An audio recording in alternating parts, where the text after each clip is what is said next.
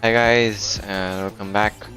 Today is gonna be a short stream. We're gonna play max to max 2 matches, and then we got 2 live matches as well. We got Nigma versus DDG, and we got OG versus Tundra. And then we got 2 live matches as well. We got Nigma versus DDG.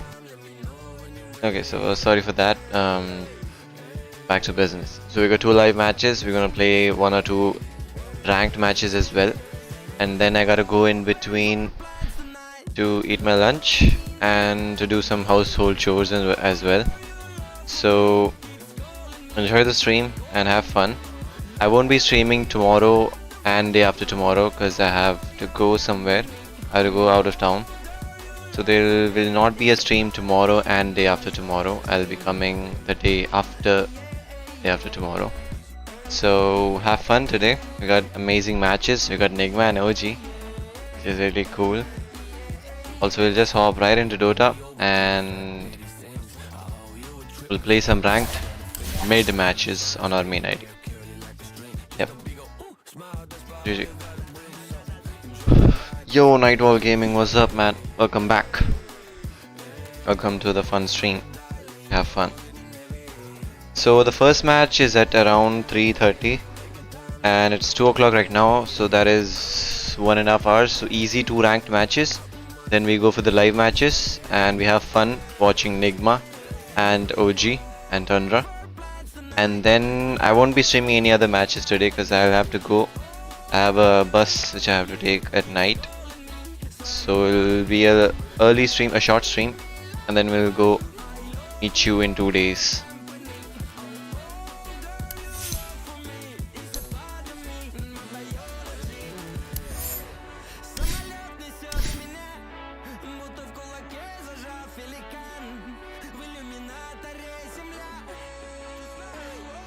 Okay, so today we're gonna play mid. Wind Ranger mid? Like the wind. Do we play Wind Ranger mid?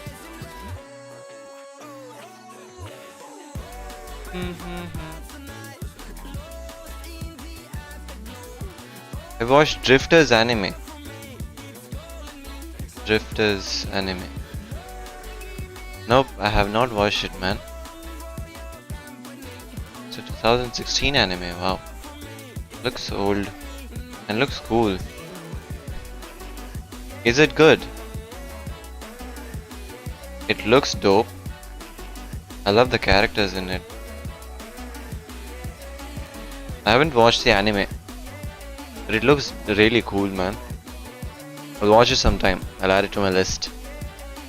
Right now I haven't been able to watch much of anything because of this hectic schedule. I used to stream 6-7 hours every day. Now I have decreased it. I think my last 2 streams were around 5 to 6 hours. Earlier I used to stream 7 to 8 hours every single day. So yeah, my schedule was very hectic. I used to wake up at around 11 and then I had to make a thumbnail, do some research, this and that, do some chores, and then hop right into a stream. And then I stream the whole day till night, and then I feel sleepy and then I sleep, and that's it. That's my whole day. Now it'll change.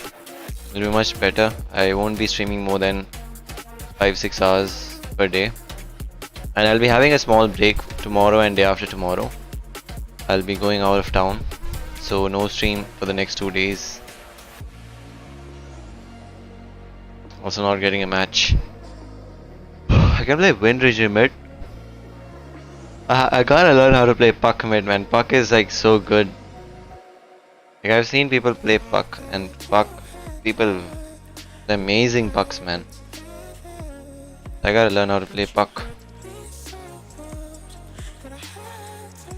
I won't be playing Puck right now in my current rank, but we will be playing Puck sometime. Yeah, whenever I go to find a match, I get a match. I mean, whenever I go into demo mode, I get a match, man. Which is stupid.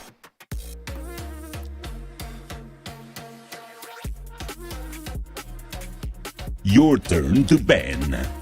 5 seconds remaining. Ban. I'll just ban Puck, man. I don't wanna play against a Puck mid.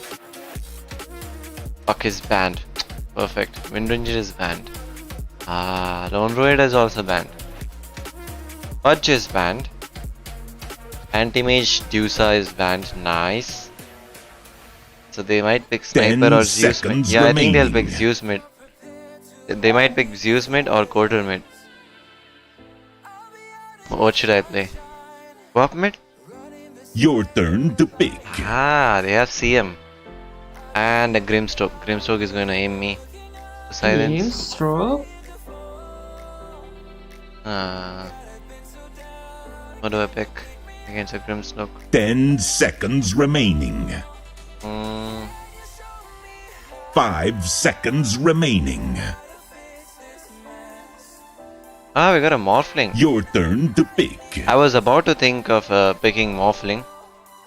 They have a Bristleback and a Necro. There's most probably a Necro mid. Pop mid is good, right? 10 seconds remaining. Isn't Pop mid good against a Necro? 5 seconds remaining. How much did it cost? It's around 60,000, I think. 60. Yeah, 60,000, 60, 65. 6, 5, 4, 3, 2, 1.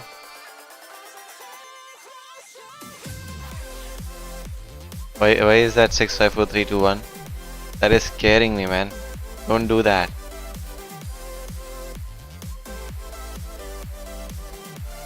It cost me 60,000 rupees. 60,000 rupees. How much is that in dollars? That is $760.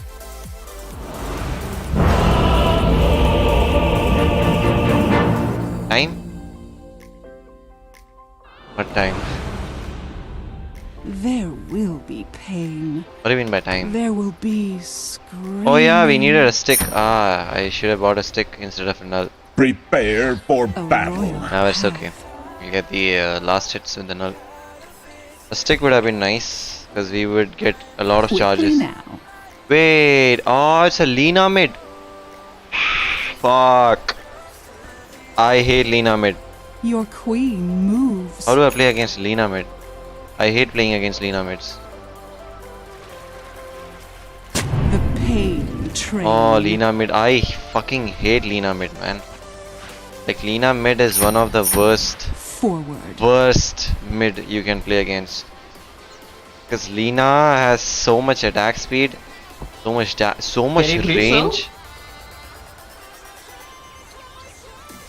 Oh shit. 30 seconds to battle. She didn't get it right. No, please don't. Ah, she did not. Nice. Okay. Forward.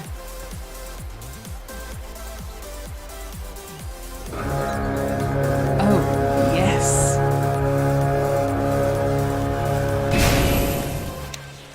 The battle begins.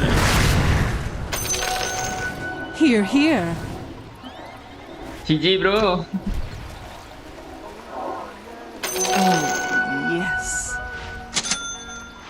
So I get one sentry because I know there's a ward over there. Yes.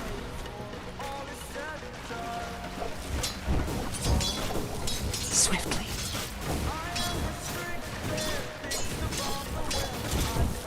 As I will. Pay for the privilege. Oh, yes. Nuh-uh. A lot.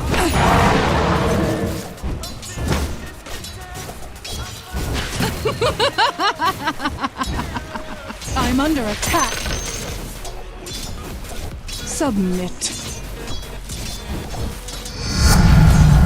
Queen me. Here, here. A royal path. Right now, I just want to harass him on last hits. Oh, Oh shit. yes.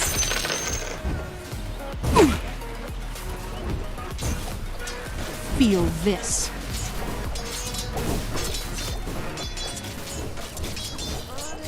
The pain train.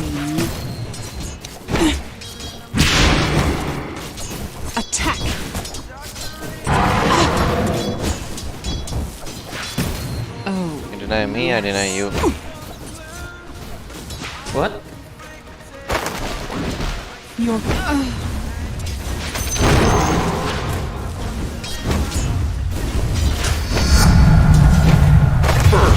Oh shit.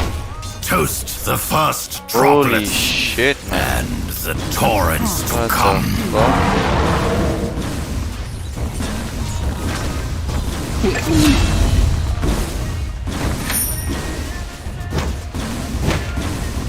suffer. Oh my god, I missed that. Holy shit, I missed that. Swiftly. And he's got a Radiant's full stick. courier has been slain. As I will. Forward. Deny. Radiant's courier has been slain. A path to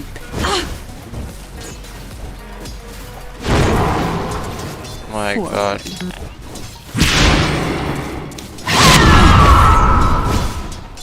quickly now. Yeah, that is annoying.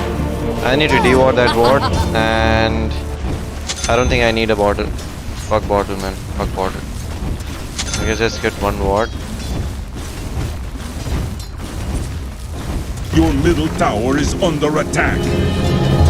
There is so much XP gone, man. Fuck. Oh, yes.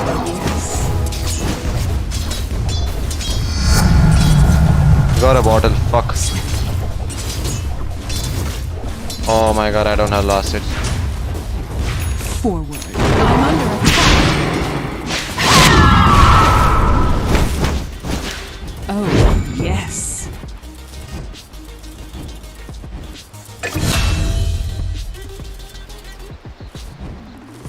Oh, yes. He has. My god, his vision is fucking. I got 1 minute till Your that queen deward. moves. Nuh-uh. As Your middle tower is under attack. here, here. A royal path.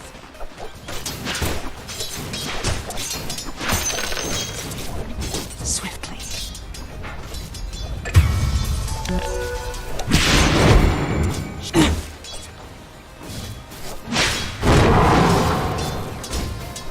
I love a struggle. Oh, she has ultimate. Oh my god. Lena is so hard to play. Lena is insane. Quickly now. Who is almost dead? What are you talking about? Lena is fucking insane, man. Fucking. What the heck is her range? Oh my god. How do I fight against Lena? Can I get a mid gank? I'm getting yes. wrecked over here.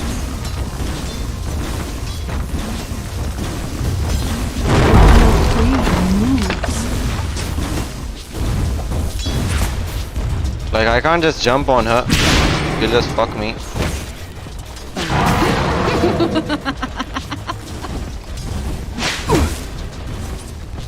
Just get me Oh, level 6 yes. and maybe I can fight her. Forward. Oh, you stupid! I'm not even getting creeps, man. Here, here. Finally my ult, but I don't have mana to ult. Which is bullshit. Scream. Lena missing.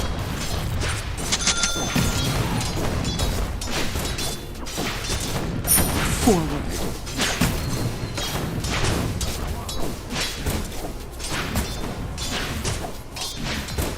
As I will. A path to pain. I should have gone for the rune, but I did not because I am an idiot. A very big one. Lena missing. He has a rune. I don't know which one. A royal path. Care bot. Oh, yes.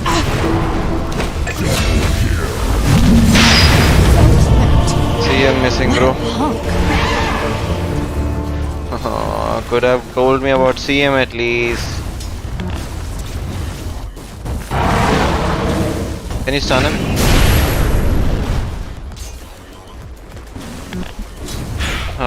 Fucking CM bullshit. Can you stun him again? Radiant structures are Long fortified. live the queen. Stun him, yaar. Your queen moves. Also, this is so annoying. See, bro, Lena. Forward. Fuck you. Yo, Noisy, what's up? Queen builds character. It's okay, late game will get everyone. I don't even have damage. Fuck.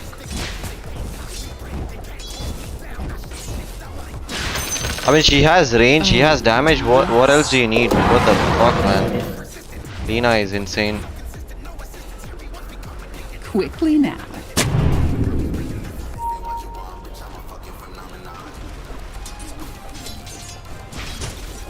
Do you need a bottle? I don't think we need a bottle. I'm under attack. No. The pain train. Okay, now I can gank. Oh, yes. Lena tipping top. As Coming I top. will. Top. Resist. Here. Now that's what I call a success. The pain train.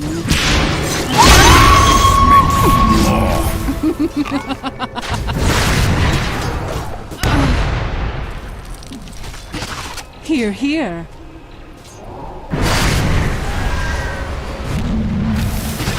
Oh,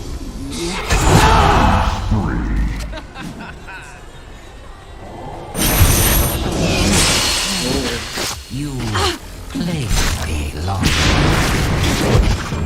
oh yes.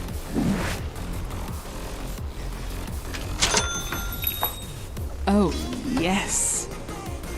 When did you start this? I just started it when I texted you. Your top tower I is had under made it, attack. but I was making a thumbnail, so I didn't start instantly.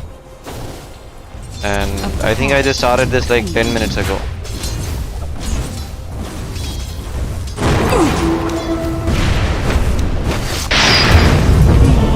Your middle tower is under attack. The attack speed, the cast time, middle everything is tower has bullshit, fallen. man. The fuck.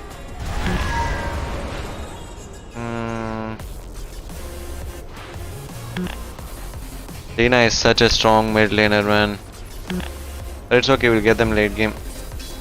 I hope I get them late game, man. Because Lena is very strong late game as well. Yeah, may you take it.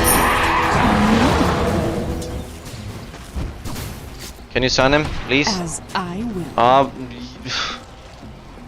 You're not even taking. Lena has a Quickly haste. now. Bro, you're not even contesting him, man. Come on.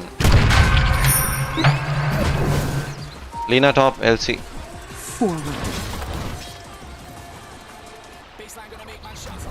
Swiftly. First game is rubbish. Your pain ends. Your queen moves. Lena got a buff this patch? Really? Forward.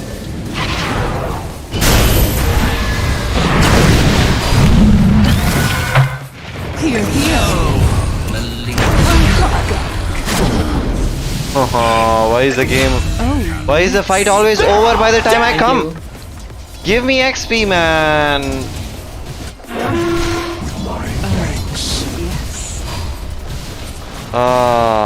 yes. Wow, he won. The pain. I'm literally train. just watching the game and doing nothing else. I want to fight. Your queen moves. But I'm so slow, I should have maxed my blink. Agony awaits. Quickly now. As I will.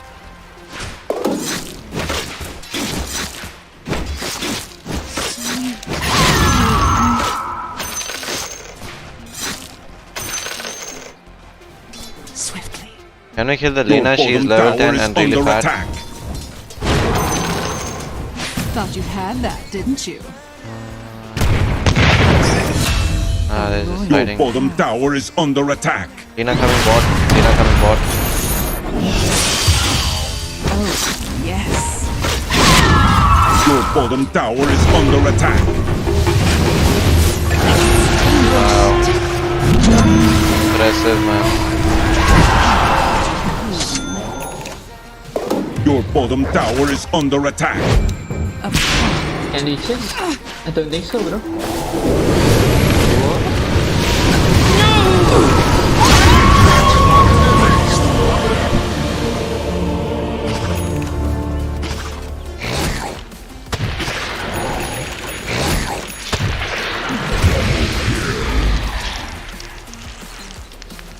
Oh, that was a CM ult, not our ult. I thought that was our ult, man.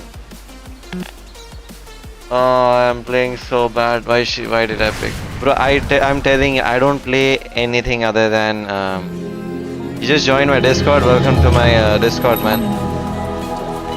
I mean, I'm telling you that the only two heroes that I know how to play are Hoodwink and Oracle. Everything else, I just play shit. Quickly now. Oh man. And I'm always late to the Your fights. queen moves.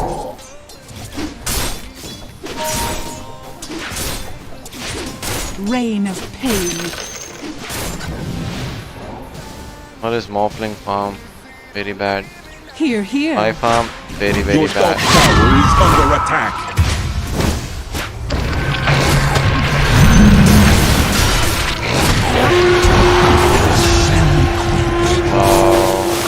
Agony awaits.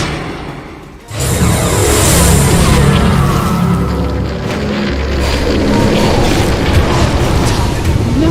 Your middle tower is under attack. Are you fucking kidding me? Yes, I reached legend by... Okay, I'll tell you what our hero. I spammed Lone Druid, I spammed Juggernaut, and then I spammed Oracle, and Hoodwink is now Your I'm spamming. bottom tower is These under three were my attack. characters. Lone Druid, Juggernaut, and Oracle. I reached legend 3 using just these 3 heroes, man. Lone Druid, Oracle, and Juggernaut. Everything else, I play sometimes nice, but sometimes I get fucked. Like right now, I'm getting fucked by that Lena. Your bottom How do I tower kill is anyone, under man? attack. Everyone is like so far ahead of me. I can't even make an Radiant orchid. structures are fortified. I can't even farm right now. Your bottom tower is under attack. It's not tiny. Oh, yes. Your bottom tower has fallen. Your top tower is under attack. Are you kidding me? Could you give me one kill? One kill, man! As I That would have been such a good kill. Oh man. suffer. One kill was all I needed to get back into the game, man. The pain train. Your top tower is under attack. I couldn't even get that one kill. That Necro has a fucking radiance, man. So all my hopes are on the Your Morphling top and tower the is under attack. Sweet. what is this LC? That is a support techie who's farming. Your top tower is under attack. Forward. You can get this if you want. Double damage.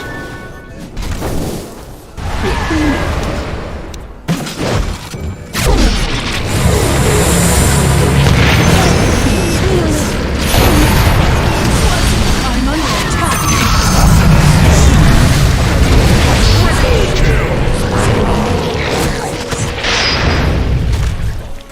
Oh, yes.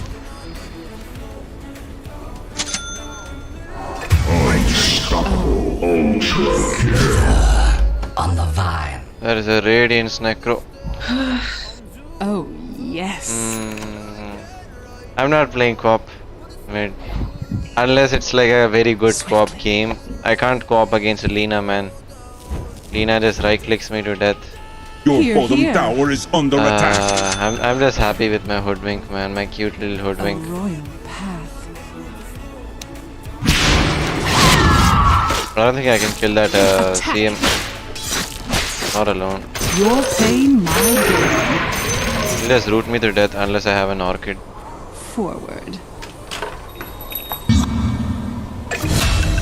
As Can try. I will. A path to pain.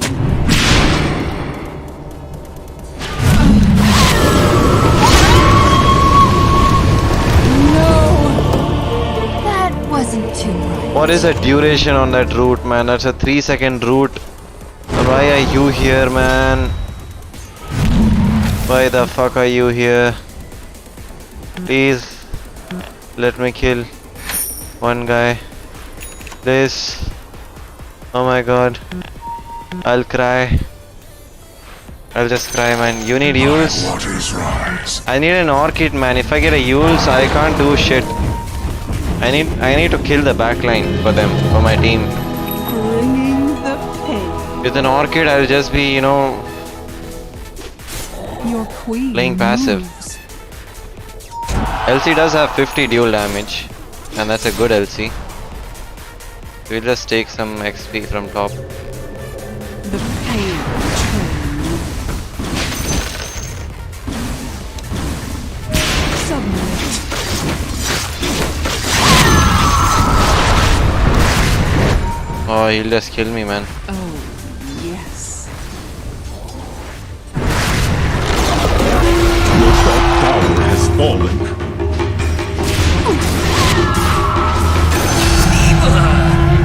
Nice. No gain. Oh, yes. Like once I get an orchid, I can even fight a necro. The main thing is the orchid.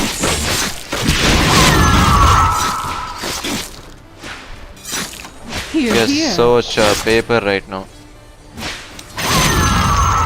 Your queen moves. We got a good team. It's not a bad team. You have a farming techie though, but yeah, that's okay. Swiftly.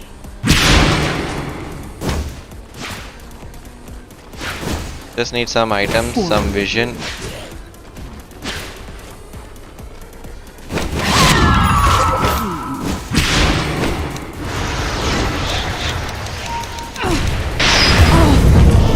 That hardly hurt at all.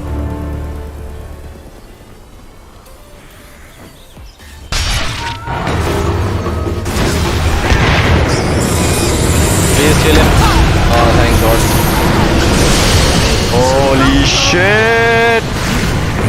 Holy shit! Triple kill. Yeah, you should have saved me through. A royal return. I'm just pissed.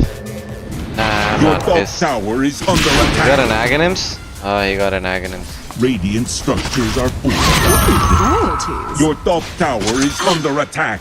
You got an Aghanim. Quickly now. Hey. Your middle tower is under attack. Oh, I felt Come as here. I will.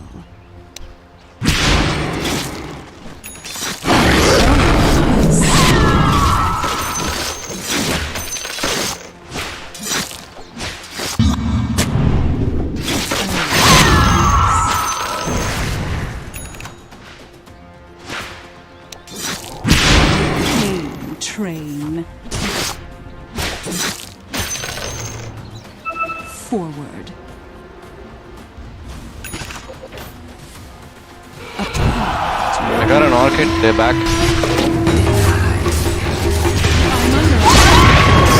Your bottom tower is under attack. अरे कहाँ भेज दिया उसको?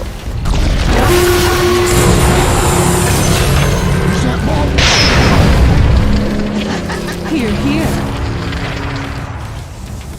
Please don't die. The frozen waste. You got it coming.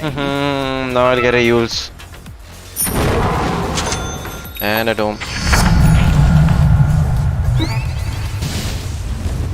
Oh, please don't die. Please don't die.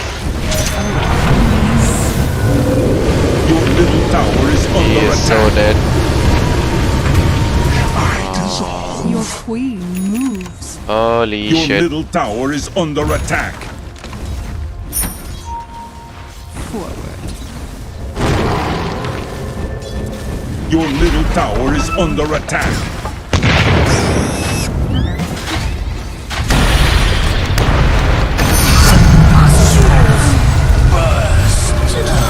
Wow. I underestimated him. Your middle tower A lot. has fallen. I should have followed him with his ping.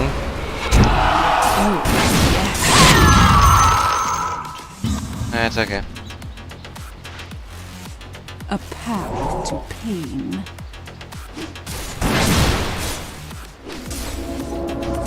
Here, here. As I Your top They do have a tower is ward under somewhere around attack. here or there. your Morphling, your farm, not good. LT has dual damage, so that is good. Very good. LT is actually fat. forward. So the LC and techies might actually win us the game.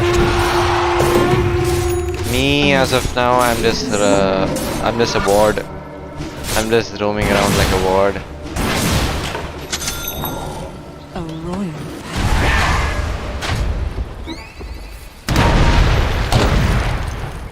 forward. Your bottom tower is under attack.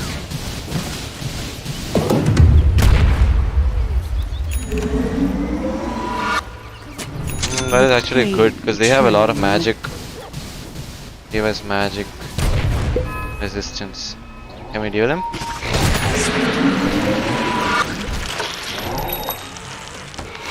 Your bottom tower is under attack. Train.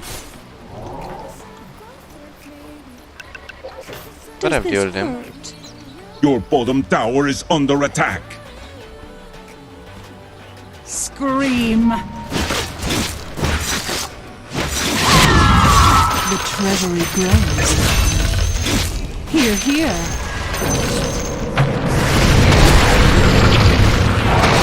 Wanna duel? Yes.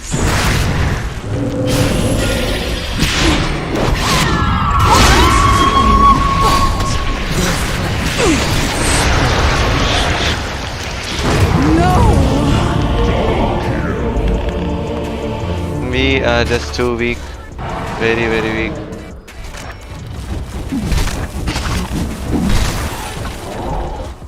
Your middle tower is under attack.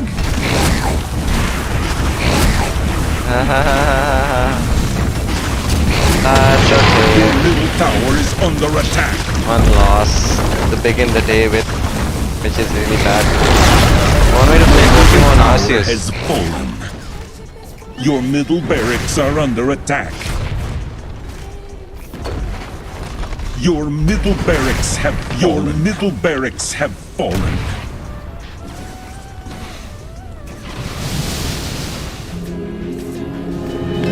Pokemon Arceus, the game? You want me to play that game? Queen. We'll just help them, maybe in warding. I don't know how else to help them. Swiftly.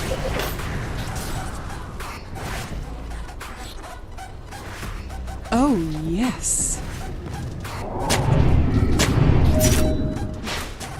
For the royal coffers. Forward. Your queen moves.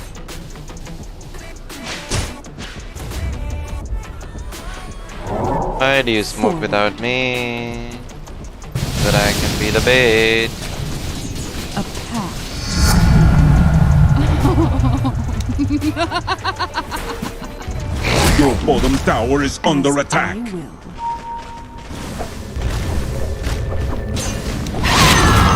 Pain builds character. Your bottom tower has fallen.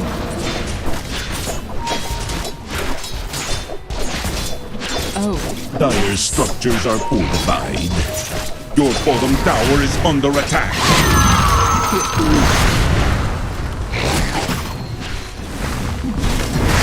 Your bottom tower is under attack.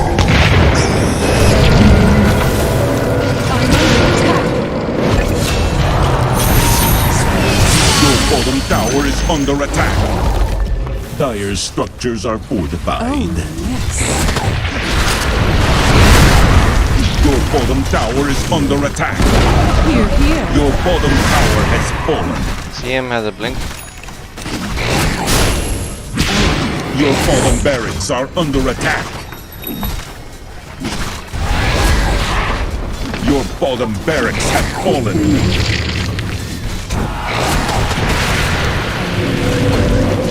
Your bottom barracks have fallen. Reign of pain.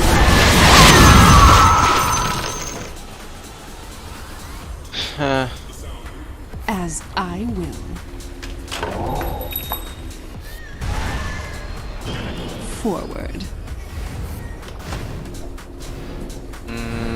A royal. Should I get a shard so that I can go and silence them more? A path. It would be pretty useless. Forward.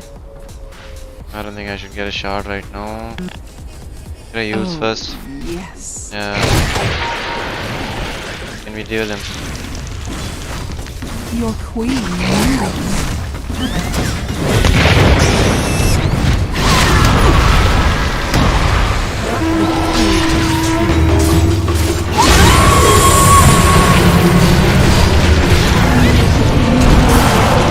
Oh, you couldn't kill him? How did you not kill him? Nice.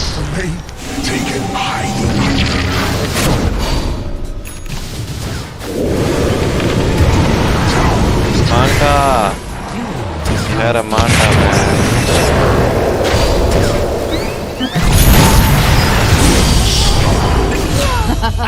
Oh shit. It's so bad.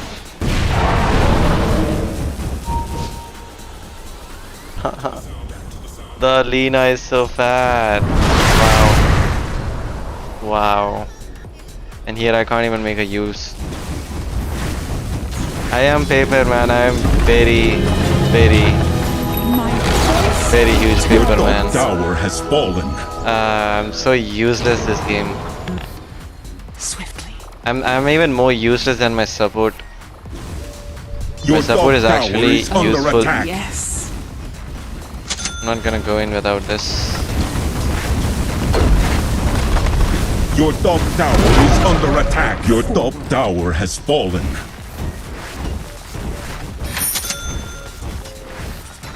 Your top barracks are under attack.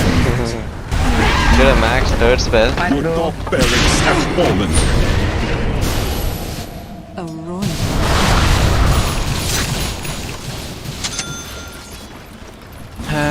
Your queen moves.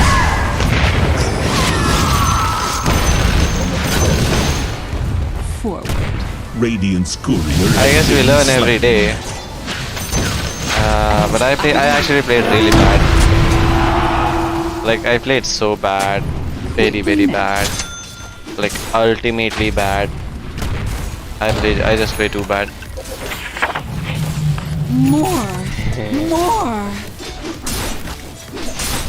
Yep. Hashtag noob man. Noobers stop the noobs.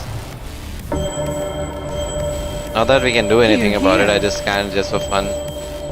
Because you're not gonna use scan for anything else. Immortality.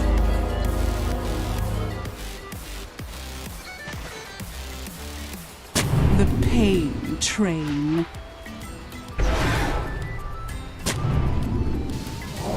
Oh, yes.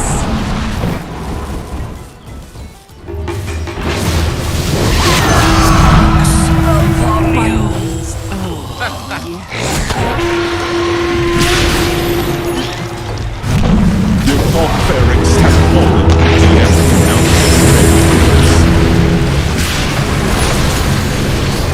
Suddenly, I'm under attack.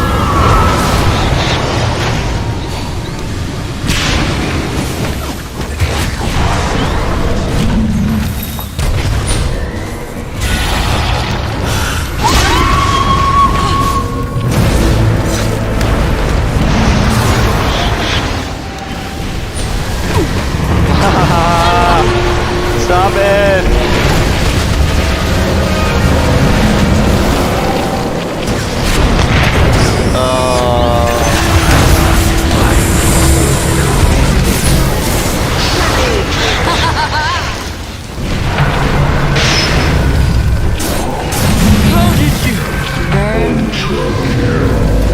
That is a mid diff, man.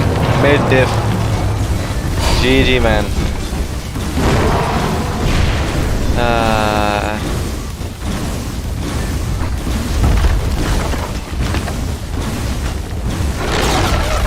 your middle tower has fallen.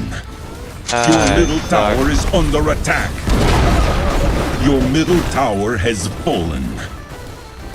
Your ancient is under attack.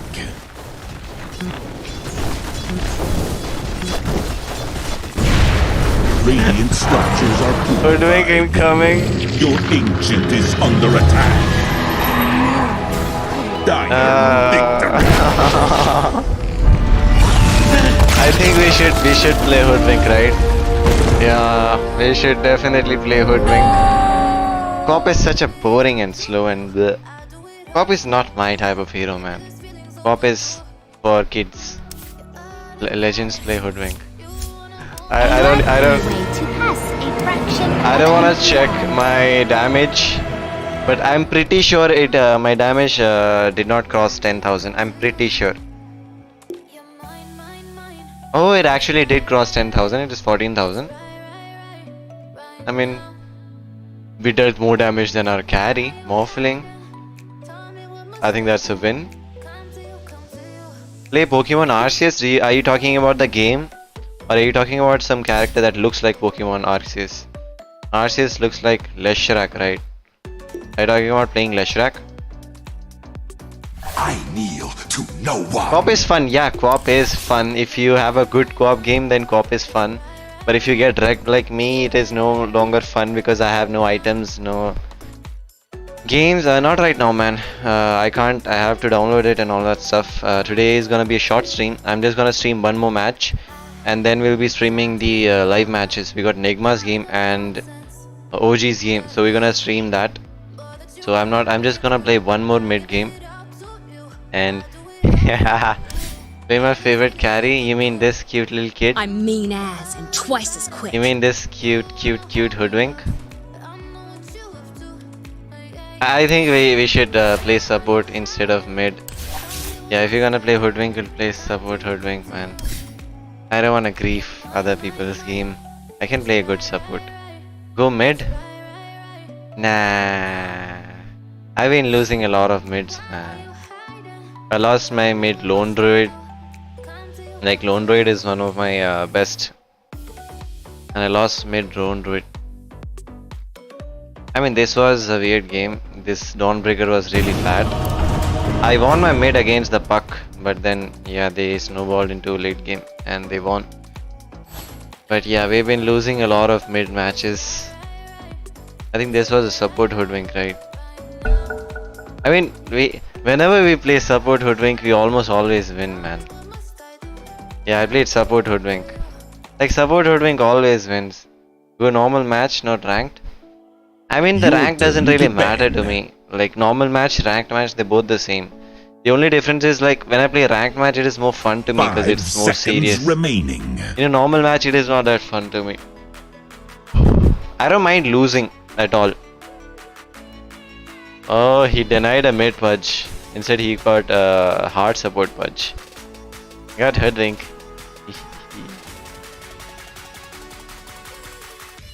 10 seconds remaining.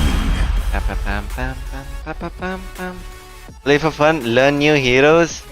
I mean, I have played Dota a lot and I have played almost all the characters. I'll tell you the characters that I have not played much. Invoker, Puck, OD. Invoker, Puck, OD. I have played DP, I have played Chen. I used to spam Chen mid. Chen mid is such good now. I swear, Chen mid is really good. Unless the opponent has like wave clearing characters, Chen mid is like insane. You just use that one spell which gives you attack speed and your creeps just insanely burst them to death.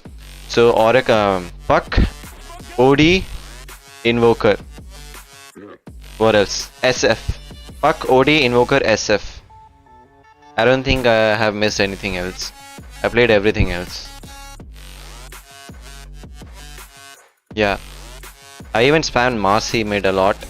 Dawnbreaker I haven't played much because it's a new hero and I don't like how she looks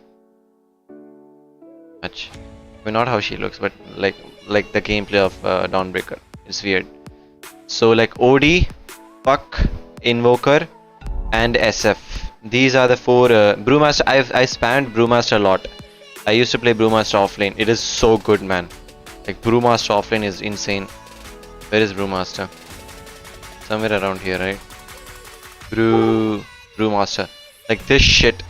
Drunken Brawler along with a clap. You just clap them and just Drunken Brawler into, and they're like crit dead. This is fun, man. This is actually fun. I used to spam Brewmaster offlane a lot. Even Brewmaster mid.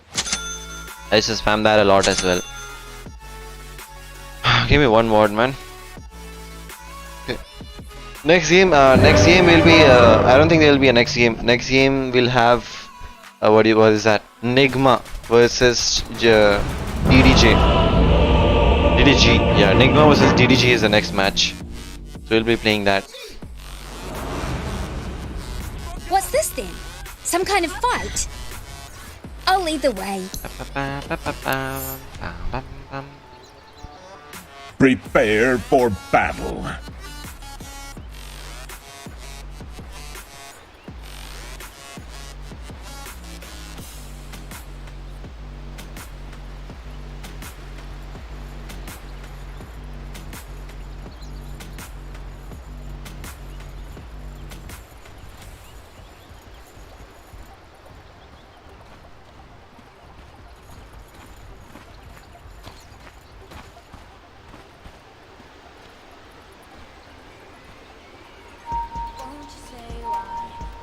Hardly see nothing down here.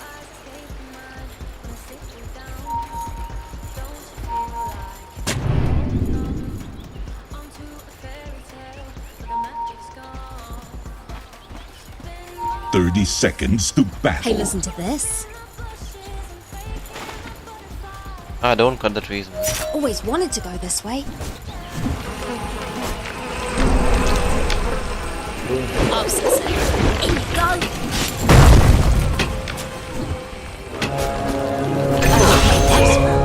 First blood, and you had better Take your get high. used to it. It's all on the way. So we're keeping Get that? score now. Gotcha. Nice. That's 3 bounties. Awesome. Perfect. Just follow my trail. Now we just go a normal build. Got any scrog? Anyone know where we're going?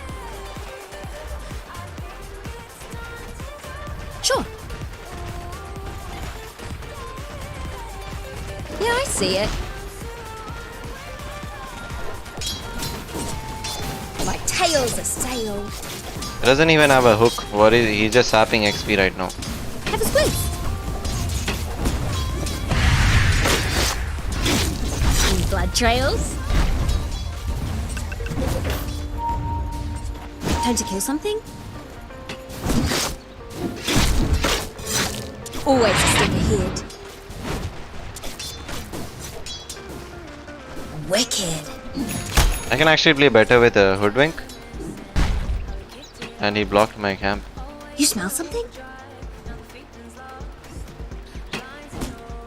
Who we fighting?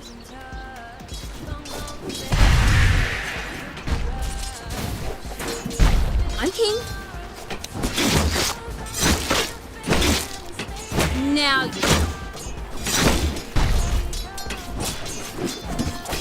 Go this way. First. Here. Yep. Are you gonna be a problem? Leave it. They're not following me? Oh, you dumbass. Listen. I gotta check first if this is... So that is not blocked. Everything got just a little bit. Just follow my tail. When's the murder start?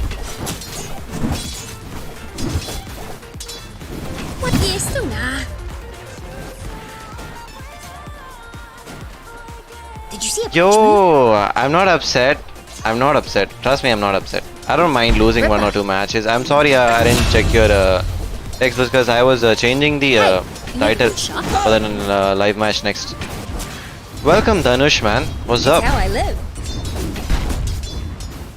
We're playing some Hoodwink support, which I love playing a lot. Yeah, Also, we'll take one stick because that Luna is just spamming his lunescent beams. that's the one. Yeah, Invoker has a persona along with the super cool stuff. Hello. This way. Yeah. A reckoning. That is such a pull. Ha, lol. Where do you think you're going? Invoker TP top. Oh, mid. Okay. What's over here? That's a stack pull, my friend. I'm keen. Uh-huh. I'll pull the next one as well. Coin. Eh? Does India have a cigarette seller? What does that mean? Are you talking about are there cigarettes in India? If you are, then yes, there are cigarettes in India. Yes! Time to kill something. You couldn't stop me.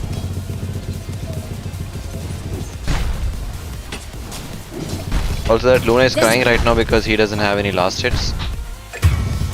Just denying everything. No worries. I'm always on the right trail. Go chase him, go chase him, go chase him. Nice. Oh yeah.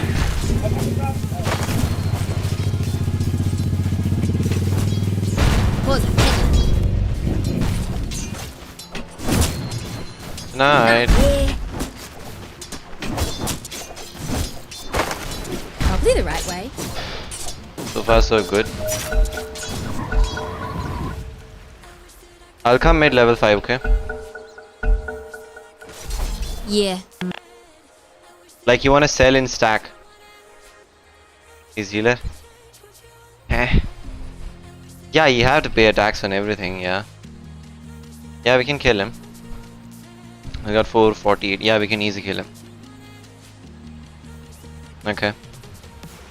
You stun him, I'll shackle him. Wait for me? No, I'm not. We're not waiting for you. I just stunned him. We got enough damage. I got 150 plus 50. Okay, yeah. 448. That is how much is that? 150. Yeah, 200. 300. That is almost dead, right?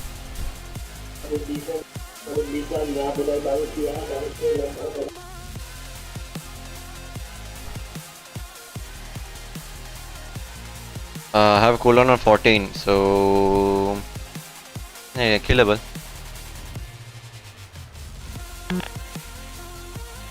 Oh, we are even paying tax on eating pani puri?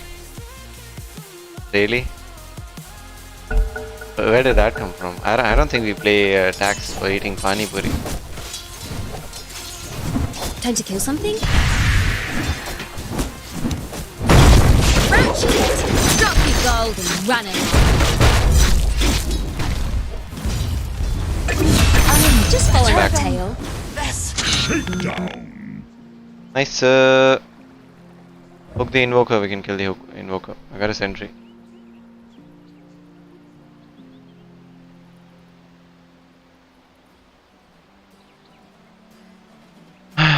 From side shop num. Oh. Yeah, Pani Puri from mall, of course, man. Like in mall, you have to pay taxes. It's a consumer thingy something. So it's a pause, so I can change my thumbnail to the Nigma versus DDG.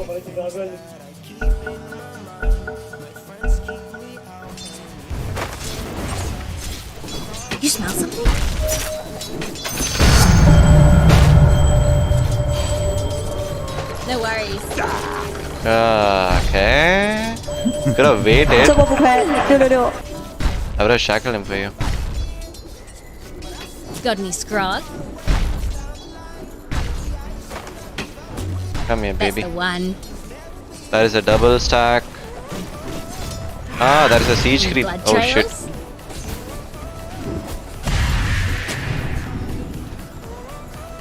Wicked.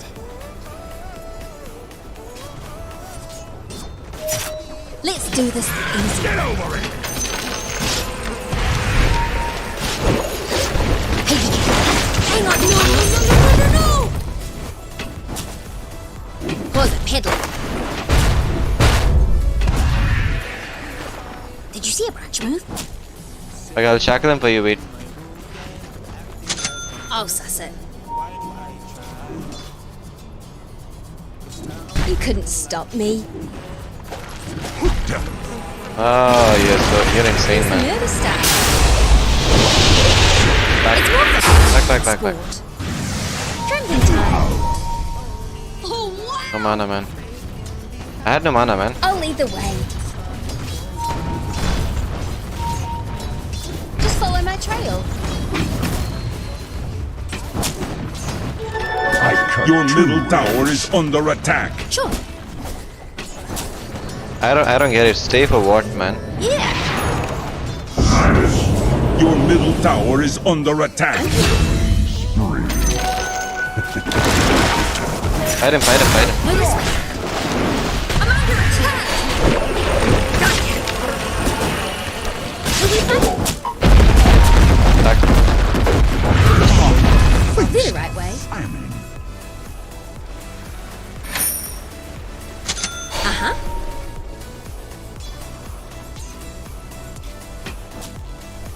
It's how I live. There's good, there's better, and then there's plain old get 'em up! Got heaps of them! Oh, I'm a dumbass. Yep. Ah, shit. I need to put it on Hello, this shit, tree. yeah.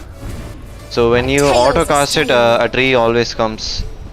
It decreases one attack and a tree comes, so Now you tell me. he was dead over there, dumbass. There was a lot of creeps over there. My I'm bad. keen. Totally my bad. Okay. This match is win. We win it easy, man. We got a good lineup. We got a CK against a all on the Luna. And with my shackle, we'll win the lane. We'll win the game. Don't worry. Better not end up anywhere sus. Ah, Yeah. thank God. Uh-huh. Ripper. Bad intel. Anyone know where we're going?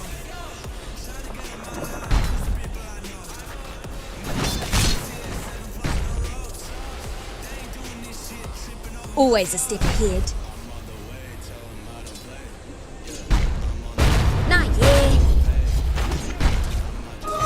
Behold! I mean, he's not wrong. What's a warning shot? We're shutting down the Luna, but yeah, CK he's Your not bot bad. I tower mean, he is can do under right. attack. Leave it. Listen, Ah, shit. Couldn't get it. this way. I wanted to sack that, but I'm a dumbass. Yeah.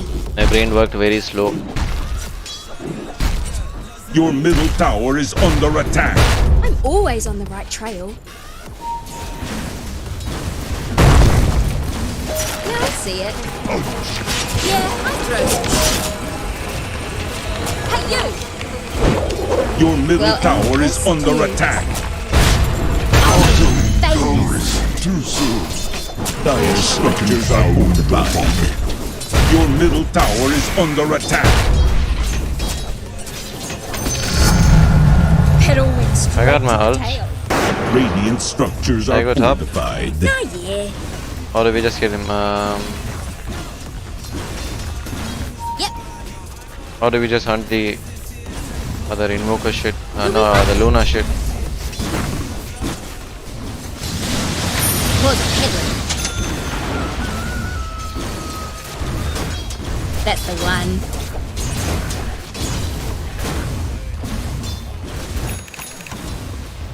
You couldn't stop me.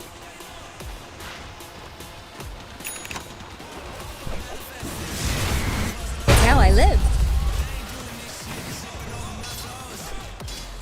When's the movie start? One in the glue.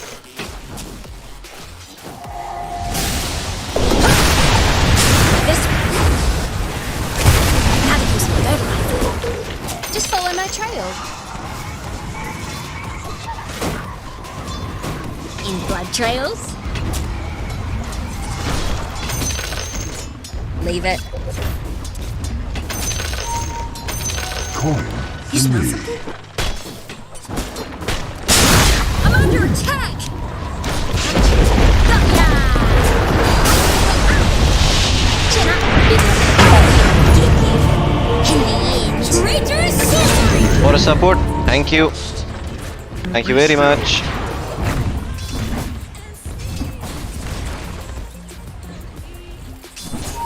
Luna, not good. CK, very good.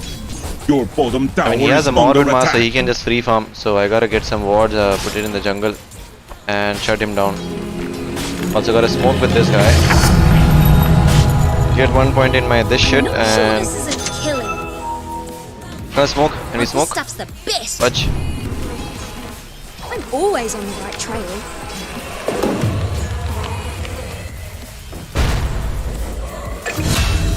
Ripper. Did you see a patch move? The region, get the Always a region. step ahead.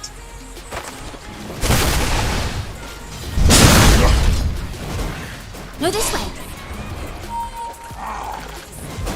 Ah, no. Anyone know where Coming, we're going? coming, don't die.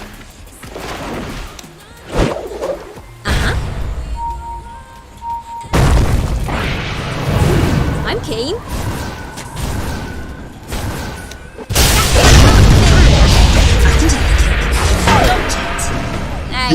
Tower is under attack.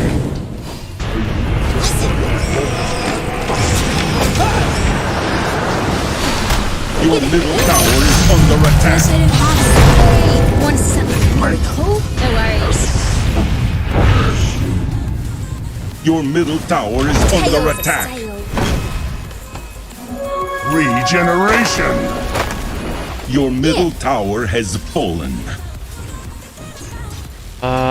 Yeah, in about half an hour, the Your Enigma match middle will be tower starting, is man. under attack. Yeah, I see it. So until then, we're playing a Hoodwink support. Oh, yay. And after Oh. Enigma's match, we got OG's match as Yep. well. You Come on, have to Daddy. go into the tower, huh? Also, we need wards. The Luna is free farming right now, which is really bad. Attack! Piece of this. I should have Time. forced him. I wanted to force his ult. I thought I timed it correctly. I could have survived that easy. I'll lead the way. Oh, who has the keen optic? Can I get the keen optic? You can take the pick. Your top No. tower is under attack. Dire structures are fortified. Got me scrog. Right up. Yeah. No, Run yeah. back. Probably the right way. Your bottom tower is under attack. Maybe my finger got twitchy.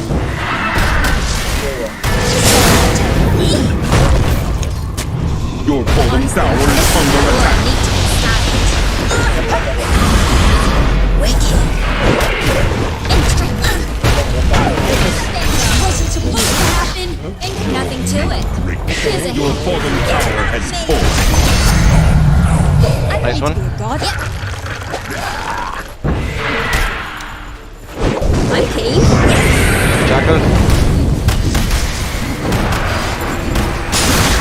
That'll knock you nugget. I have no more sentries.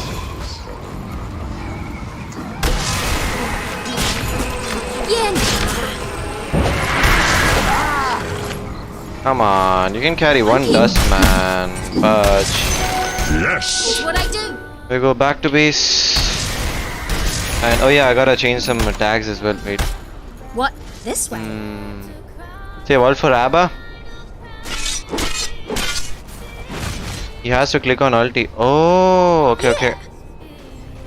Yeah, I was carrying a sentry just for him. But yeah, I'll carry dust as well. It's all on the way.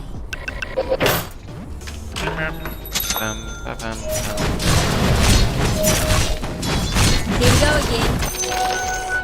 What do you reckon? I'll suss it. Tailing, trailing. You're a tree hunter. I call it a tree. Pick a line. Are you kidding me? Now I'm- Are you kidding me? See my point? You have got to be kidding me. It's not even my birthday. Mine. Now's Oh, fuck me. Uh-huh. That was bad. That was not good. Can always use more trees. Not here. That's a greater treant, right? Oh, so he has the shard. Your top Yeah, I see tower it. is under attack. He has the shard.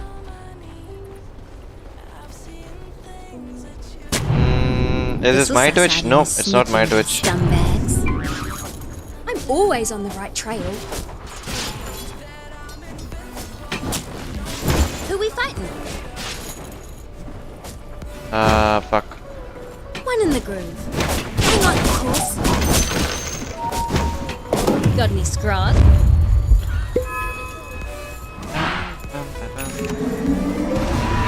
Listen.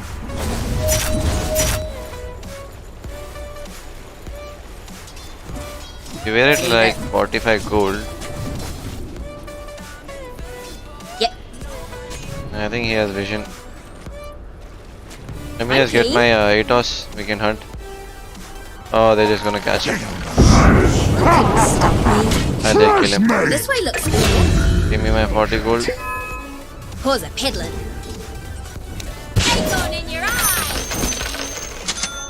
Now you tell me. I got Atos.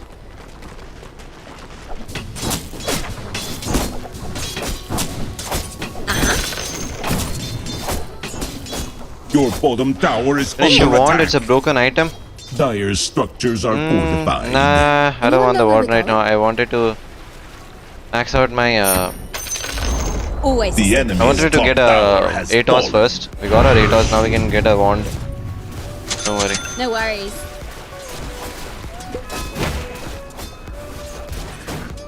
Just follow my trail. Oh no, you transfer this first, man. This way. Then we go on that. Also, yeah, if I ult the CK, he has to press his ult. I'll lead the way. I did not know about that, man. Like, that is something new to me. Nah, yeah. I love it when they stand move still. Just whimpering. I grieved them. Which farm did I take, man? I just took one farm over What this now? when they were fighting over there. You smell something? Oh, they have vision over there. It's all on the way. Who doesn't love the swirly bits? We have No, this way. got a blink, right? Yeah, we can. I got an Rattle Atos. the dogs. Yeah. Oh my god. Sure. What are you doing over there? I'll TP I'll bot do the and the right way. game on the Abba. What? This way? Yep. Sweet as. I should get heaps of these. Illusion! When's the murder start? Did you see a branch move? Luna has a Chrysalis. He went a greedy build. Your top tower is under attack. Time to kill something? Got it. Your top tower Yeah, is don't under do it, attack. I'll suss it. Your top tower has fallen. Nice. Yeah. Wicked. Sansa was next to me. I'm king.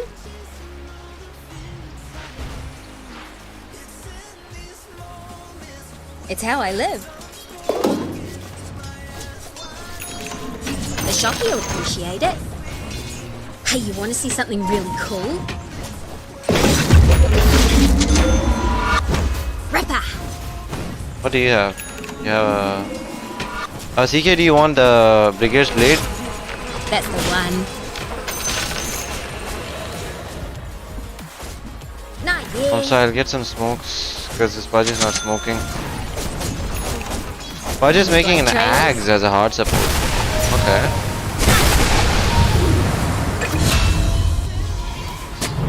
Just follow my tail.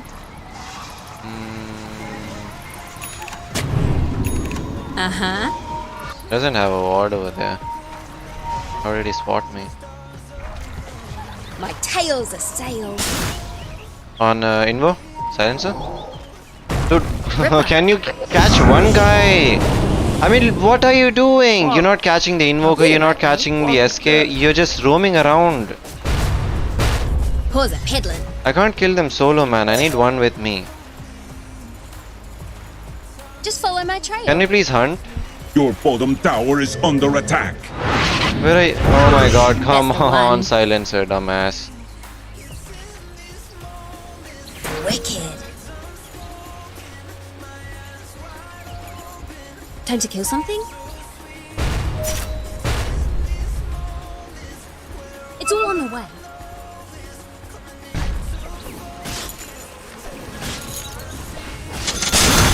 You couldn't stick this.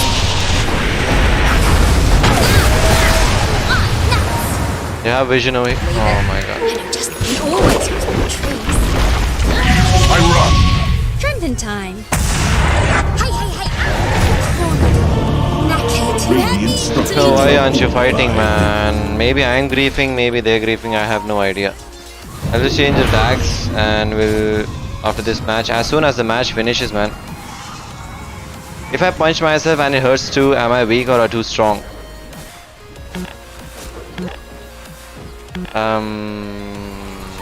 That means your fists The are enemy's strong, bottom but your tower has body is fallen. weak.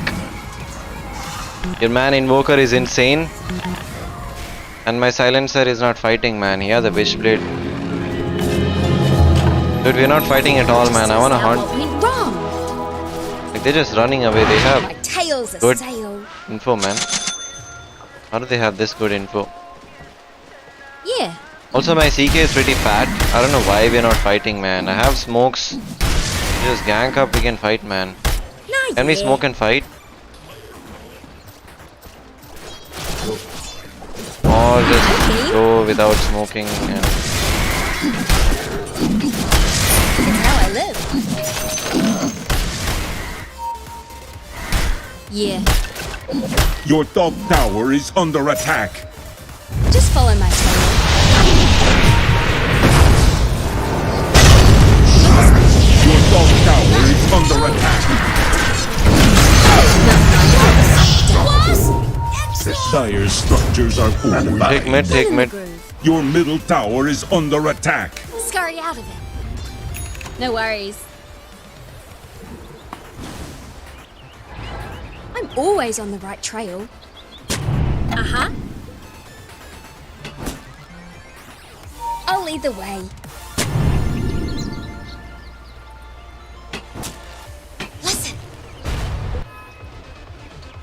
Abba is top. Yeah. Radiant's courier has been slain. I'm on it! Food get thawed. You smell something? It'll go the distance. Yeah, I see it. How did that clip you? He knows that I have high ground vision, so I don't mind. Dead. Stay in the trees. This way.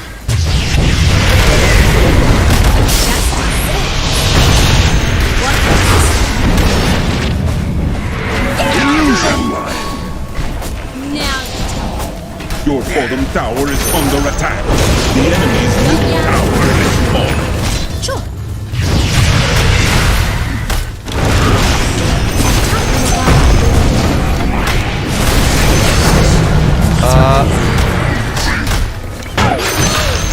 Nice. Yeah, magic's pretty neat. Not Okay, that's always nice. disappeared. Finally something, man. Thank you for fighting. Yeah, I think it should be a GG now. CK is too fat for the Luna. The Luna, when the crystal is built, he's got a heart of the Taras. Invo will win the match? No, man. Invo is dead. Structures are fortified. Yeah, this is annoying, man. That is some annoying shit. That is very annoying. The So I'm enemy's making a middle maelstrom to tower clear has out fallen. the nature's Your top illusion tower fast, is under like, as attack. soon as possible. Who we fight? I usually like my trees to myself. Now I'm making it Your special. top tower is under attack. I aim to please. Because he is just pushing Your with his top illusions tower has fallen. like crazy.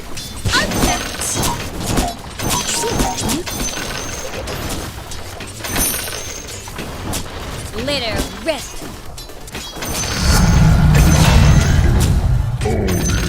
He is so fat, man. He has a basher with a heart and a echo saber, man. Not yet.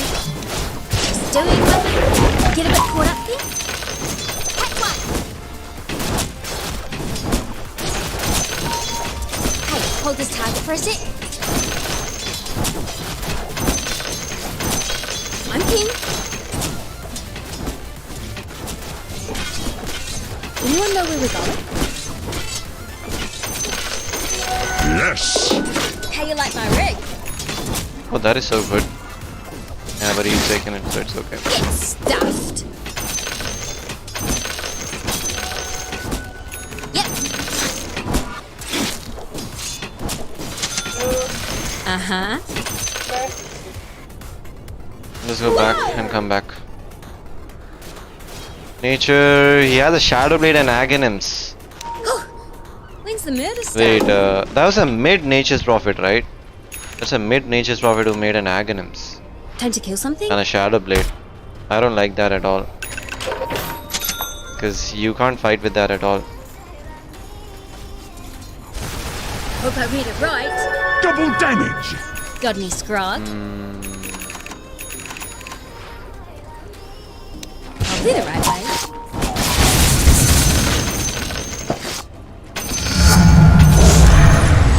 Drinking time. 这波不亏，666。 Ability.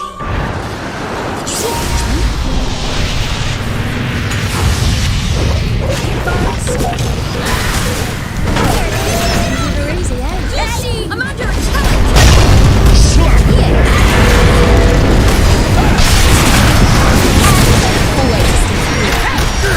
Oh my god. I'll lead the way. 这波不亏，666。 No Oh, worries. the silencer is so late in the fight. How about a shortcut? One in the groove.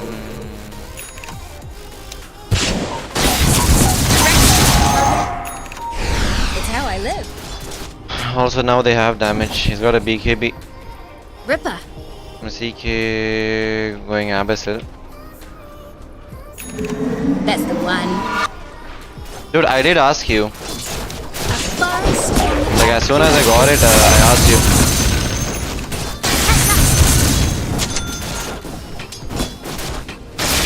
You couldn't stop me.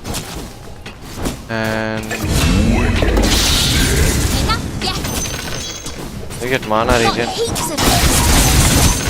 Two on the way. Mind the branch. Gleipnir. Okay, now we got a Gleipnir. We can get true sight now and get more Just follow my smokes. trail. One more TP. Radiant gonna win this? Are you sure about that? Looks like this is goodbye. Like if the silencer does not fight in fights, we might actually lose. But he's not fighting in fights. My tail's a sail. That's a Pudge hard support. What an egg! I'll suss it. Silencer? Now you tell me. Finally, some discoverable! Leave it. Right, so it's the hard ones. Now to kill some fertilizer. Rag on. I'm under attack! Fresh meat. I'm real smart.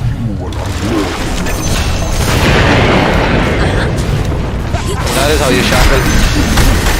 That was such a perfect shackle. I actually waited for the Sand King to come to shackle both of them. Warning shot. Now we can push. Push what? Push mid. I'm king. Got heaps of them. Just adding on to perfect. Wicked. Excellent in your eye. Let's do this the easy way. I'm gonna make a Windwalker for the save. Pause a peddling. Radiant structures are fortified. So why does he got like vision everywhere? Hang on, Chris. He's the movie star. Push. Just follow my tail. Watch it.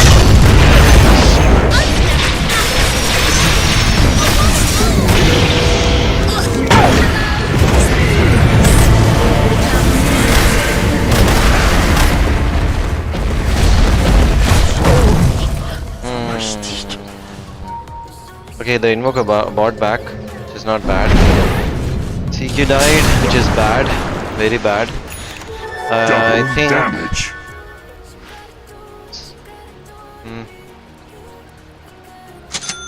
okay, this for now. Much better. Also, we need a youls to dispel this guy. And Invoker is good, not bad. Actually good. Silencer is never in fights, man. I never see this guy in fights.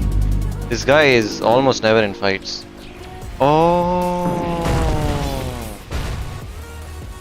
I've always wondered what this was, but now, like, I've seen this. I thought this was like a item or something.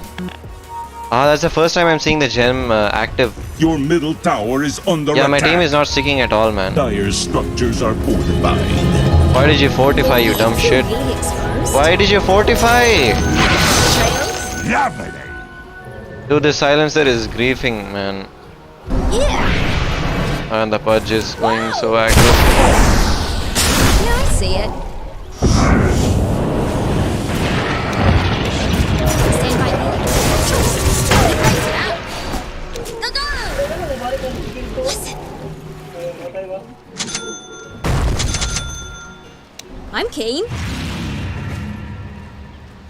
What are you doing? What? This way? What's your item? Shard? Okay. Kill him? I'm always on. Now I can. How you like my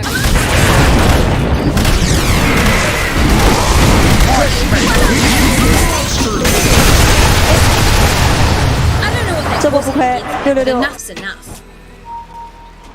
I'll make you famous. Can we Roshan? CK, come Roshan. Got a blink. Nice, man. I'm so glad he got a blink. See my point? Invoker does not have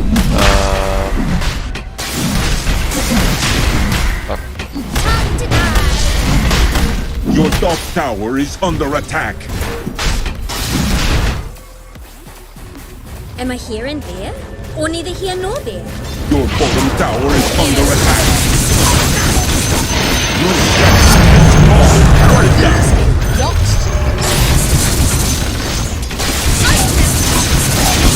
Nah, yeah. Watch it. He got the Aegis, right? Yeah, he got the Aegis. He's getting a BKB. It's what I do. And after BKB, oh my god, I want this to end ASAP, man, so that I can go to the match. Big matches, man. CK, you can hit the tomb if you want. Nah, yeah. I know just the trick. I don't think he'll be needing it. He'll just get 25 instantly. Who we fight? I get this shit now. This bushwalk radius, they're all dead, all shackled all the time. Can we smoke? It doesn't hurt the other side's proper thing. Behold! Ripper. We got global silence. Can we smoke? Yeah. Wait, let's go bot. My tails are Yeah. What an error! I'll do the right way. Can we smoke? Wait. You all wanna farm? Can we please smoke? Time to kill something? Double damage. Yep. Go, go, go! Hey, no risk. 这波不亏，666。 What's wrong? Hey, you! Always a step ahead. Okay, I got the invoker. Yeah. What the fuck is that, man? That's the one. Your bottom Coming top, tower I'm is coming top, under I'm attack. coming top. Leave it.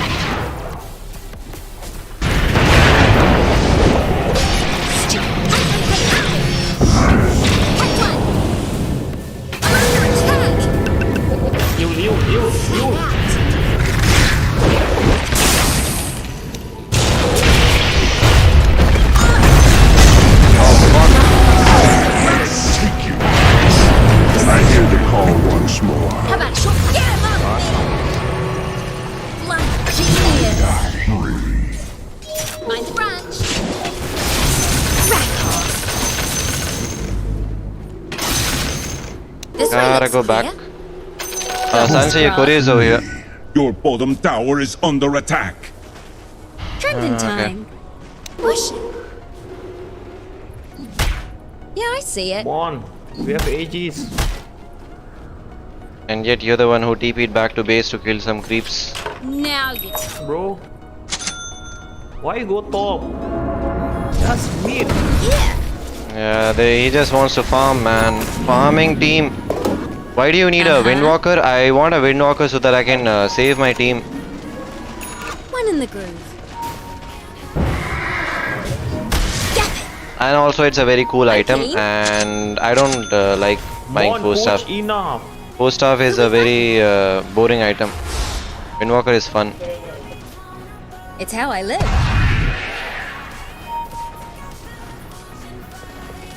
Just follow my Like trail. saving the team is actually like you're wasting gold. I like wasting gold, man. Oh, so This is my playstyle.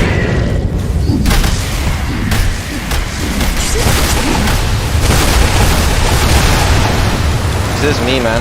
Radiant structures are fortified. Spurs the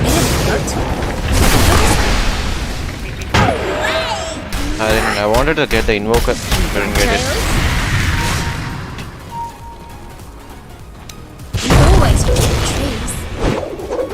All wrapped up. You smell something? SK ult gone. You can push in. Just follow Yeah, my 36 trail. seconds on Aegis, man. I'll give you The enemy's bottom tower has fallen. Always What? Launch it! Back deeply. Come on, push. Also, shard is really good. What are you doing there? Crouch. Look at this guy.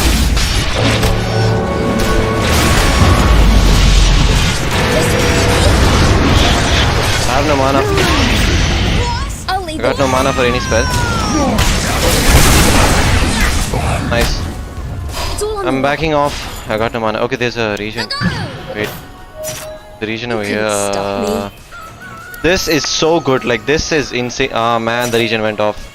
Nah, yeah. I'm going back to base. Not with you guys. Bum, bum, bum, bum. You do you, my guy. No worries. It's about utility, not fun. I mean, I do get the job done. Trust me, I do get the job done. At least in my bracket, I do get the job done. So yeah, I don't like 4-star because I can kite things out either way. I don't need a 4-star, man. Okay, imagine a Luna ult. What do I do with a 4-star? His ult will just follow me. An Earthshaker stun on my CK, and he's ulting him. Pause it, peddling. 4-star won't do much. It won't get him too far away. Piece of piss. But I can just use him and he can just go high ground Anyone know or something like that. That's why I love this a lot. Also gives me a lot of movement speed, so I can just kite them out. Oh, spell system is so good. That's the line. My goodness, visible. A grenade. Hey, you can hear? Ready?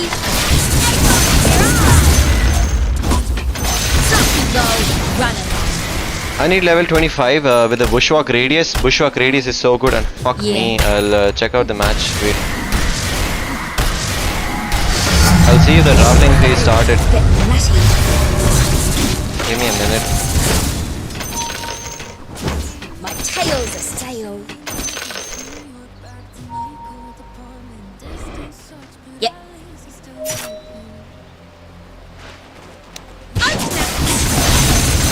Ripper.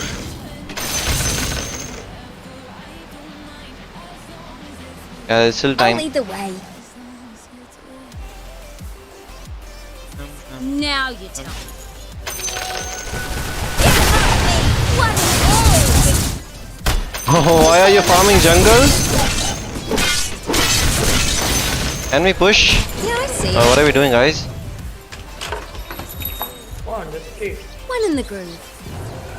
I mean, you're in the jungle, man. What do you mean by let's stick? It's how I live. 서버 부패. Tower is under attack. Nice, invoker dead. Hey, you want to see something really cool? Hang on, boy. What are you thinking? I got no button for dust. And Pudge, that is a hard support Pudge, man. Give me the walls if you're not using them, man. Yeah.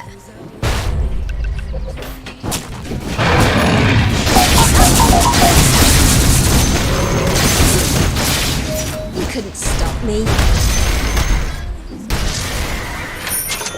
I have a Windwalker, so if I use you, just run away, okay? Dip this way. What? Hey, hey, hey, ow! Yeah, I'll throw some shit. For the record, I did hit the tree. Dragon time. I'm down. Your bottom tower is under attack. Right in the eye. Your bottom tower has I'll do fallen. the right way. I'm under attack. Go this way. The got enemy's shackled? top Lol. tower has fallen. Where did you get shackled over there? Oh, bruh, don't TP. Can we just push, man? What are we doing? This way. Sand King dead. Why are we not pushing high ground? Do you wanna kill an Abaddon? Creep, you see that? Acorn in your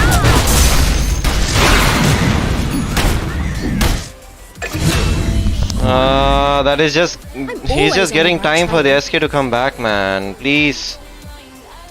The draft has not started yet. It'll still take at least like 5-6 minutes. Also, I've been patient. Wait, we're not. my team is just chasing after Abba, man. Can you just push and end it? You can actually push and end it. Yeah.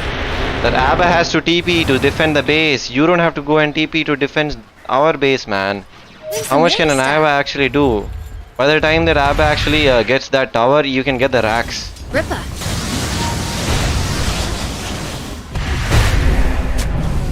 Uh-huh. Get in. Got any scrog? Radiant structures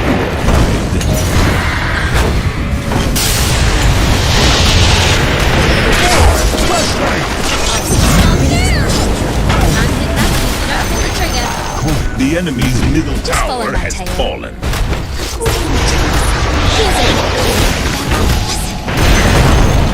The enemy's middle barracks have fallen. Sure.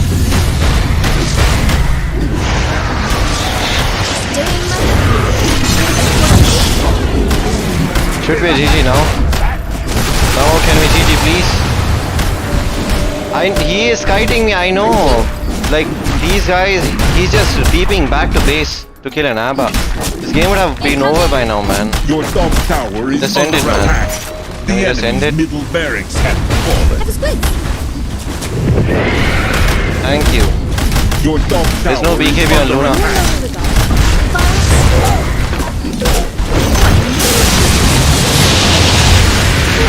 Your top tower is under attack. The enemy's middle tower has fallen.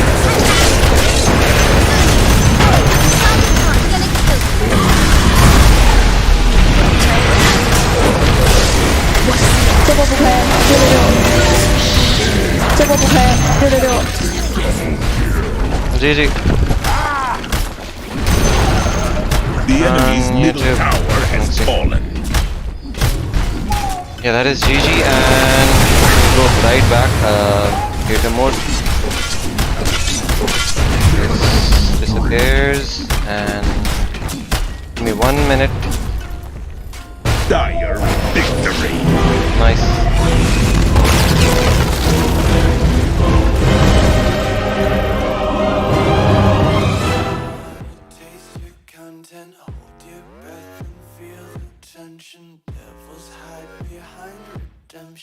Honesty is a one-way gate to hell. I wanna taste consumption, breathe faster to waste oxygen. Hear the children sing aloud. It's music till the wick burns out.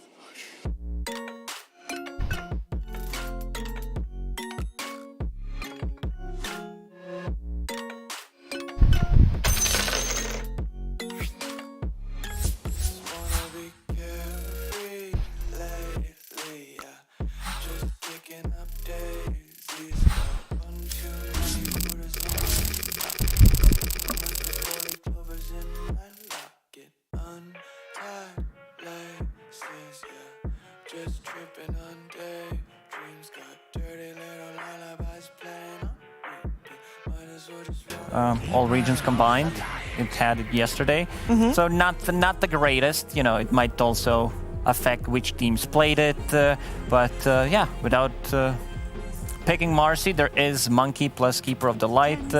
It's a strong opener, I would say, for Nigma Galaxy. Like Nigma ran it as their position 1 both times so far when they played against Ivy, and Juggernaut as a response. This hero, like we theory crafted about it, that it might come back into the meta because he has a built-in heal with the Healing Ward. It's a lot of mana to sustain all of that, but if you think about it, how you can play that lane, instead of using the healing salve on your carry and get half value from it, why not just buy a Mango, give it to him instead? You get the full value from Mango, and then he drops a Healing Ward. Yeah, built-in BKB as well, too, right? BKB is getting nerfed and gradually decreased, so does make sense. And also versus Coddle, you're able to actually play versus this hero instead of just getting one-shotted a lot of times with your spin.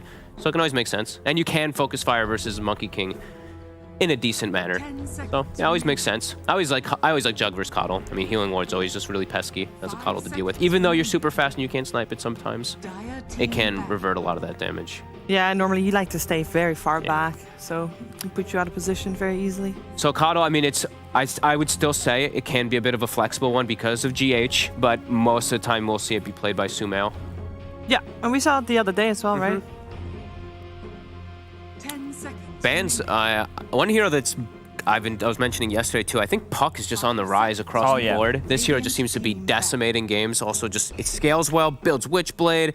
BKBs are getting nerfed. It feels like catching this hero is also just getting harder and harder for some reason. So, wouldn't be surprised to see DGG potentially go for it. Some of these instant stun heroes did get nerfed. Like Dragon Knight, I think he's still viable, but he got nerfed. Sanking was very, very good in the 2 patches before. That hero is also gone. So, like, I've seen Pucks just dominating the games. I had a problem with the hero where the hero feels like very weak, and if he's off to a bad start, then he always needs to recover. Like, his damage output is kind of limited. With the Witchblade, it's fine, and if you don't have enough catch, that means he's going to be able to use his abilities and Witchblade on top of that multiple times. So makes a lot of sense. Looking at the bans, Medusa plus Vayne. So one hero that Stone Gaze through the Jug Spin and everything can always be really strong. Bane also BKB piercing, so it at least makes sense for me. Also, Medusa plus Coddle is ridiculous. This like late game potential is insane. The chakra just pumping him up and just like literally everything the Coddle can provide for him, even the Aghanims in later stages, you force them to face the Medusa, so I think it's always a good ban. And you're playing versus Miracle. It's one of his more played heroes, even though they have the Monkey King. You know what I think is cool? They're on bootcamp in in the Netherlands, but they still have a room decked out with cool things like we see the Enigma Galaxy, the LED lights. That's cool. I like that. Effort's been put in. Gotta make yourself feel like you're at home. Yeah, well, they definitely did that. I love these guys. I don't know. Seeing GH giving the interview too just put a smile on my face. Yeah, they're all in a good shape. I think that also they've been training. Seems like they have like a personal trainer or something, and everyone is putting in not just work in Dota, but also outside of Dota, which is very important to be strong mentally. Yeah. Yeah, we saw them in Dubai, and they look good. They all looked really, really They all good. looked jacked. They all, I mean, yeah, they did. They looked pretty in shape. And there's the Puck ban, so one of those heroes that is. I mean, like we were saying, it can fit almost anywhere, it feels like, on any team. And that Coddle is still flexible. Looking at the Bat and the Enigma bans, I mean, maybe that is just protecting the Monkey King, just so that he doesn't get his tree content on. Also, just Enigma very popular, but you get the Marseille, so... I still think this hero, personally, is very broken myself, but people are definitely finding some solutions for it. I think if this is a carry monkey, probably gonna be it. If Marcy uses sidekick on top of them, he gets the Jingu. The turnaround potential is pretty nuts on these two heroes. I do like Snapfire as a response to Monkey King. You know that he's gonna be inside the Wukong's command, so your ulti deals a ton of damage, but they need some hero that has like reliable stun, something that Snapfire can play with, because like Juggernaut is not that hero. He doesn't have a stun. He also needs some kind of a setup. I like Grimstroke a lot of the times when you are playing versus Marcy as well. The leash is really nice, but they're gonna go for the Rubik. Okay, so Dispose, the Dream on Rubik. Of course, you can grab people from a mile away, so that can always be really interesting. A lot of good spells to steal, really across the board. But if you get Marcy spells, you feel kind of like a god almost in a way. 10 seconds remaining. That can be a cool approach. I'm looking forward to some sidekick boundless strikes though. Sounds pretty ridiculous just with the hero. You don't even need Jingu. You got a Mars for owned me. So you get the grab for the Snapfire that you wanted? Not just that, also against the Monkey King, it's relatively easy to catch it. Arena still destroys huge amount of trees.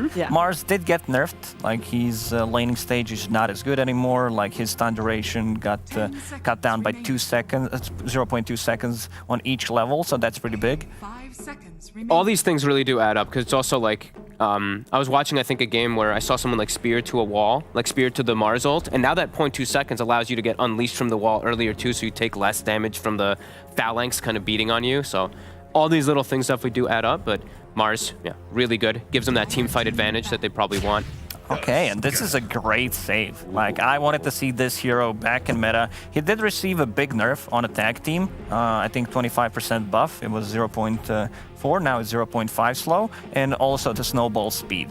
It's okay, it's nothing spectacular, but the save that they got is pretty insane. Like, this is going to be against Mars Arena, against the Juggernaut's Omni Slash, if they have something to go on, if there's like a neutral camp, if there's another hero. So you got to be very careful about that. And not just that, you also have Marcy's Dispose, if she gets the shard as well, like multiple layers of save, Blinding Light.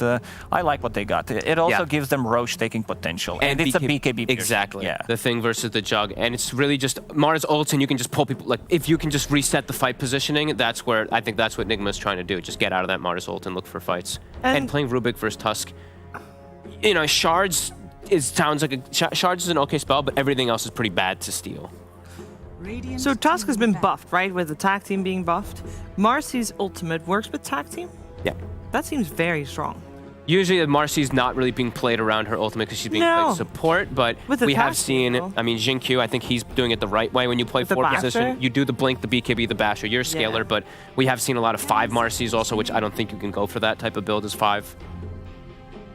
With each game being played, when I see Marcy, I do tend to like shift my opinion a little bit more. Like, just I need to see her more in professional games, but this is a good ban. I think Zeus as a hero is going to make a huge comeback. His Heavenly Jump is an insane ability, makes him almost impossible to gank. Like, you can apply the same logic, like Queen of Pain against Tusk. His rotations would be relatively useless. You jump away, same stuff with the co-op, you blink away, and they do have some gap closers, but I feel like the Zeus with the vision that it could provide as well, just insane hero, insane laner. He has like 75 damage. He can outright click some of the like strong melee mid laners. Yeah, I'm on the Zeus train myself too.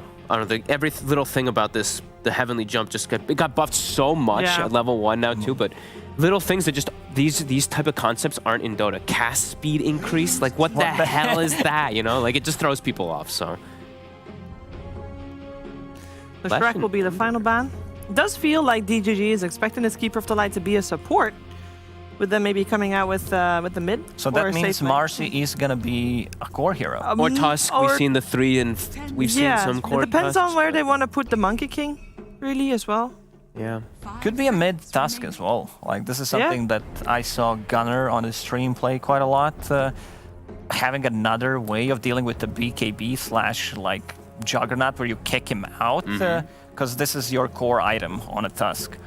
He's also been, I mean, we're talking about Gunner, but now even jumping to like later series, you were talking about 9 maybe doing interesting stuff. Gunner and 9 are the only 2 players that I've seen doing Marcy mid. I don't think we'll see Nigma go there. I don't know if that's a Sumail kind of hero, but other things we could potentially see thrown out there in the later stages. Not this draft, probably. Miracle is a Monkey King player, so the logical option would be that we are still missing an offlaner. Yeah. He's a Monkey King enjoyer, you know. Enjoyers. And they all over the place in immortal brackets. So that ban makes me feel like it's the Coddle mid then. If they're banning Void Spirit, they're looking to ban Reach. Yeah. But so what's still in for MTD if he's not the one playing Snapfire, which I don't expect, but that's still, you know, a curveball they could throw. They banned a lot of his heroes. His Tiny, his Void Spirit are 2 of his bigger ones. Seconds remaining. Radiant team. And they will go for Pango. Okay. Pango can suffer a bit versus Monkey King carry. You roll into the Wukongs and you actually can kind of die a couple times. If they can reset, like Rubik with the lift can reposition Monkey, Mars Arena, Spear as well. Okay, I just want to see who's playing what. That's going to be... this doesn't show anything. We got the offlane Tusk. Okay, so offlane Tusk. We saw, by the way, so if you guys didn't get to catch the whole series yesterday, Skywrath kind of determined who won in the series that we watched yesterday. DK Skywrath won every game.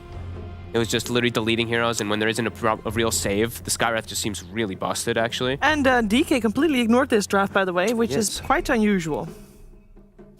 I think they wanted to have, like, the save, another save, like a reliable save, relatively, from Snowball, and like Dragonite doesn't provide them with that, but they it still gives them like lockdown potential for Scarlet ulti to go off in the team fights, and I want to see how this lane is gonna go. Marcy plus Monkey King, it's gonna be a lot of lifesteal. They're playing into Mars. I think this lane might suffer a little bit because like you try to go aggressive. Mars did get nerfed, and then the turnaround potential is gonna be nuts because they will play aggressive with this lane. And the thing that you can do also with Monkey King and with Marcy, it's two of these heroes that still have these plus damages that work on denies. So if you ever do get any built up stacks, I could see Mars having very little last hits in this bottom lane also too. So it does look like lanes could be a bit tough, at least for the side of DGG. Well, I think what I do here is that our viewers are going to be very entertained because it seems like we're going to have very aggressive lanes on our hands, very aggressive game on our hands, and you're going to enjoy it even more with our commentators. It's ODPixel and TGov.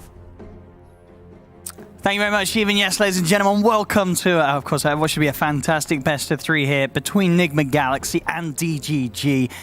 T already from the draft alone, we're getting a lot of exciting stuff coming through this game. Oh god, it is. Yeah, Nigma all-out aggression. We've seen the Monkey King previously. We've seen Diffusal Blade rushes, Echo Saber, Deso. It's like all-out fight, want to be in your face. But, you know, we were checking during the draft. This is Kuroki's first time playing Marcy. It is. It is another hero on the list, right, friend? Because he's played quite a few, nearly all of them. So now he's got 121 out of 123 heroes played. Of course, he can't play Primal Beast. It's literally impossible. But Dawnbreaker is the only other hero he's not played yet. So very close to completing the challenge. Only a couple heroes away once again. Well, let's see how he does here on the Marcy this game. It's going to be very exciting to see. As I say, lots of fantastic combos to have being played.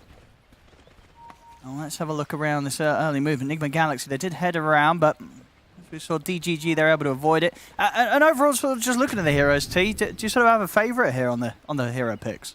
I am leaning a little bit with Nigma, just because of this mid-coddle factor. When I see heroes from DGG, it's a little bit slower and bigger fight, but, you know, let's fight in the river first.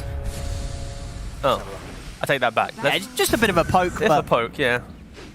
They're not going to get in on this. In fact, ooh, cooking forward, they're going to try and set up to get aggressive. Plebs in with the Blade Fury. It's going to be Fairy Fire. Oh, it's going to save him. No, it's not. Loading, actually able to get that final right click in to get first blood there. GH just getting a little too close, getting caught out by that Cookie Blade Fury combo. I mean, that's nice, though, from DGG. They needed to do this, because don't forget Nigma's first game. They were the 5-man underneath this bottom tier 1 tower diving, so nice little response with the dive themselves.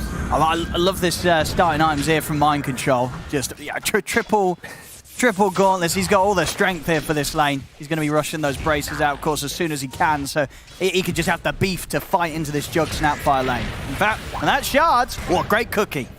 Loading, able to make sure the pleb gets back to safety and doesn't get trapped there by Mind Control and GH. I mean, the fact that salves, of course, half duration. He's got his own salve as well. The triple bracer gives him the regen, so yeah. Or maybe it would just be 2 braces and a soul ring, but still, it's very much a nice little tanky build, like you mentioned.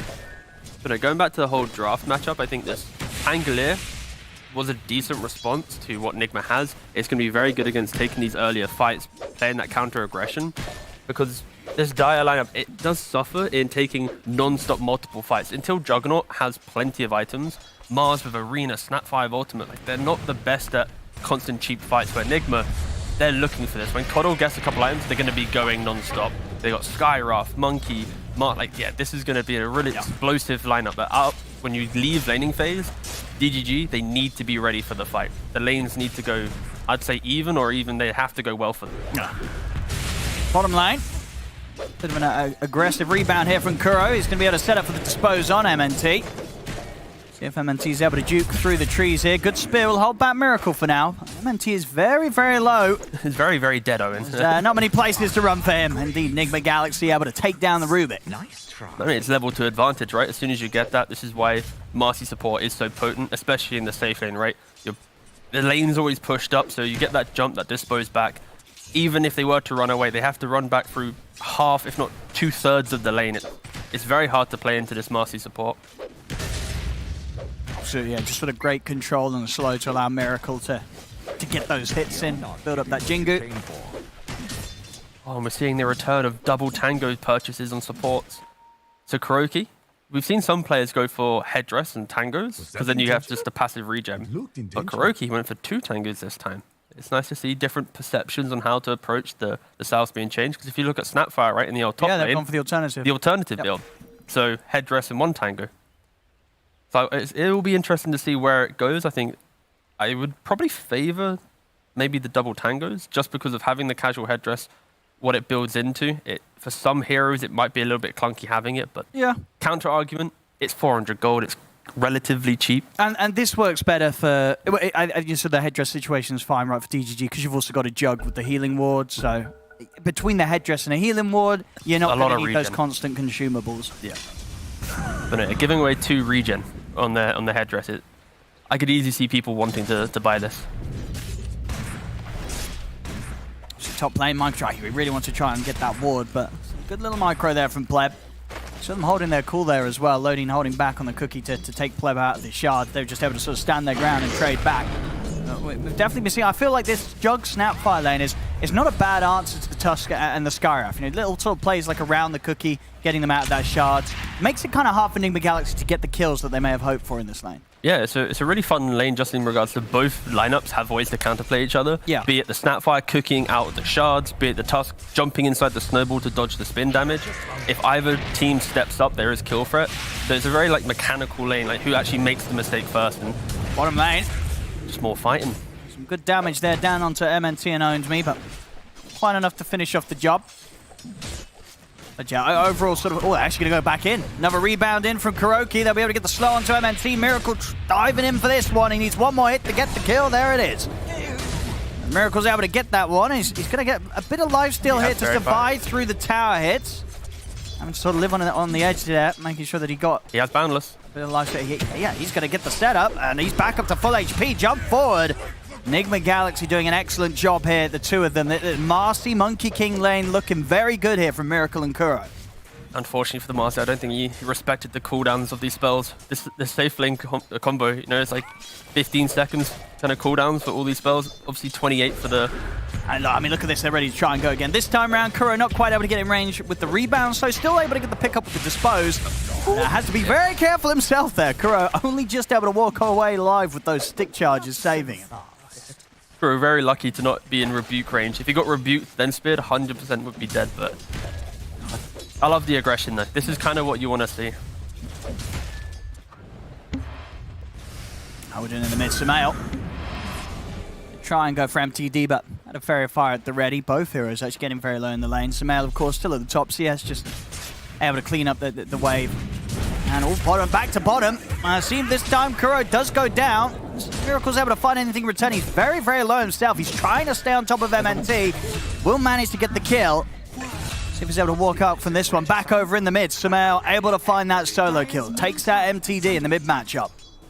Now hit 6 and just big wave into a blinding light was able to get him off. MTD was pretty much on, I think, half HP during that engagement.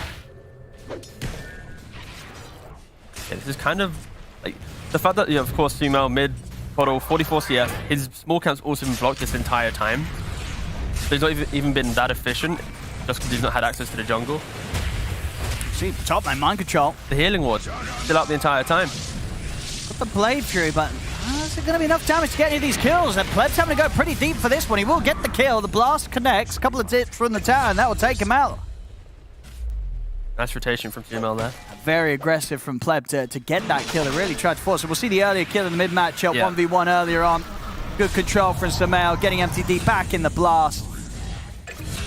But don't worry, Owen. That was a nerfed Coddle. Don't forget, level 1, 2, and 3, like 15 less damage.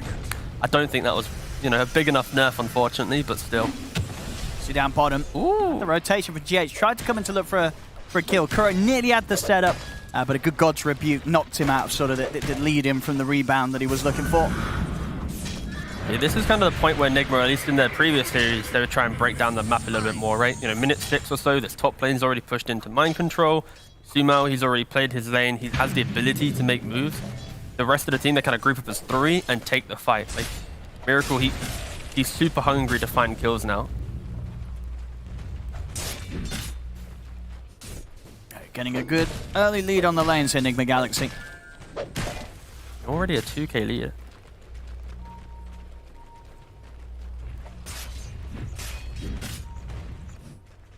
Very hard for DGG to really tackle mind control top with the amount of strength that he has off the back of these early bracers. Okay, he did do 2 bracer and a soul ring. I was worried he was going to do more bracers, like some, what's his name? Oh, I forgot his name. General. The General Clockwork, where he'd do like 5 braces phase boots on Clockwork. That was a banging build, but yeah, no. They're going to try for this rotation. They know about the ward.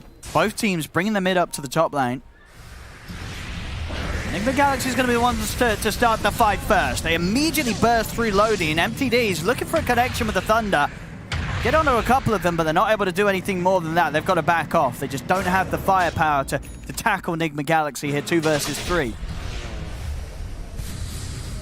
I respect the attempt from Sumail there. He was trying to like predict when the swash would come in, so then he could blinding light to then bring him back. Fortunately didn't hit, but he made some of these amazing plays in the previous series. Kind of predicting the movement to then hit the blinding light to cancel those movement spells. Yeah, we've now got to the point where they're going to happily start poking around the map and start, pressuring this dire lineup a little bit. They're not built at defending non-stop, like I mentioned earlier. Like this Juggernaut early on, he needs to find some farm. Sure, some level 3 spin might be a bit disruptive, but it's around the Rolling Thunder or the Arena is when they actually get to take that fight. So if Nigma start poking top lane, it opens up them to make plays elsewhere and accelerate the way in which this game's played out. They really want to try and make something happen here, bringing both supports to the top lane DGG.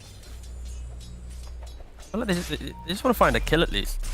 When you pick these heroes like Snapfire, Juggernaut, Pango, you kind of want to have some earlier kills. There's a lot of outplay potential, and they just haven't been able to find it yet.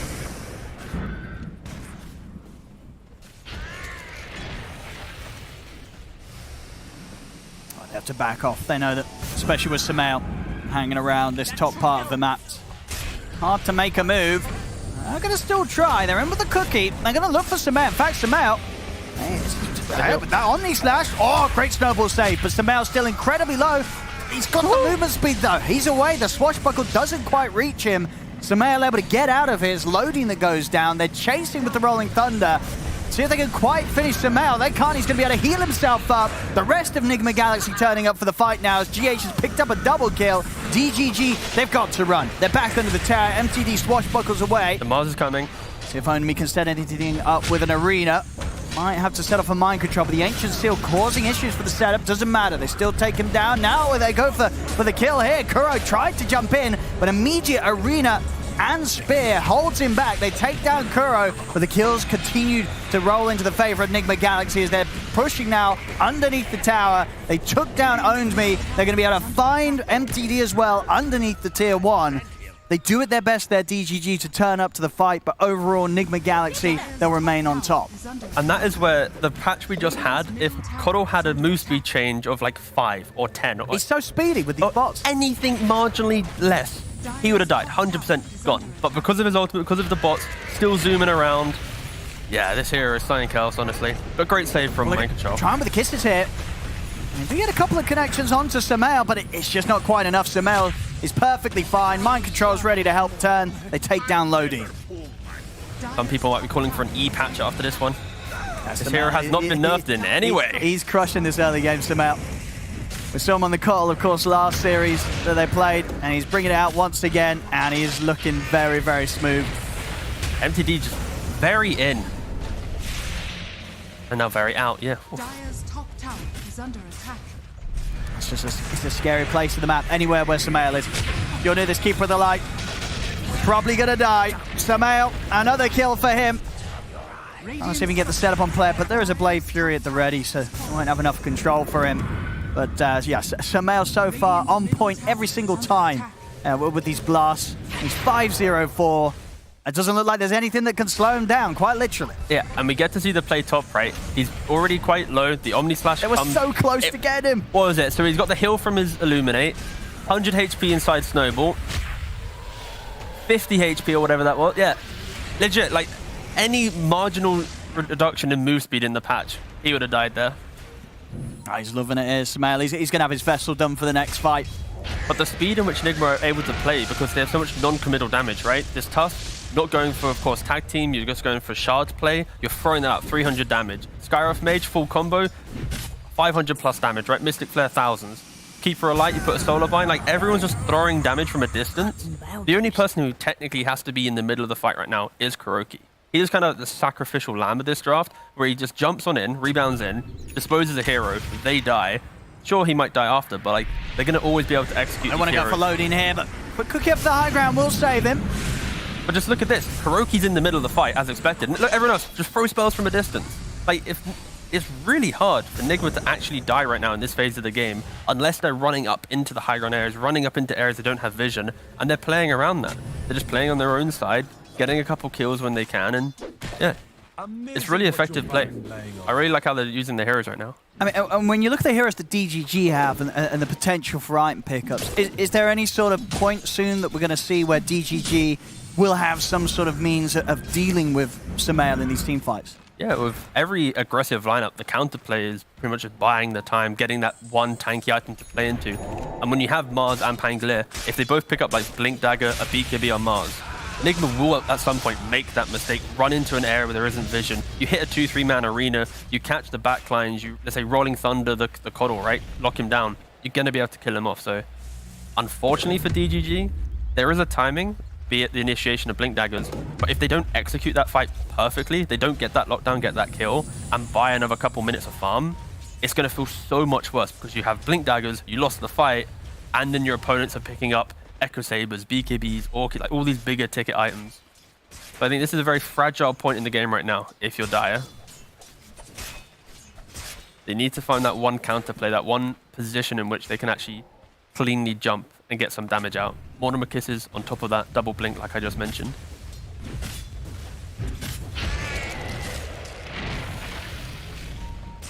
They're getting, or at least trying to find space for Pleb. He's still got quite a bit of catching up to do. Rough last few fights and not quite finding those opportunities to get the kills that he'd hoped for with the early Omni Slashes. Yeah, MTD did change up his build. He went for a Diffusal Blade. Okay. Still super aggressive. We spoke about the move speed of Coddle. If you Rolling Thunder get on top, put that Diffuse slow, you then allow your Mars to be the initiator. Honestly, I don't mind this change up. It puts less pressure on that next fight. It does simplify the game, at least for the Pangolier. Once the Mars picks up a Blink Dagger, they'll probably be looking for that fight. He's about 200 gold away. And then we imagine as soon as that's there, we'll get instant smoke up from DGG to look for some action. Either a smoke or at least the Mars doesn't show on lanes to hide the Blink Dagger for a little bit. Okay, well, in the hope that Nigma then comes in for the play, yeah. But that's still very hard because at minute 15, you should assume that a Blink Dagger is on the cards or at least completed for the Mars. You can see from the position of Nigma, they're kind of hugging mid. KuroKy's pushed out a couple waves mid. GH hasn't really been farming too much. Bottom net worth is a Scarif Mage. He doesn't really need the God. He's also rushing a 4-star here. Very sacrificial position 4 in this game.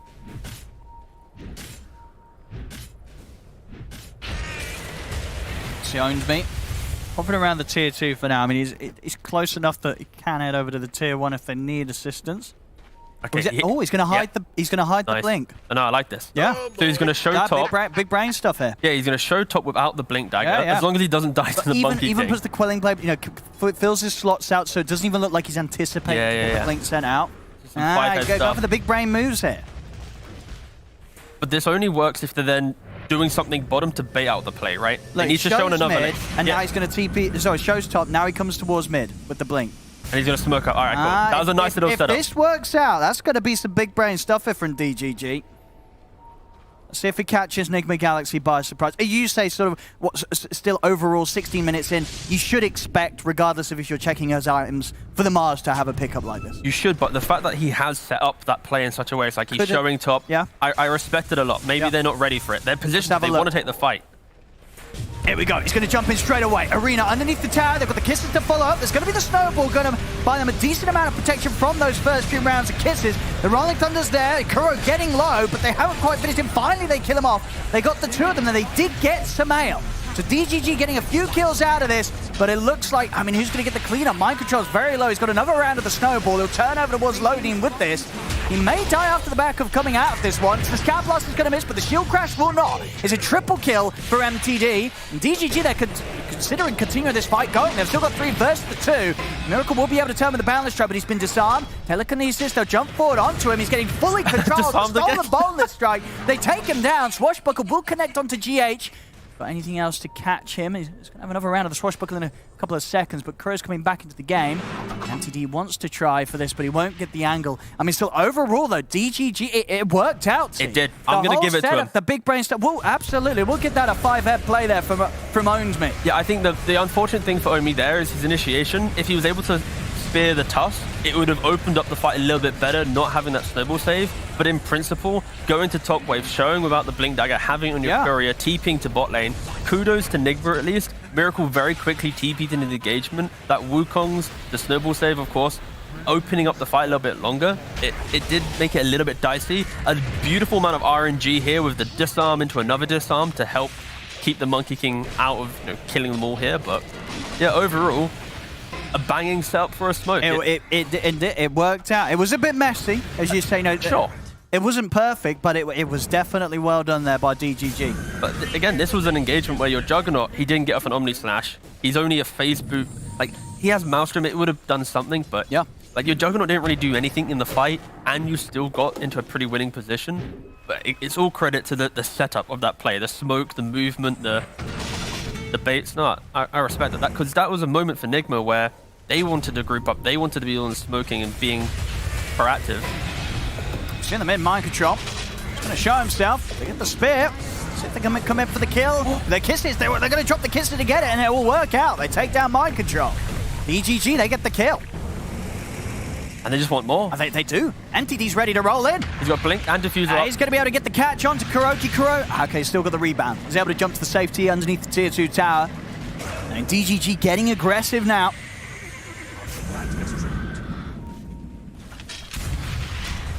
Still hovering around them. I mean, Ownsme's got the arena. He sees a chance to maybe get on top of Samael. Here we go. He's in. They're in with the combo. Have they got enough damage to take out this Coddle? They do. Samael goes down. He's going to try and stand the ground with the Wukong's command. Pleb gets his way out of there with the Blade Fury.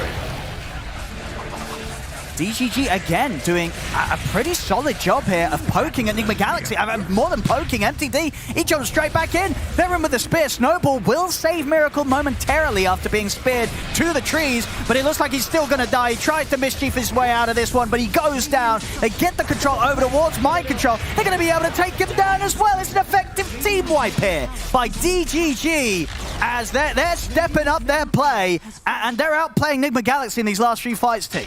They're playing together, they're playing as a team, and that's just punishing Nigma's desire to be a little bit more spread, right? They're poking a lot. MTD, he used that Rolling Thunder to cut back. Sure, it was on cooldown after, but then you have the Mars ready as well in position. If you kill off Sumo at the start of the fight, he's locked inside the arena, quickly killed off a perfect Omni Slash this time, hitting on all 3 of the heroes. That's what you need to have success, right? I think for Nigma, they'll be kicking themselves a little bit, right? They had that bot lane fight they just lost, mid lane again, Sumo getting caught off a little bit. Once he gets BKB, that will simplify his game. Like this graph. Well, look at that graph. But that is mental. You know, like Keeper Light naturally just always goes up, right? You're so hard to lock him down and to actually catch him a couple of times. But DGG, even if they didn't kill him in that previous fight, they found the way to at least stall his farm. Top lane as well, like he's running so close and running away. Like they're doing a good job at just stalling him, so they can at least keep, on track. Yeah, no, I mean, without a doubt, yeah, Owned Me and MTD, both of them with their jumps that they can pull off. It's causing issues for Enigma Galaxy. Again, to remind people, they're getting caught in these ultimates. Like to remind people, these are ultimates where if they miss them, Nigma's lineup will run over you for a couple minutes. Like when you don't have that spell, they're in your face. Yeah. But they're using their spells, these big cooldowns, so aggressively that even if Nigma goes even, they don't have the resources to then make the play to punish it. So I love the fact that they are playing with a bit more bravado, playing in the face of Nigma, and they're not just waiting. So it's commendable stuff. And in doing so, Juggernaut has He's got his Manta as well. Now Pleb is recovered very nicely. We saw sort of about, what, 10 minutes ago, he was, I think, sort of towards the bottom half of the net worth. Those last few fights, he can get himself right back up towards the top. I'll see them go out for smoke, but there's a key timing, of course, for Enigma Galaxy themselves. Sumail, he has got the BKB. And Mind Control also about to complete his BKB. He had Blink Dagger in quick buy. Yeah, they need these BKBs. Yeah, the last couple of fights have kind of soured the aggression. Now this Roche, is this going to be something that Enigma Galaxy expect? Yeah, I mean, they pinged the mid wave because Rubik was quickly pushing out with Snowball and Fade Bolt. So I think they're understanding that there is a smoke happening. Yes, but whether it's a smoke into Roche... Well, they're not showing on the lanes right now. So after a couple seconds, yeah. Oh, Pleb's got a DD for this fight. Oh, God, that's scary. DD and Omni Slash. See that? See what Enigma Galaxy want to do about this. They're going to start with the balance trap with the Mystic Flare off the mark. They'll try and lead in with the Wukong's command, but a good position for loading. He's able to stab from the side, freely throw the kisses in. Miracle's getting very low. He has to get out to the side. Kuro's going to try and come in, but the Rolling Thunder controls him. The Omni Slash from Pleb just took down Miracle completely. Kuro's going to try and run from this one. But it's the two of them dead on Enigma Galaxy. Both Mind Control and Miracle going down. TGG are able to get back into the pit, finish off the Roshan. They got what they came for. Enigma Galaxy not able to do anything about it. Good jump from Only, also catching Kuro on the retreat. DGG, they're getting further and further ahead. They're pushing back against Enigma Galaxy. I love the calls they're making right now. If you go towards Roshan, they force Enigma to come and contest. And in doing so, sure, you get the lucky RNG on DD, but Miracle starts with the Boundless. He gets into the middle of the fight, but in doing so, you've now put yourself in a position where the Omni Slash with DD, it goes onto the Keeper Light, and then the Monkey King. Tusk, by the way, reminder, he doesn't have a BKB yet. It was in his courier. Monkey King as well opted to go for the Desper instead of BKB. Sure, it wouldn't have helped against Omni Slash, but they forced this fight when Enigma wasn't hitting a timing. They were like a minute away from being strong. And identifying that, going for Roshan, taken away from them. Again, the last of their couple calls have been very good from DGG. They needed to make these calls to get into this game, and yeah, impressive stuff. I mean, at this stage now, you know, Pleb and MTD, they're getting very nicely farmed. You know, Miracle and Mind Control falling behind a bit, and for Mind Control as a Tusk, he's going to fall behind, right, unless they're finding action, finding kills. This is not a hero that's easy to catch up on by hitting neutral creeps or AFK farming. And then for Miracle, it's still a dangerous world out there, right? He has this Deso, but of course, before the BKB's done, these fights are not going to be easy for him to turn up to and stand his ground with the Wukongs. Yeah, honestly feels like Nigma's going to shift their playstyle a little bit more into playing a bit wider on the map, playing the side lanes, let the Monkey King go to one lane, Keeper Light quickly push out the other. And in doing so, they'll always be ready to at least take the fight, but ideally, it's a little bit more stalling until the BKB. Unless Dire present themselves a scenario, which is like such a clean and obvious fight. For Miracle, he has to be careful here. Like, these are the types of points in the game now where if DGG, they smoke to find the Monkey King, they don't find him, and Miracle's continuously farming, that's when like the game becomes back more even. Like, this advantage that they've built, they could easily throw it away with some 5-man movements that don't really capitalize on anything. They're actually looking for the fight. See if Enigma Galaxy can get the quick kill. They'll go for Loading, but MTD is going to try and help him out. He's in with the Rolling Thunder. Doesn't matter. Loading goes down. They can't save him. On the back lines, Pleb charges in, takes out Kuro. He's been caught by the Aegis here, but of course he has got that Aegis. He's going to be back for round 2. Kuro opting for the buyback. Pleb, he's also taken out a second. That's going to be a buyback as well from GH. Enigma Galaxy trying to turn back up to the fight to turn this one around. See them look to chase here. Sumail trying to attempt with the control on Owned Me. See if they can take out the Mars. Owned Me kind of trapped here by the shards. He's got nowhere to go. He'll stand behind, let himself be taken out whilst the rest of DGG just look to retreat in response to these buybacks from Enigma Galaxy. And some people might question the buybacks, but I think for Enigma at least, they're going to be happy that they were able to win a fight. They took the Aegis away. That was the Aegis that gave DGG confidence to move around the map. And it's going to give them just an entry into just playing the wider map, right? Unfortunately, that ward will be instantly dewarded though from Lodine in the top lane. So no vision advantage from this this aggression. Yeah. Look at this from Enigma Galaxy as well. They're going to smoke up straight away. They've got a good window now without Mars in play. They want to try and get another hit. Oh, MNP! My goodness, he is in. See if he's going to have any chance of getting out. He's not. He's definitely dying for that one there. And this is what Nigma wanted to do, you know, like 10 minutes ago, right? If that smoke from Mars and that Blink Dagger shenanigans didn't happen, these are the plays that would have happened from Nigma, you know, forcing a fight, wasting arena, then moving quickly across the map. It took them additional 50 minutes to get the play to happen, but now you kind of get to see what this draft is meant to be doing. And it's now on DGG to kind of stabilize themselves once again, get the respawns, get themselves back into position to look for the fight.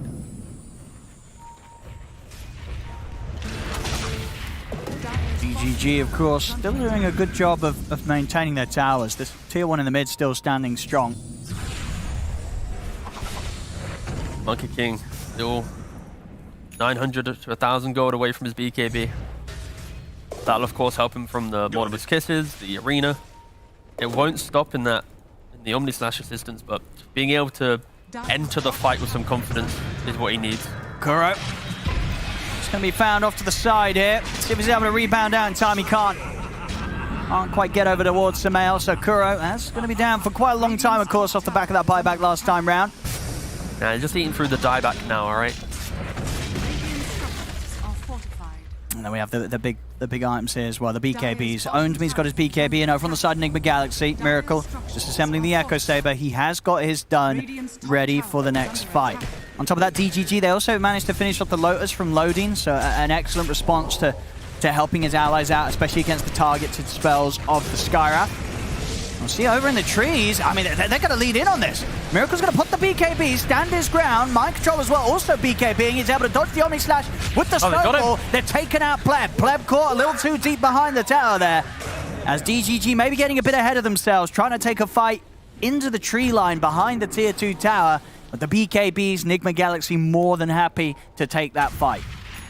It all starts because they have the Tinker Ward at the top, right? So they're able to see the task to get that initiation. So they were playing under vision, so this dive wasn't as ludicrous as it looked originally. But yeah, in essence, your Juggernaut Omni slashing into the back lines, the rest of your team can't really follow up and help out, but they got to be careful. These are the plays that allow Enigma back in. Like you see here, right? Miracle, he wasn't actually on the edge of that vision, so he was able to get Wukongs off. The Juggernaut then just defensively Omni slashed, and your Juggernaut and your Pangolier so deep in the fight. Yeah, no one else can really get in. And once again, you win a fight, you go ready fight. to dive into the mid. The Onmi's there with a response. He's got the arena out onto the two of them. They've got enough damage between him and MTD. Miracle is getting very, very low. He's going to get taken out by the Swashbuckle. And now in the river, DGG, they'll chase over for Mind Control as well. And of course, with the BKBs on cooldown, there's nothing for Enigma Galaxy to save themselves with. So sort of falling foul themselves to the same temptations that DGG did on that top lane. Enigma Galaxy run down mid and instantly lose the 2 cores with the BKBs on cooldown. I just love how much back and forth in this game. Like Enigma, every time they win a fight, they want to punish it, right? Their draft's built for this. They want to try and get advantage and get in. But this Monkey King, without the BKB, when you're in the middle of the fight, you're going to get squashed, you're going to get disarmed. You can't really get off the kills and Mars. You have this arena available. He didn't waste it in that previous engagement. So even though Enigma wants to be aggressive, I think they're falling a little bit victim to this combination, this Mars Pango. It's so good at counter-aggression. Yeah. Now DGG have been doing an excellent job on sort of landing the combos. I mean, we've seen Owned Me, his arenas have been crucial in each and every fight. And it just feels like for Enigma, like this Skywrath Mage, unfortunately, GH, this is the point of the game where Skywrath, they don't really enjoy it, right? It's a Manta on Juggernaut, the Lotus on Snapfire, BKB on Mars, BKB on Pangolier as well. Like every single hero has, I'm sorry, the poor production's having to doing every hero here, but every hero basically has an item to go Skywrath if you're not even a hero anymore, right? Like they've fully removed one key aspect of the game from Enigma. Their only way to enable Skywrath Mage now is to initiate blindly, get the jump, be it the Tusk or the Master, and allow for Sky to pump out the damage before these defensive items come in. But yeah, and it's difficult. Yeah, for sure, because it's, you know, you would think sort of in a patch, right, where you've got those longer cooldowns on the BKB, that maybe there'd be more of those windows for them to sort of find those fights where GH is able to get in and do the damage. But the reality of it is when DGG's BKBs are on cooldown, so of course Enigma Galaxy's cores. Yeah. So then you're suddenly looking for these situations to take a fight. And if you sort of look at the whole lineup, if both teams, if you can sort of imagine that both teams don't have BKBs available to press on their cores, you probably favor the heroes of DGG, right, in a straight no BKB team fight? Yeah, I would. And also you have to respect the fact that what lineup has the better ability to poke out the BKBs to enable that fight, right? For Enigma, they got Monkey, Marcy, and Tusk, who are their primary initiators. All of them, once they jump into the fight, they don't get back out, right? They're blink punching, or they're rebounding, or they're springing it. They don't then have the ability to, whoopsie, I'm now back out, haha, USD BKB, right? Unless Monkey's like some god in-out type situation. But teams don't normally fall for that. On the flip side, for DGG, they've got this Rolling Thunder, which is the key kind of opener to every fight. He just rolls in, he puts a hero to half HP, he forces out a BKB if he jumps the coddle, let's say. They reset, and then suddenly the Mars takes the lead on that initiation. So I think in the mid game, who wants to use BKBs better? If DGG are able to actually utilize their spells a little bit better, it's so much easier for them to actually open up an advantageous fight.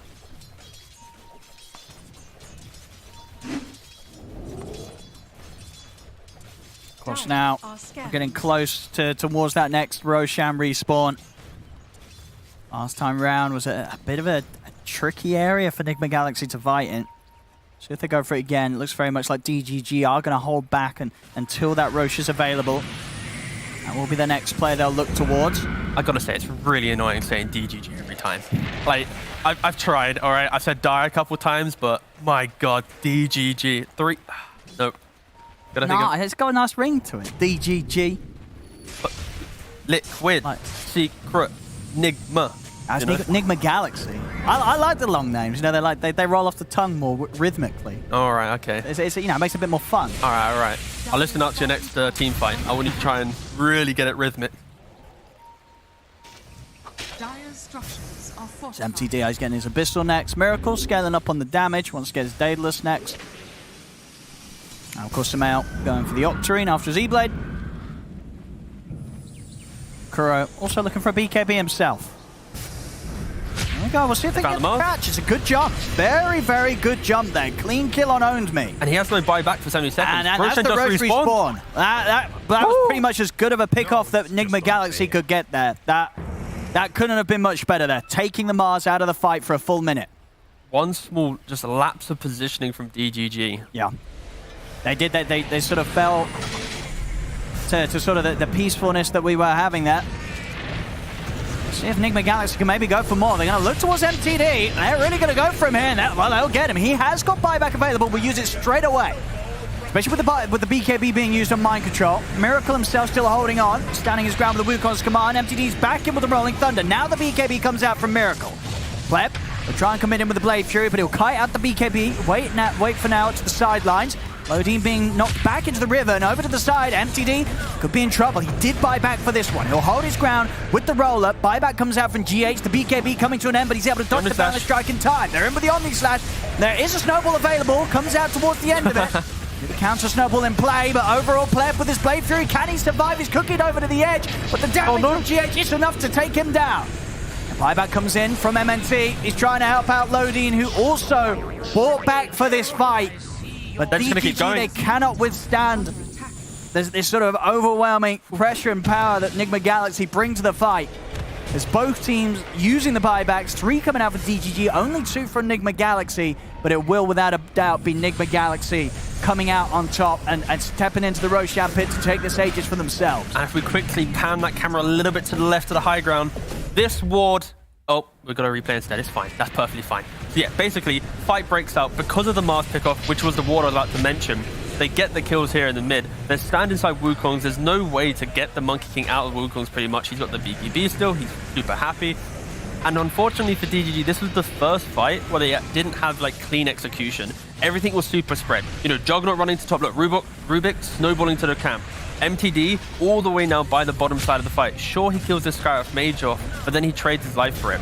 So this was after 34 minutes of really disciplined play. 1 lapse of judgment, 1 pick off underneath a really good ward from Nigma opens up a very sloppy fight. And these are the type of fights that Nigma, they thrive in, right? They like the skirmish, they like the fight. They've been trying to do this now for pretty much half an hour of this game. And it finally all clicked. I think it was maybe a bit of an awkward time as well for MTD to blink in. I think if he hadn't blinked in, they might have struggled to find a snowball There we go. target. That's the one. That was available. That was the reason why they saw the Mars. It wasn't placed as Mars was in the river. It was already preemptively there. So well done, Kuroki, as he's even hidden it behind the trees. Vision is key. And it's been the key aspect of why that smoke from the Mars worked out, why this comeback fight from Nigma worked out. Absolutely, yeah. For Owned Me, very much sort of set the beginning of the lead that DGG were getting, but unfortunately for him, that death gave Nigma Galaxy the perfect playground to take that team fight and now get themselves in a position where they're pushing the high ground. Miracle with the Aegis in his hands. Look at this wraparound. That's a mental DGG. wraparound. They got to deward this ward though. They're going for the big place, but it's been scanned out. They know it's here.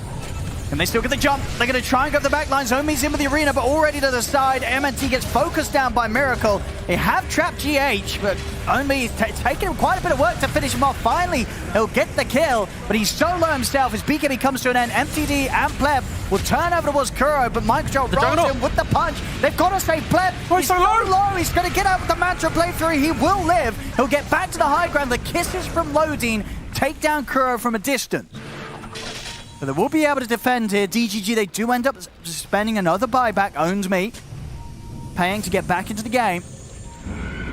And, of course, Nigma Galaxy, they still have the Aegis on Miracle, so they can still go for another round of push. They have to be careful. They have to respect this spear back into the base. Omni Smash is They're going still to try and go available. for Pleb. They're going to look to jump in on towards Pleb. Mind Control buys time to protect himself with the snowball. Miracle's already put the BKB and the Wukong Saman. He'll turn over towards Omi. Omi's been trapped in the shards. Nowhere for him to run. Has owned me out for 100 seconds.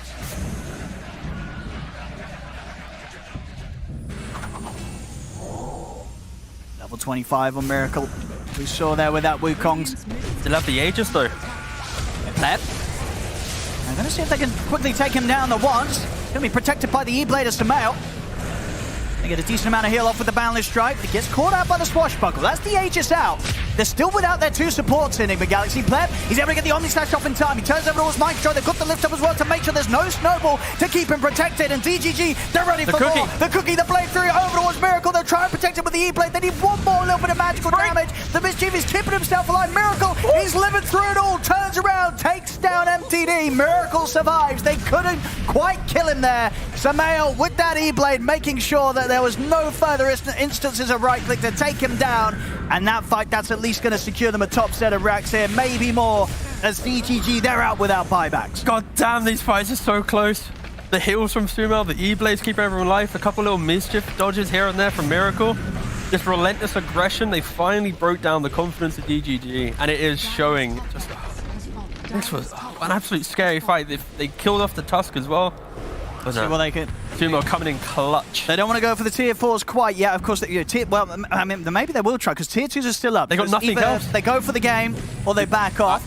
They've got a bit of time. This is one of those plays where it's like they physically can't get any tier 2, they'll respawn. So this is like the highest value. They might go for the tier 4s. They might even, tickle the Ancient a bit, but... I mean, got buyback on Pleb. And they've got, okay, they've got any creeps. Yeah, the creeps coming in top. We're good. I mean, they want to go for one more fight here. Own me. It's going to jump in. Not able to get the spear connection onto Samael. The arena dropped down, but Samael gets out with the BKB. Pleb going to try and chase down GH with the Blade Fury. They have got a sentry in position, but GH is too fast. He's able to get out to the side. Kuro's being focused by me and MNT. We're going to have a pause. I had some mad lag as well, to be fair. Fair enough. So basically, was it? I think it was the Rubik's Wukongs. Yeah. Is that the... MNT he's unfortunately understood the situation of the game, and he decided that he'll steal the one spell that might allow Nigma to crash out of the game. Is Pleb getting out of this? What's he got left? Nothing. Oh, he's dead. He is dead. He's out for 2 minutes. And over in the mid, they didn't even get Kuro. Kuro was able to escape. They'll have MTD back in 5.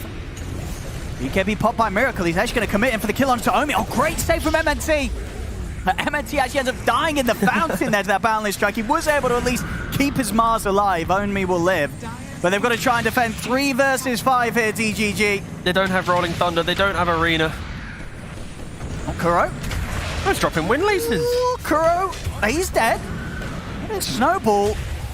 Yeah, I think focus in the end here is the best move for Nigma Galaxy. Looking at the Ancient as they'll look to end this one.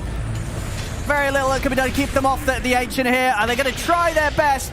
The disarms are slowing them down, but the silence is out onto MTD. He goes down. Omi as well will fall. Ancient exposed. No further way of defending. GG is called. Nigma Galaxy will take this game 1.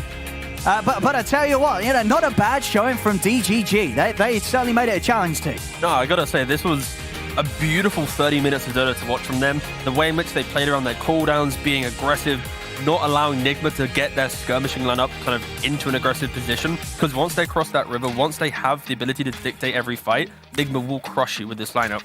So I think mad respect they got this far. That one pickoff on the Mars, that vision, be able huge to pickoff, unlock that Roshan, that caused the spell of the end. So I think a very close game for sure. And I think Nigma, they're going to be kicking themselves a little bit that they weren't able to get their draft online when it should have been online. They had to recover, but no. Commendable stuff from GGG. Absolutely, very, very much looking forward to game 2. And it was nice to see, of course, towards the end there, Nigma Galaxy really getting in sync with one another. Some really nice, plays between Miracle and Samael, keeping one another alive in that top siege that really led to the end of this game. So well played there to both teams, but today, the first game, it's going the way of Nigma Galaxy. We'll see if they can keep it up going into game 2 against DGG.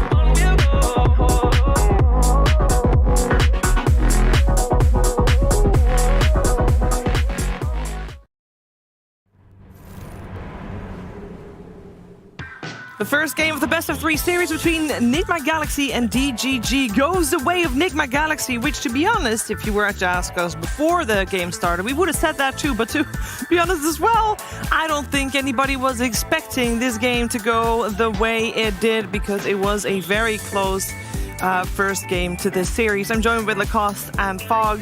Fog, this game, it was pretty crazy. Yeah, it was really crazy because of the way it started, too. Like, Nigma, we thought they were going to run away with the game completely after the lanes because they kind of crushed, in a way, all 3 lanes. But then some really good and decisive team fights from DGG. Both Own Me and MTD kind of popping off the Blink Dagger reveal.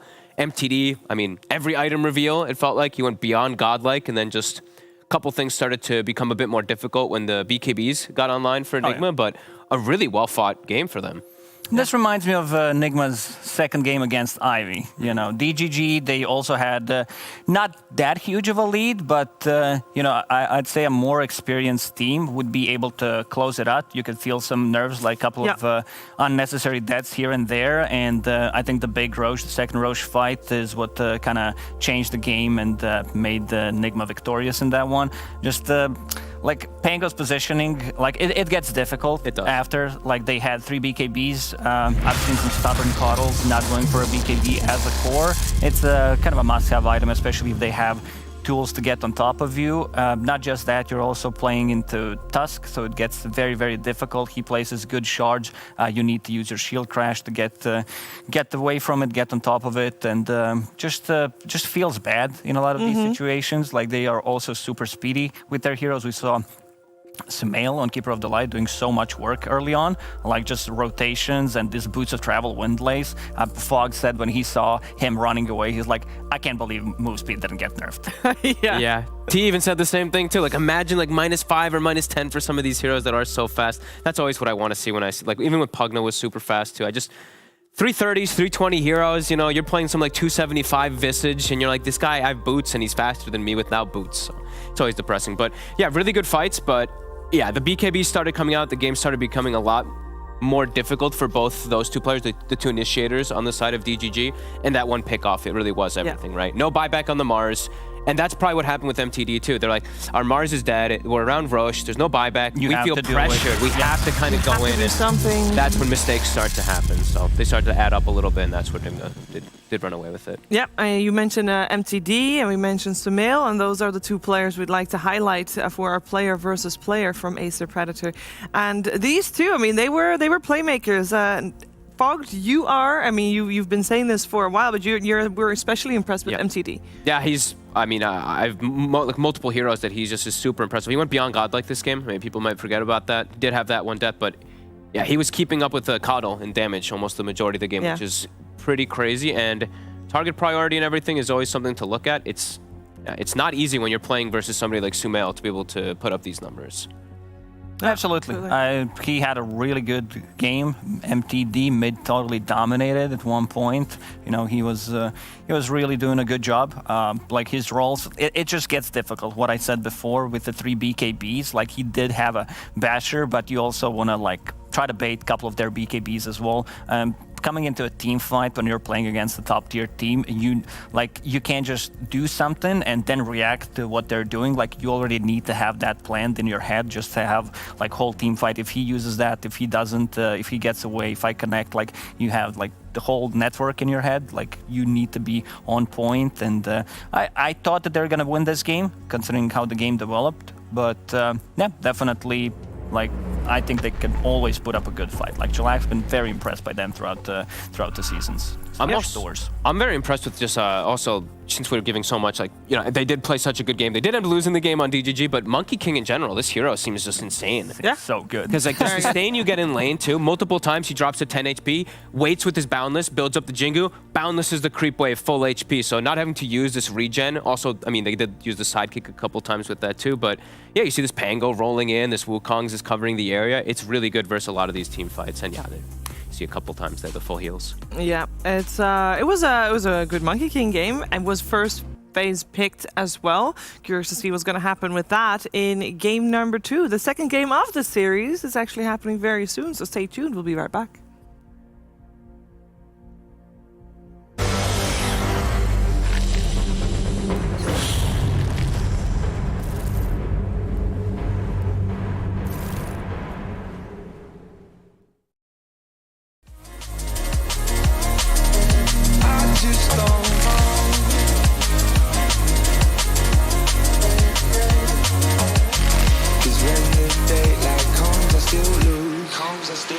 So will I feel it again? I just don't know. And I'm hoping I'll find a way to let go. So if you love me, how could you leave me so low? So will I feel it again? I just don't know.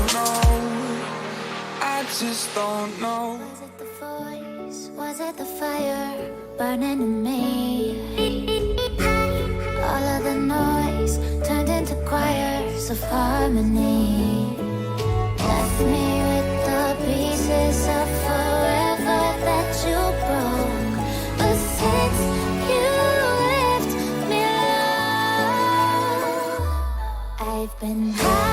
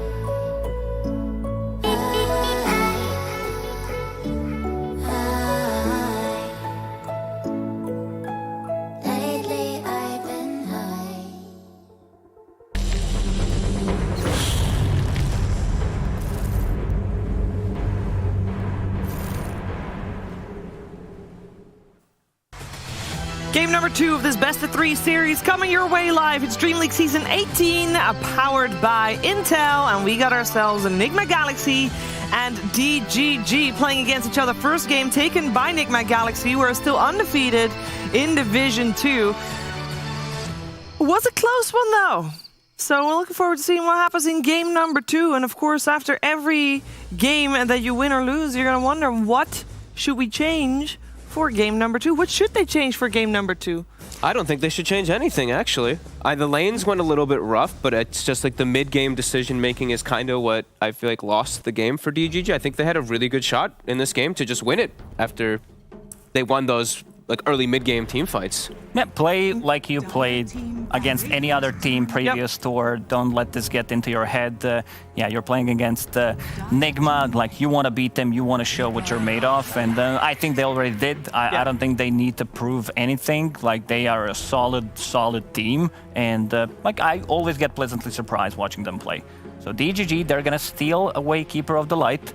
Sumail did have great performance. He's like, oh my god, what am I going to do now? What am I going to play? Like, this hero's OP. We can't counter it. He did come in clutch at the end there, of course, in that game. The E-Blades and stuff like that, the little saves that he did, maybe even saving the game on Miracle. So this hero does seem to be ridiculous, and they're going to stick with their Monkey King. They really seem to like it. I think it does look super strong. The sustain in lane is super cool, and he do scale very hard. Snapfire, another hero that I looked really good last game. Honestly, he did have a pretty damn good showing, Lodine. Yeah, positioning was top tier most of the fights for the Mortimer's Kisses. Can always be nice versus Coddle because you just have that reach in a way. Yup, your monkey can get in position too.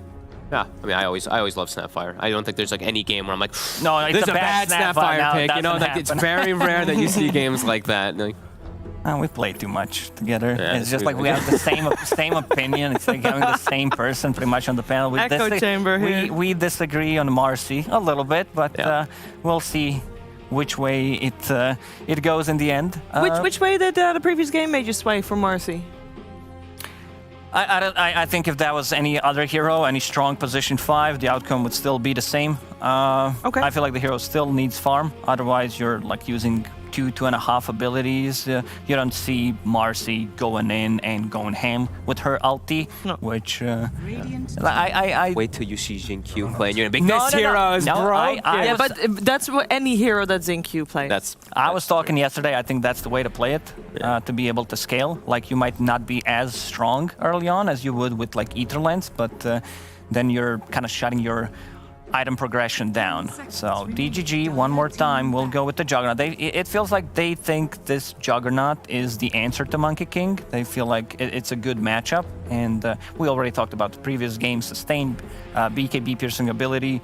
They did ban out both Medusa and Bane last game. This time around, they think Tusk did a lot of in the laning stage, which he did. He did shut him down. I like the MC's itemization because he went triple gauntlets, bracer, double bracer, soul ring, magic wand, and a boots and extra branch. That was his item build. So like Juggernaut can't really kill him. Like you, even if he omni slash you still have enough time to just like run away to big camp, use a snowball, run away from it. So you're never gonna be the target. 10 seconds. And of course the BKB piercing ability. Yeah, definitely. Like, I definitely after you play against it, it does mess up the Jugs game so much. I like that they banned it. Same thing on Nigma. MTD's Pango was devastating, so getting rid of that one makes a lot of sense. Okay, now they're gonna ban out the Night Stalker. So their own approach when they're playing the Coddle, trying to protect it. Night Stalker is one of the most obnoxious heroes to play against. Does MTD play the Keeper of the Light as well? I would imagine so, yeah. This ban tells me this is a core Keeper of the Light. 10 seconds remaining. We got a Batrider ban coming out from Nigma Galaxy as well. I think it's cool when you ban out these like super tanky strength heroes in the offlane when the Jug's playing, because you're just like, when you're playing versus NS and Tusk, you're like, man, I can never get a spin kill in lane. Like they're always just a bit too tanky. It's just like that, like the simpleness of it, not just breaking down every little other thing that the heroes do, but just in lane it can be very pesky. Back in my days, you could spin kill people level 1 when everyone didn't have 700 HP starting. Back in my days, Lon M would play roaming Juggernaut with boots and kill everybody. So yeah, we see the puck ban as well too, another hero that's just reaching hero that's also just on the rise. You also might be lacking in some disables almost every game, it feels like, so always makes sense. Mars ban, another hero that they, I mean, Only was amazing on the way that they dictated pace. If they want to ruin this Monkey King in the lane, I think picking up hero like Viper plus strong position 4 could be... Okay, it's banned now, never mind. That hero's been banned. It's every series and every tour, I'm feeling like, too. This hero is just on the rise. We still have, based on the previous game, we had Nigma and the Tiny banned out in the second phase. Those are still in the pool, of course, also Medusa and Bane, as you already mentioned. At this point, though, oh, never mind. We got an Alchemist in the game. It is time. This hero has been on the rise. I've seen it in different regions. I saw it being banned out as well. Looks good. I feel the hero, I mean, he got buffed, right? He got 5 extra seconds duration and 5 more seconds on the... cooldown. On the cooldown, yeah, but that's a buff in the end. Absolutely. Yep. So how do you deal with it? Because you know that Alchemist is going to get farm. You can obviously try to slow it down a bit. Old solution, one of the better ones was Bloodseeker, but they can't really pick it because they have Jug. That was one of the best ones. I think LGD was the ones who theory crafted that back in the day. Besides that, you want this like... Okay, that's the one that steals a little bit of a farm from Alchemist. Yep. Also... He can kill Eidolons, though. And Eidolons Eidolons very valuable. is easy to farm with the Acid Spray. They have, what, like 60 magic? But they're vulnerable to physical damage. So Acid Spray should, like, it's gonna be all about the micro, but you're gonna be stealing away some gold from it. I wanna see a hero that can move and just put the pressure on the Alchemist, because what Alchemist wants to do is he wants to free farm between like minute 8 and minute 12, while the rest of the team is playing together. Even if it means that they lose some of those fights, they lose like one hero extra than the enemy team, it's still a win for them if Alchemist is getting a free farm. Yeah. That's I mean, hero that got buffed, 2-second stun now on the Hoof Stomp. Also, hero versus Monkey King, that's always been decent, because you can just run out of the Wukongs, you can determine the place that you take the fights. So previously DGG played Enigma. It was Enigma on the off lane, but now with the Centaur instantly picked up as well. It's a Where do we 4 want to see Enigma. it? For Enigma, MNT? Saw a couple 5 as well, right? Yeah. We did see a few 5s, so I we think saw a it few still 5s maybe can yesterday. be. I think you just want to lane. Either that, or you want to like take strong position for range 1 and try to bully Alchemist in the lane. But what do they need? They still need a 5. They could 'Cause go I don't back think they're for gonna Marcy. be playing Juggernaut Coddle lane. That just seems really bad. You don't have a setup Oh, you mean for DGG? for DGG. Yeah. Yeah. They've done, like, OG was the ones who was doing Jug Enigma, right? If I'm not mistaken. Yeah, that's doable. Yeah, Yeah. that's better than... Yeah. Because I think this Keeper of the Light will be mid. He'll be mid. I want him to be mid too because he's the vessel buyer, and you're playing versus Alchemist, And so you if wanna- you get that early Yeah, vessel. exactly. Sure, he's got the dispel function, and also he has the shard as well, which is another dispel function. So he has 2 ways to, of course, dispel it, but it And a always can be a BKB. solution. And a BKB and a And a Manta. Manta Salad. But either way, you want somebody to be able to have it because if you get that advantage, you get the ball rolling, you're able to kind of crush him and set pace. So what do we want on the side of Enigma Galaxy? Because we are still assuming that, like, is Alchemist mid in this one? Monkey King safe lane? Or would you rather see Alk safe lane? Monkey King can also be a support still, of course. Radiant team. I mean, maybe... Ooh, well, you first got Warlock. We talked about Warlock quite a bit with the new patch coming in. Of course, a support that has built-in salves, basically. You can never black hole. You just save the Yeah. save the golem for the black hole. No Save matter the what you golem for the itemize black hole. versus Enigma, you can't actually counter that. Range did get nerfed That by is true. 200, even maybe 250, not sure. But it does cripple Warlock a lot, which is a hero that, you know, received some of the buffs, but I still feel cast range on Warlock is needed. It's pretty similar to Silencer. You're just going to try to stay away as far away as possible from an Enigma to just pop it. Healing in the laning stage is pretty nice. It's pretty insane. That's a quick ban. Yep. Yeah. They're like, this is a carry alchemist, of course. So kind of cool. Probably gonna see what we might even see like a 3 Snapfire or mid Snapfire, and then what Monkey King potentially support as a 4 position, and then they may be 10 saving seconds their remaining.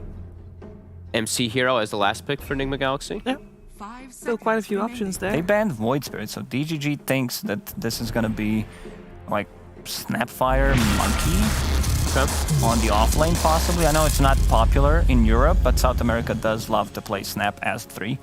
Maybe they have some more info coming up from the scrims. Yeah. I mean, it looks like they're just trying to protect the Coddle as much as possible. All these backline jumpers, all these heroes are just pierced right to him. They also are...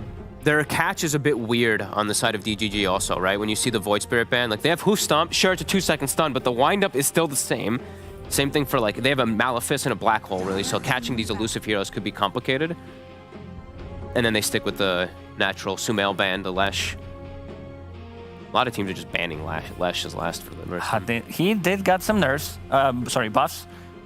Lightning Storm buff and indirect buffs with the Bloodstone and the Shroud, which are his like kind of 2 core items. Lich ban. Yeah. Interesting. It's a lot of team fight that does get brought in. Yeah, you feel like if Enigma does land a massive black hole somewhere, you feel like there's enough damage to follow up on that? 10 seconds remaining. Team fight wise? But there is. I mean, I don't think we're gonna see too much in terms of Black Hole or beyond from Enigma. There's one Frosty support hero left, by the way. Crystal Maiden. What? Wyvern? Oh, How can you be hated? There's 2 Frosty support heroes But you got left. the right. There we go. It's a killer lane. Yeah. It is. 5 seconds slow. They were getting rid of Lich, but yeah, this Crystal Maiden makes a lot of sense. You also have Enigma, who consumes a lot of mana. Keeper of the Light doesn't need as much because he does have Chakra. He's going to be the mid in this game, so that means that it's going to be leveled up pretty early on. 5 seconds remaining. Now, but the stuns, like, there's the one thing about this is, like, Enigma and Crystal Maiden, Alchemist can just pop ult, and he removes both Malefice and the Frostbite from himself. So he actually has a lot of different ways to play around this, even pre-BKBs and Mantas, etc. And even if he does get the BKBs and Mantas, now he hard counters all of those disables, besides the Centaur that is on the side of DGG.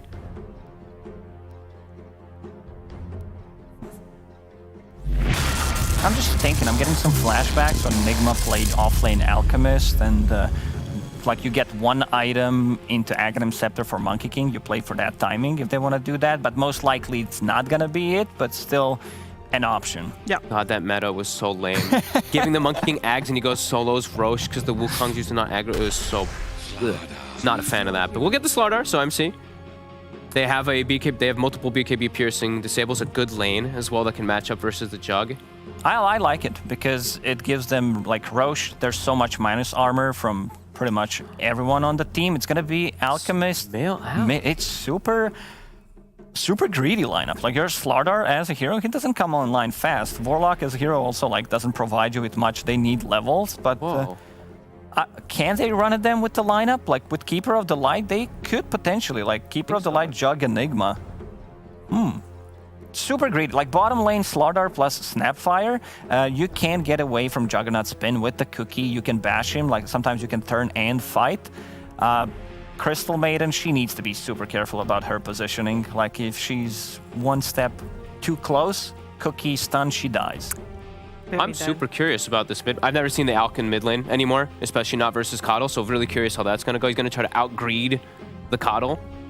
So, I mean, it makes sense. If Keeper of the Light is pushing the wave, that means all the creeps are coming to your tower, and then you're just going to free farm it, and then you get extra gold from it.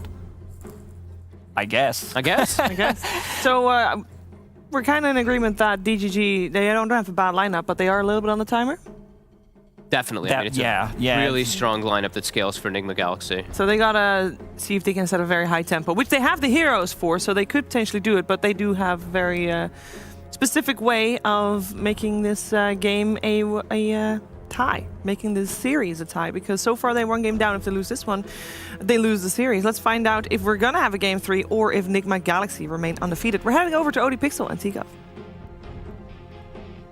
Thank you, Steve. Yes, ladies and gentlemen, game 2 here of Enigma Galaxy versus DGG. And we're getting a Sumail Alchemist coming out to, a bit of a classic from sort of days gone by. He's bringing it back here into the mid. Is it going to be interesting to see how he does? Because honestly, I feel like that matchup in the mid, nowadays against a mid Coddle, I can't imagine it's too much fun for an Alchemist on the early levels, right? Yeah, I feel like the blast, it's going to be pushing it in, but I think the counterplay that they're looking at is the fact you're going to be able to acid spray, pull the wave potentially to that small camp later on when the wave is actually being insta-killed, and it's all about the farm efficiency. Already see here a bit of first blood action, chasing them down with the Blade Fury. Enigma Galaxy, they want to get back involved in this. They chase back up to the high ground there, but they just catch out the CM. Oh, loading there, caught on the front lines. It's going to be first blood for Sumail. MTD, the value. Nice little blast as well after. Yeah, Enigma, 2 games in a row now. They've been moving as 5, but also kind of changing it up. A lot of teams they'll like park themselves 5 on one hill, or they'll move from like if they're Radiant, they'll move to like the Dire top jungle. Enigma's a little bit different. They're always like going towards the offlane area of the map, trying to find the heroes, look for that fight every single time. The battle begins. But no, there's a lot to unpack with Enigma's lineup. Because overall, I mean, what are you expecting from a mid Alchemist in terms of build? What's Sumail looking to get online with this game as a mid lane Alch? I mean, I feel like in this game you probably could be a little bit more active. You could go for the armlet into Blink Dagger style, so you're trying to get a bit more armor to tank up from that potential Omni Slash from the Juggernaut. You look for the fight, you join in. I know in regards to like Pro Tracker and seeing pubs, everyone's on board the phase Radiance train to then Blink Dagger. But I think that might be a little bit too greedy. But with how Enigma has been playing with this Monkey King, being very sacrificial in terms of his itemization, I could easily see Sumail pivot to a little bit more greed with his out. But very much quick Blink Dagger and fighting would be the ideal from this mid. Because he's always going to find the farm, right? In the mid lane, it's going to be hard not to farm the small camp, to utilize the Grieval's greed and just become very fat. And what do you make of these side lanes? Is there any sort of potent combos early on in the lane? The interesting thing is that they put the Warlock with the Slardar. This is pretty much just Slardar is the counter to Juggernaut, be it through the bashing him through spin, just the constant pressure. So I think the Warlock's here just to offset that CM value, that kill threat. You want to have that hill, keep the Slardar in the lane non-stop, keep that counter available, rather than what could have been maybe a more aggressive lane with the Snapfire. They want to just exist longer and annoy, rather than constantly have the potential kill threat. So yeah, overall, I like the laning setups from Enigma. I like what they've kind of done to approach this very meta style of draft from GGG. We're going to try and make a move bottom with the Blade Fury. If it's enough to take down Mind Control, he's going to be able to put the 1 charges. That'll keep him alive. There's loading. Well, he's got to be a bit careful. He's going to get right-clicked out of the lane here by Kuro. Now, okay, Mango popped. Another nuke comes out for loading, but loading still goes down. 1 for 1 on the bottom lane. Meanwhile, up top, Miracle, he was able to take down MNT. Yeah, I mentioned about the kill threat. Now this top lane with Monkey King and Snapfire. That's a way more potent lane, and also the benefit of this lane is you get to kill off the Eidolons. If they come to lane, sure, they have a bit more magic resistance, but with a Cookie, with a Snapfire, with the Primal Spring of the Monkey King, you're going to be able to kill off the Eidolons, actually apply some pressure. So right now, Nigma, they've kind of set up their lanes to make sure that they get the most out of everything. Whilst, you know, DGG, they kind of went for a more standard approach, and their draft is a little bit more standard. They need some items, they need a bit more time to come online. I am looking forward to this Warlock performance, which will literally just be Golem only Golem if Black Hole is used, you know? That's pretty much the pick of the reason for this pick on top of this extra Might get hill. a kill down here, Kuro. Oh, he's going to be covered by the crush of... Even turns around for a click, yeah? Yeah, they're ready to battle back. He's got the Fatal Bonds up. Oh, this DM, you're so oh no. Really wanted to fight that. I think that was even, what, sort of 2 mangoes popped before death there, T? He chugged a lot of mangoes. He's going to have a lot of mangoes down the drain there. Yeah, this is a little bit more different lineup from GG this time. It's going to be a little bit more slow-paced. You don't have that kind of explosive mid-game team fighter like the Mars or the Pangolier like the last game. It very much is more about static farming your lane, potentially getting a kill, be it the CM jug lane. That's not happening right now, and it's all eyes on MTD. He was, you know, godlike in that previous game, didn't die too often. Oh, Pleb! It's harder against Jug, mate. He's going to go down. He's looking pretty dead here. Kuro's found him. Mind Control kills him. They're getting a good amount of kills here in these lanes, Nigma Galaxy. 5-1. How annoying. Sumo in mid lane, he just got the concoction, was like, nope, you're not going to be able to blast this wave. I kind of see this Auk matchup somewhat like the old Morphling v Auk mid lane. Because back when mid Auk was a thing, people would pick mid Morphling because Auk doesn't apply pressure, you both trade farm, but the Morphling just thrives. And this is now this kind of inverted option where people are like, sure, you apply pressure with blasting the wave, but you're not really hitting the mid hero. And Auk can just naturally sit back, wait for the wave to come in, and then quickly farm it himself and get more gold than what the Cuddle can. So they're equally as farm efficient. And I would pip the Alchemist for just mid-game dominance because you naturally will buy Blink Dagger for the gap close. You get tanky that you don't die to the Cuddle throughout the game. Sure, there could be elements of being kited with the Solar Bind, but no, I think overall it's a creative way to deal with the Cuddle. You're just out-greeding him pretty much and scaling a lot better. They are ready to try and fight again down on the bottom lane. And we've got the Mangoes ready to pop here on loading. He's picked up some more. See, once Plebs hit the 5, has that 3rd point in the Blade Fury. Oh, with a good time to go. See Mind Control with that lifesteal. I mean, sort of between that mask and the heals of Kuro, he's going to be pretty much sitting at full HP consistently. It's super difficult right now. This Jug doesn't really have kill threat. And GH preventing M&T from entering that fluid state of the game, which is just idle on jungle, get farmed, become that aggressive pos 4 that has a Blink Dagger by, you know, minute 13 or whatnot, or even start moving towards the Wraith Pact. I'd argue in this game, Wraith Pact might be the better option. There's a Snapfire in the enemy team, so it feels kind of clunky, but your Black Hole isn't going to be doing much if this Warlock is disciplined. How he uses his chaotic offering. Oh, for sure, yeah, it could be a very tough game for MNT. Yeah, Samao rushing the Radiance here. And look at so he's going Radiance. I mean, after the start he's had, and the fact that there hasn't really been any pressure, the stacks have already been made in the jungle, GH coming in to make another double. Yeah, it's going to be fast. Yeah, this is perfectly fine. I think if the lane was a little bit more difficult, or at least people rotated on him, then he might be looking at Armlet Blink and being more active, but with how steady and methodical this early game has been for him, just focusing on the neutrals, he can probably greed it up. No, absolutely. I think personally, Radiance is just one of those items that on pretty much most heroes it just feels bad, but because of that ability to get it, you know, accelerated on an Alchemist, it very much is still top tier for Alchemy.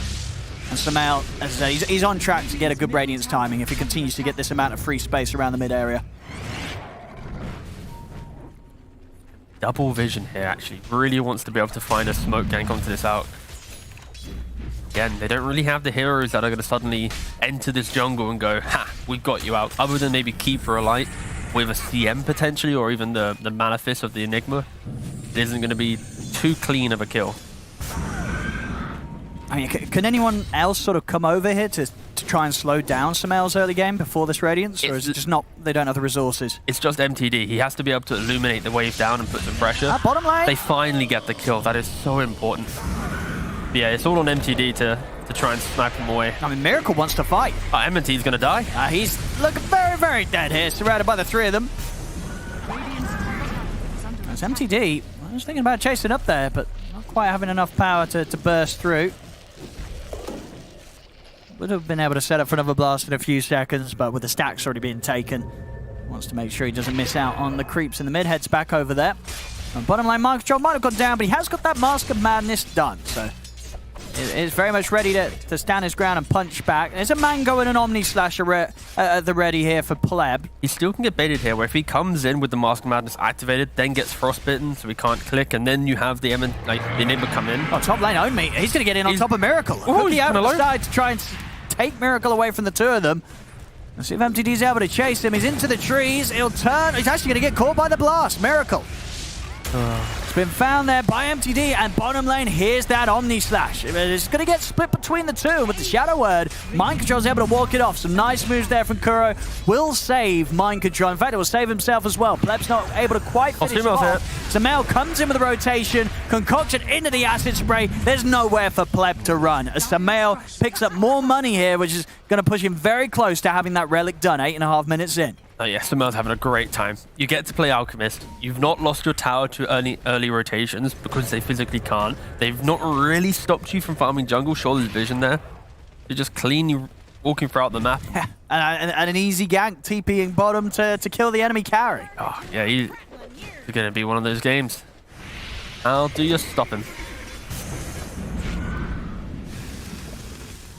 And what do you reckon? So with the Radiance, are you just sort of going Radiance BKB, or is BKB sort of falling out of favor for the rush starting timing on and out because of the nerfs? Or no, I feel like the BKB is still perfectly fine, but realistically, it's going to be Radiance into Blink Dagger. You think that with your Monkey King having any active style of item, we've seen him go Diffusal or Echo. Well, MNT might be in trouble here. Oh, he's just giving Sumail another kill. He is. He's going to give it to Sumail here, GH. Keeps MNT interested long enough for Sumail to step over. He's 500 gold away from the Radiance. This is an absolute rough one, and it's kind of beautiful because the Slaughter absorbs so much focus in the bot lane because he does counter the Juggernaut, that even if they are to kill him here, this is the valuable time that is preventing DGG from entering the jungle, from preventing the out to hit his timing, but it's giving Monkey King a way to play his top lane and not be under that kind of chip pressure of the Enigma Centaur. So it feels good right now that you're getting these side lane kills, but yeah, unfortunately that this constant threat of the old farming Alchemist, it's something they're going to need to find a solution to for sure. There we go. Basically 10-minute Radiance here for Sumail. Very good timing. That's pain. Oh, God. Don't do that to us, he's boss. teasing. Yeah, he's teasing. We heard it. You know, thing about Warlock in Season 1 or Tour 1 of our DBC, in all regions, it got picked 4 times. In Tour 2, in all regions, got picked once. This hero is very much dead, but now alive. It's coming back with the changes, with the salve situation. But there we go, nearly a minute faster than the patch fastest, and that's out of a fair 63 matches. Yeah, I think some teams might be looking at this mid-cuddle v mid-alk situation and realise that need the right heroes to punish the alk. Walks top and doesn't get the kill this time. Miracle gets it. He'll let Miracle have that one. He stole 2 creeps actually. Yeah, he's happy. Happy days. Oh, sorry. Acid Spray. It's your own fault, Miracle. You should have clicked them. But yeah, it's Sumail, I think he's going to be feeling pretty chuffed with himself here. He's getting a 10-minute Radiance, also making rotations, 4-0-1, and you're finding Mud Golem camps. Everything's on the up here for Sumail. No, this is actually terrible for Enigma. This is the downfall. What's he got? No, because Sumail starts farming, likes it, then he wants to be carry, convinces Miracle to go to mid, then we have the whole Nigma scenario again where Miracle's on mid and Sumel's back to carry. And it's the classic Nigma thing. So yeah. they kind of need to lose this game if they want to, you know, get to TI. We're going to have the Golem dropped. Let's see if they try and take down MTD. He's out to the side, but the Shadow Word should finish him off. He's down. Is he loading? This is quite the fight, Miracle. It's a good ult here from Lodine. Omni Slash. It's not doing a whole lot. It went over to the Golem. It didn't go back to Miracle or Kuro. Pleb's got to step back. He should be fine. He's still got a Blade Fury. Same time over in the mid, GH was able to take down MNT. They're still trying to chase for Pleb. Good cut of the tree. In fact, we'll give him a chance to try and fight back against Miracle, but he'll quickly realize that he can't quite do that at this stage. He doesn't have the damage. Miracle still looking to try and play on for this, but hasn't got anything else to dive under the tower to Pleb. So Pleb will be fine. Back in the mid, Sumail continuing to sort of tick off the checklist of everything you want from a mid laner. He's also managed to take the tier 1 at 12 minutes in. He's getting everything done. It's been a faultless early game here from Sumail. Perfect stuff. Yeah, his heat map's going to be great. It's just jungle until he pops into a lane, quickly gets a kill, pops into a lane, quickly gets a tower. He went for the bots just to be even more efficient. Again, he's under zero pressure. So he can buy anything right now and he will still feel comfortable. He goes for the farming efficiency. They want to try and get him. They have to find a kill on him once. He doesn't have ultimate. No, now he has it. Sorry. Gets rid of the vessel charge of it. He could be ready to fight this. He's looking for an opportunity of getting back in on this one. MNT will be able to tumble his toy down to the low ground away from an angry-looking Alchemist. To be fair, his ult was on cooldown and then it quickly appeared. So maybe if they were like 4 seconds early, they would have found a kill. He did try and poke aggressively in on this. It's fine. It's just a warlock. But nah, they did get a kill. This is important though. Jokes aside, DGG, they need to at least start making some aggressive moves. Even though it feels a little bit late, once they click on this Alchemist and they see a Boots of Travel, not a Blink Dagger or components towards a BKB, it gives them some hope where if they're able to isolate him without the ultimate running, or at least apply the Vessel Charge after ultimate, it's going to feel really good. But yeah, like the heat map shows, this is not what you want to see from your enemy's Alchemist. You want to see it super spread where he keeps TPing into lanes under pressure, trying to find something. And no, he's getting everything done here. That's going to be the Blink Dagger done. If he wants to, we'll see if Sumail indeed wants to commit for that. He does. So yeah, Blink, Radiant spots, 14 minutes in. Dire's middle tower indeed, smashing all the records there on the item timings, no surprise. And Miracle, he's identified how strong Sumo is and how perfect of a game he had. He had Echo Saber in his quick buy. He's quickly flipped over to Desolator. So now you're going to have this super scary window of the game where if DGG lose a fight, they can go to Roshan. They can take any tower they want. This Alchemist as well, you're going to have Deso buff because of the Boundless Strike. He's going to be able to kill anyone they jump. Yeah, Deso, Acid Spray, Corrosive Haze, the minus armor, it's pretty terrifying. All right, they're trying to find Miracle. Oh, maybe. So close. I'll see at the same time, Nigma Galaxy, they're getting into the triangle. They've found Loading. Another easy kill here for Sumail. They have got the blink done on MNT, so maybe opportunities to try for some sort of setup. But Roshan, it's up. Nigma Galaxy, they're straight into the pit. Now take this one down. Oh, they've also got the little shred, of course. There's so much minus armor here from the squad. Your TP to the bottom side of the map is going to unlock Roshan. They're super quick on this move. Like you just mentioned, the Corrosive Haze, the Acid Spray, the little shredder. It's going to go down. Does have Omni Slash. He's got the 1 charges. He's coming in at a pretty good time. Okay. They're getting into the pit. Pleb, he's staying on top of the Roshan, and they're going to be able to get the kill and get the Aegis on Pleb. Sumail bounced out to the side, but he's ticking down incredibly low. The Shadow Word just enough to keep him alive for now, but no, Ownby in on top of him with the double edge takes him down. They do lose Pleb DGG. The twice, that was the Aegis taken out as well. Over to the side, Loading dropping the ult. Mind Control dies underneath the ultimate, the Crystal Maiden. All things said and done there, I think DGG are going to be very happy with that interruption that they're able to bring towards Nigma Galaxy, trying to take that Roshan. Pleb gets in at the perfect time. They're even seeing if they could maybe even go for more. They get the jump in. They've still got a black hole at the ready. And of course, Chaotic Offerings have already been used, so maybe an opportunity to find something with that. Only just heads up to the high ground, runs down GH, will die to Miracle. But DGG giving a really solid punch there against Nigma Galaxy, a team that for the most part of this game was ahead all the way. And they did that without using Black Hole, without using the Omni Slash. Sure, this Juggernaut isn't a threat right now. He doesn't even have Battle Fury complete. Sumail. And he's going to actually die, unfortunate. But yeah, an amazing contest from DGG. I honestly expected that Roshan to fall quicker with the amount of minus armor they had, with the heroes that were available in the pit, but I guess not having the everyone there helping out, as you know, it kind of made it a little bit awkward. Look at the Dagons coming out here from MTD. Just a casual one. He's keeping Just it, a respectful. A level 1 Dagon, get the burst, but then go for it. He's not getting carried away. Oh, I need my level 2 or my level 5 Dagon. Just gets an extra little bit of burst damage into the BKB. And do you like this from Pleb, going the Battle Fury route this game, rather than the Maelstrom? Unfortunately, it's the whole, you're against an Alchemist. If you go for any other item, you're going to be outscaled. Yeah. And even if you win a fight at 15 or 20, at 35, you're just going to be 3-4 items down. Bottom lane owned, mate. He's going to try and get the fight going here for DGG. Miracle, he's probably going to die. This Purpose takes him out, and indeed from the side, MTD's able to hold back Samael. Will give MTD a little bit of a chance to fight, but no, the kisses still take him down. Samael, he'll pick up another, and he's ready to charge in under the tower to look for more. Concoction over towards Omi. Pleb has turned up, though. And that will cause Nigma Galaxy to back off. They know that Pleb is going to have the Omni Slash ready to go. He'll turn, use it on Samael, because Samael pretty tanky here with the Chemical Rage and the Shadow Word. Indeed, is able to casually walk off the entire Omni Slash. Oh, Kuroki with the... He doesn't really ping. He doesn't really, use anything, but he just does a voiceful, okay. Yeah. Juggernaut v Alk is very much...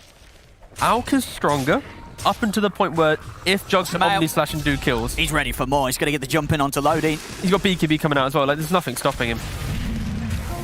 Like, this is the window where Alk loves playing into Juggernaut. Like, later into the game, sure, a 6-slotted Jug with an Omni Slash on an Alk. Alk can't really disconnect from that, get away, but... Look at this again here. Samael, barely a scratch. And look at that. Oh, the OK as well. Okay. Double damage. Yeah, DGG, they need to be super careful. Because even if Nigma, like, gives away this Roshan, right? It's not going to stop them. They're going to, we have to wait this out. They just keep going. They have this out. They have, like, multiple fights that they can throw away and still feel like they can enter the game. And poor Centaur is going to get picked off. A good catch in the trees there, Miracle. Able to spot him out. See at the same time in the mid. Nigma Galaxy maybe thinking about getting a jump as well. Samael. Emmeti's very dead. It's, Ooh, nice it's a quick blink. I said that to keep him alive, by the way. Eidolons, though. That's a lot of money. Clears up the whole army. Oh, Pleb! Run away, boss. You don't want to be there. They've got, thinking about dropping a golem here, Kuro. I mean, Samael's going to try and see if he can get Concoction underneath this tower, but he won't. See if they can punish this. He has got BKB ready to go. The golem's going to be dropped. Gives Samael a chance to get the BKB off, and he's ready to turn. Pleb just gets destroyed. Still, of course, not ready for these fights, Pleb. He needs time, he needs space, and Samael just ain't giving it to him. We get to the point now where Samael's nearly double the net worth of some of the cores of DGG. Yeah, this Juggernaut needs at least 2-3 items to even feel like he wants to enter now the over game. to the mid. They're on top of MTD. The two-man Concoction is there. Loading's getting a great ult off. Is it enough damage? They have taken out the Snapfire, but that will be that.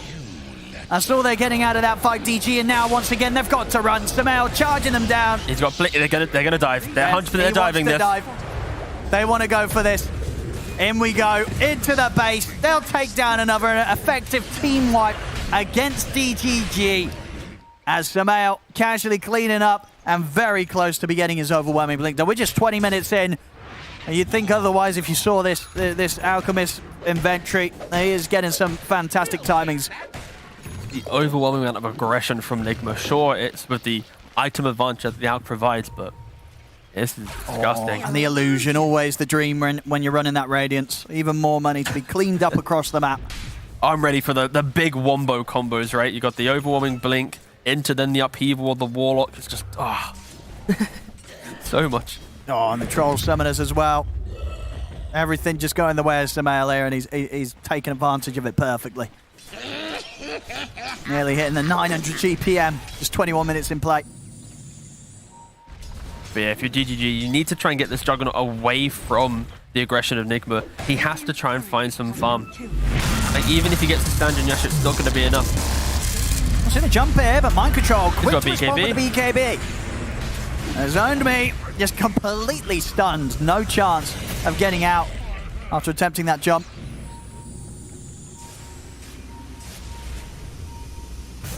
Pleb, yeah, desperately trying to find his farm, but it's so hard to do.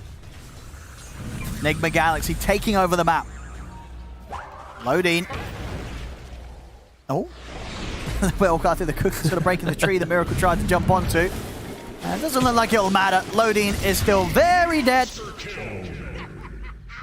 And these are the games where Warlock's going to look absolutely banging, right? You get your shard, the extra move speed, the heal, playing with your team. There's 4 points upheaval. You don't max your fatal bonds. You sit back. They don't have BKBs available. They don't have heroes that punish the movement. Like, this is going to be a game where people are like, oh, wow, Warlock is a hero. But then you have to unpack the fact that there's an alchemist, the aggression, the lead that they've built, the fact that they're not playing from behind. Good old Dota. When you're ahead, anything is good. I do hope to see some more Warlock, though. The hero hasn't had enough screen time in the last, year. And why would they leave the triangle? There's no reason. They're back in there. Poor DGG. Just stuck in the top lane. DGG, they're going to try and get the jump towards Miracle. Miracle getting brought down pretty low. In fact, they've taken him out, but they've lost two, and Samael is ready to run down the back lines. MTD and Pleb, the last two left alive, but they're going to get chased out of this, as MTD will try and juke his way through the trees. Samael is going to have another concoction in a second. The Radiants continue to burn down MTD. That's MTD gone. Only Pleb able to make it out alive. Damage in that fight is incredible. Like, Warlock did 2,000 damage. He did equal damage to pretty much everyone else in that fight. 4-man golem into bonds, upheaval, out blinking into the middle of it. Yeah, it's a disgusting amount of damage right now from Nigma. If DGG show, they're dead. That's pretty much the name of the game right now. Unfortunately, he goes wherever he wants. He's nearly got his AC too. And that's just going to make this jug feel worse. 23 minutes in. What's the GPM? He's got to be close to the... He's over 900 GPM easily, right? Let's have a go. Oh, yeah, 950 GPM already. Will he be able to break 1,000? I think he will be hitting the 1,000 before the game ends. Yeah, unfortunately, he's doing a bit too much fighting to get the bigger numbers. Still room for improvement for sure.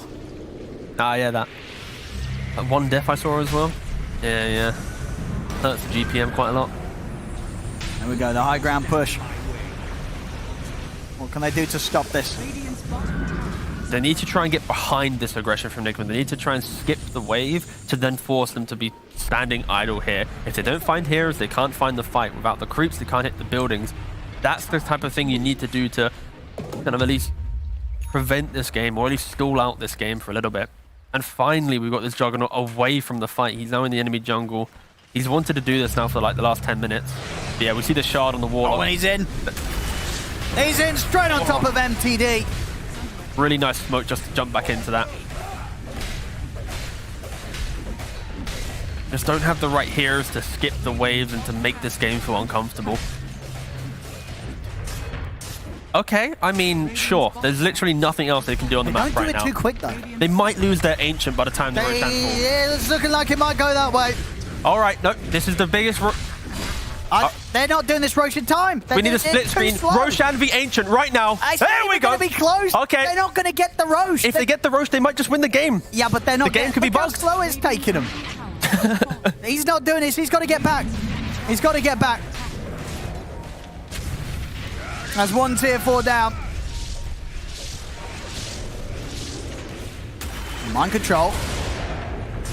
He's ready to go right up towards the fountain here. We'll have an MTD back up now. Good knock back on towards mind control, but still holding back on the commitment of the Omni Slash. Samael, he's looking to close the game up. He's got the AC done. He jumps over towards MNT. That's going to be him out. They do have buybacks here from DGG, and they'll probably need to use them if they want to try and find a fight over to the side. They'll get him with the Omni Slash. Mind control, he's going to be able to walk it off, though. BKB popped, he's out to the side. Loading goes down. He'll buy back. Nigma Galaxy ready to start farming the kills up into the fountain. Plebs out, no buyback on him. Sumo has over 1,000 GPM right now. He's trying to hit the Ancient so he can get it. 1,003 GPM, 1,002, 1,001, 1,000. It's still no. Okay, he has to get some kills. These kills will keep him. Oh, back to 1,000. GG's called. He needs something. He's under 1,000. 990. No. 996. Very close. He was on the edge. I'm sure he'll probably still be happy. This was rather a good game from the lad. Samael on the Alchemist in the mid. I mean, this is sort of the level of performance you kind of expect from Enigma Galaxy right here in Div 2. They turn up, Sumail crushes it, and the game looks completely hopeless for whatever team's against them. This was a stomp. Yeah, I think the main thing for Enigma is they opened up with Alk in the second phase, and they allowed it to be mid, off lane, or 4 position. Yeah. And that confusion kind of made DG want to go, okay, let's go for a more stable, like, even draft, but you just put the Alk mid. I love the idea of Alk v KOTL now. You out-greed him, you out-kind of maneuver and just in terms of the jungle, and you just run over your opponents. So I think, yeah, overall, really creative draft from Enigma. The Alk mid, bringing back the Warlock, the slot, yeah. It's just a really nice draft, and they finally didn't have a lead, throw it away for a little bit, and then have to make this, miracle comeback, right? They actually won the lanes, crushed the game the entire time, and for sure, very scary team. Sumail, Alk, gotta maybe find ways to contest them a little bit more in the mid lane. Absolutely. I think now that they've shown that Enigma Galaxy, something for the other Div 2 teams definitely to consider when they're going up against them. As quite the showing indeed. Not quite hitting the 1,000 GPM, but as we saw, ending on 996 GPM. Very impressive, especially considering, of course, as you said, it wasn't AFK farming. He was in the fights, 16, 1, and 11. Incredibly high kill participation. But there we go, ladies and gentlemen. Enigma Galaxy, with that beatdown against DGG, will secure the series 2-0.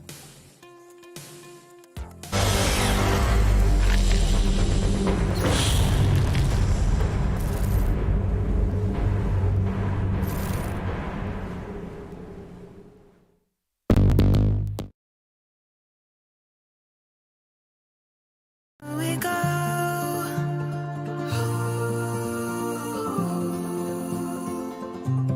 We'll always know.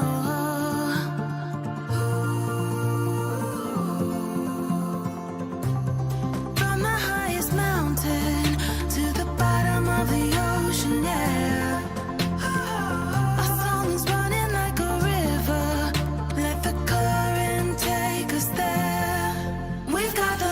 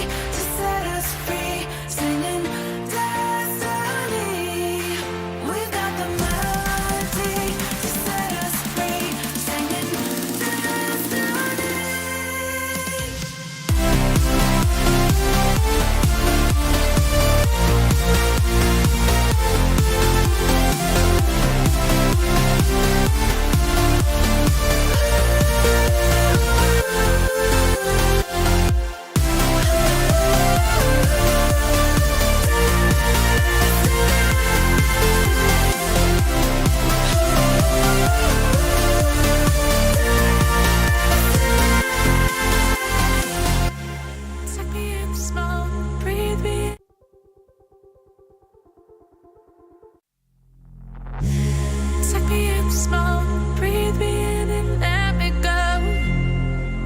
Filling the lungs inside you, and the blackened eyes make my way into your mind.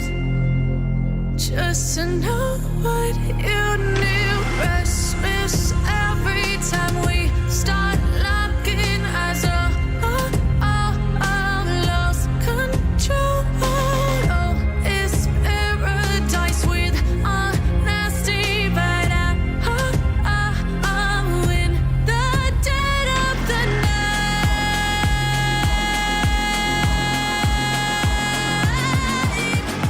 Let the darkness take control.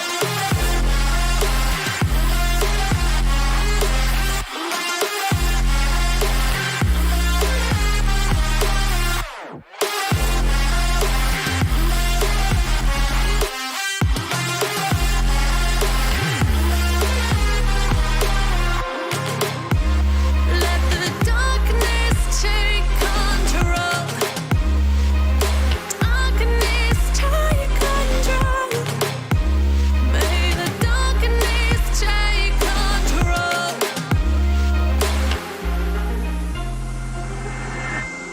Take me in the smoke, breathe me in and let me go.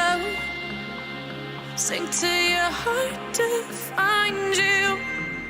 Open up your eyes till you're blinded by the lies, so you can see what you do. Restless every time we start locking eyes.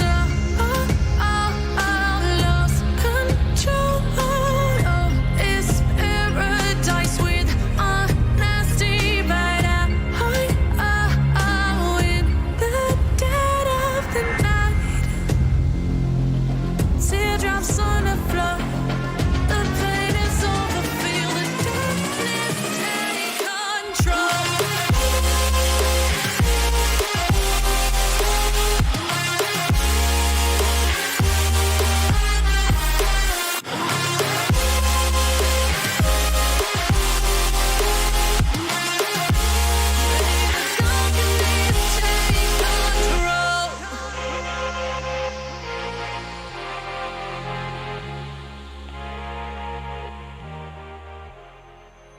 Let me stay with you.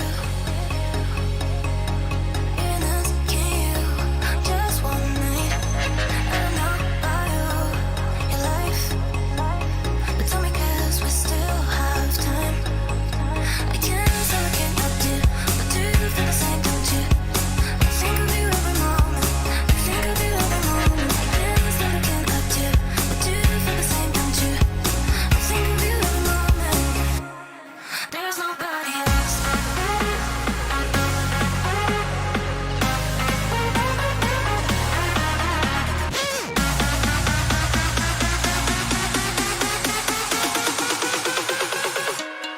There's nobody else.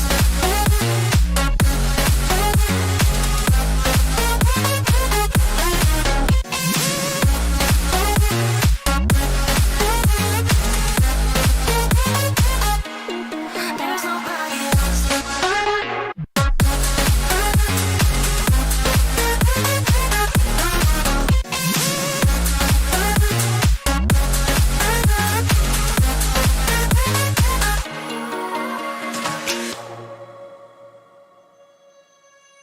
Let me stay with you. In us, can you? Just one night. I don't know about your life, but tell me 'cause we still have time. I can't say I can't help you, but do you feel the same, don't you? I think of you every moment. I think of you every moment. I can't say I can't help you, but do you feel the same, don't you? I think of you every moment. There's nobody else.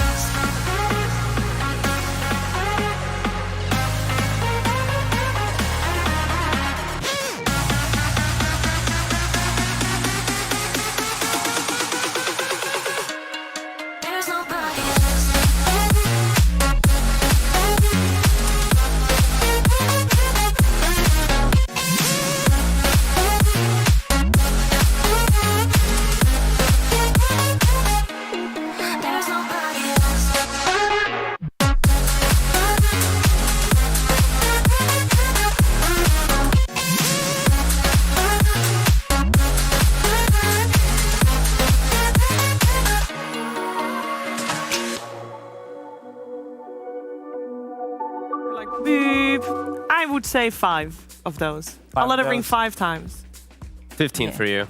No, that depends what it is, but usually I prefer messages over calls. You would message first. Yeah, you I hope message. that they reply. You know. What if you need someone urgently? You'll send a message. He calls me. Here we go. And we call Mind Control. Hey, Mind Control, how you doing? Hi, I'm doing very good. How are you? Good too. Glad to have you with us. Congratulations, of course, on the series. We would have a couple questions because we heard from GH we had a pre-game interview that we had with GH that was recorded earlier, and he was mentioning that you guys are working hard. Obviously, the goal is TI, and I would like to know how, because you guys are at boot camp at the moment. What's your week look like? Because you only got 1 official match per week on average. So of course, you know, there's a lot of extra time that you gotta work hard in different ways. So how do you work hard? So pretty much we play a lot of scrims, we watch a lot of replays, and even individually we all watch replays of ourselves. We're spending all the time to prepare. And even for each team that we have to play, we prepare a lot. Like we watch all their games that they played, even though they didn't play much games. Mm-hmm. So we're just spending a lot of time on Dota, which is... Yeah, it seems like tiring a bit, actually. You guys been spending some time in a gym as well. How often do you guys do that? How important do you think it is to be in shape to play Dota? I think it's very important for the mentality. I go every 2 days to gym myself. It's very good after a lot of Dota games, like during the day, to go to gym, and then you get this... I don't know how to explain it. I just feel much better after the gym. I don't even know what it is, but I feel like I need something physical, like a physical activity after the stress of Dota, and then I feel really good afterwards. Yeah, who's the strongest? I recommend it. Who's the strongest guy in the team? Who can lift the most? Definitely GH. You gotta talk to him. All right, no hesitation there either. I have one more. What about the boot camp? You guys are in Netherlands, right? Yeah. Why did you guys decide to switch the bootcamp location? Sorry? That is. Why did you decide to switch the bootcamp location? I have no idea actually, but I like it here too. It's pretty chill. It's very sunny, I believe, at the moment as well. Mind Control, you're always the guy that doesn't take breaks. I'm happy to because you know you're the guy that everybody knows. You won TI, day after you're back on the grind. Happy to hear the physical exercise doing good. Are you doing other things to wind down from the Dota a little bit at bootcamp? The bootcamp, no. Only when I'm at home I do something else. Not really, honestly. I just go to gym recently, and that's really it. No, I think it's a good thing. I also would love to hear your thoughts on the patch. I mean, the patch, it's pretty good. It's pretty good. I like these changes. I like this new stuff in the game, like this battle report and the new Dota buff, Dota Plus, Dota Plus stuff. It's cool and fun, but the game overall didn't really change. There is some heroes that changed, like some Butch. It's a good hero now, stuff like that. But overall, the game didn't change. The map didn't change. Nothing really big. So for me, it's fun, of course, to the small details. But maybe for someone else, he wants a big change. I'm okay with this. It's totally fine. So I'm gonna ask one of the questions that's, I guess, on like a lot of people's minds. What's your thought on the Marcy? Because we're hearing a lot of mixed things. I think the hero's pretty broken, but a lot of people are saying like, look at the win rate, it's not doing so good, blah blah blah. So I want to hear you, MC. You know, what's your big brain got going on this? Yeah, I hear you. I mean, Marcy, you have a point. It's broken, but at the same time, you need to play very good on the hero. That's my opinion. I think you need to be a Marcy spammer to make it broken.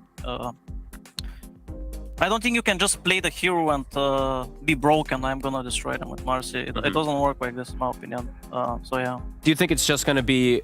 I mean, we've pretty much only seen it actually played as support. Do you think there's any viability to seeing it as these core positions? Maybe not one, of course, but like mid or off lane. Do you think?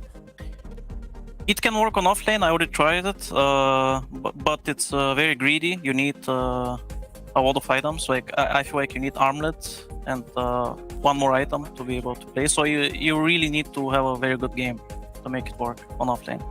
But it can work. Yeah. Cool. And are you know, Shiv was asking you about your pub playing and stuff like that. How much are you fiending? Are you still going hard, MC? How many pubs? Are you just playing mostly scrims right now?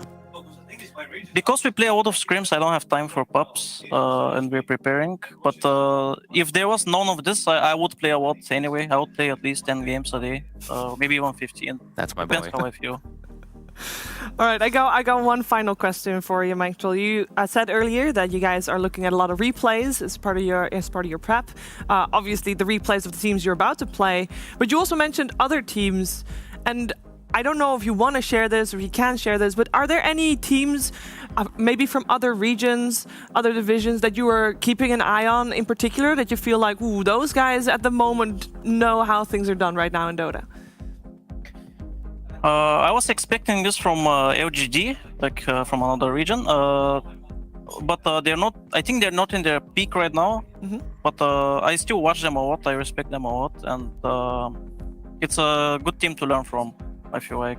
So I watch all their games, and but like I said, they're not in their peak right now. But if they were on their peak, that would be really nice to watch. That would be the team to watch. All right. Michael, thank you so much for taking the time to talk to us. You guys are looking fantastic in the Dota 2, and looking forward to talking to you again in the future. And of course, congratulations once again. Thank you. Thank you so much. Thank you.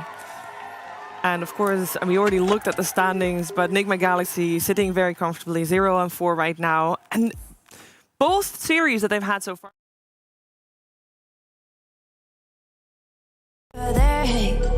You give me roses, set me apart.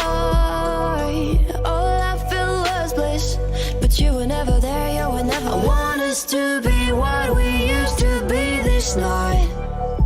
Baby, just another fight, but you don't wanna see me cry. There is no way that it's never going there. I think it better and I swear I'll follow you no matter where. Think it better and I swear follow you no matter where. Think it better and I swear follow you no matter where. Down in empty streets, looking for joy. I don't wanna admit I'm better on my own, better on my own. You say we're not meant for each other.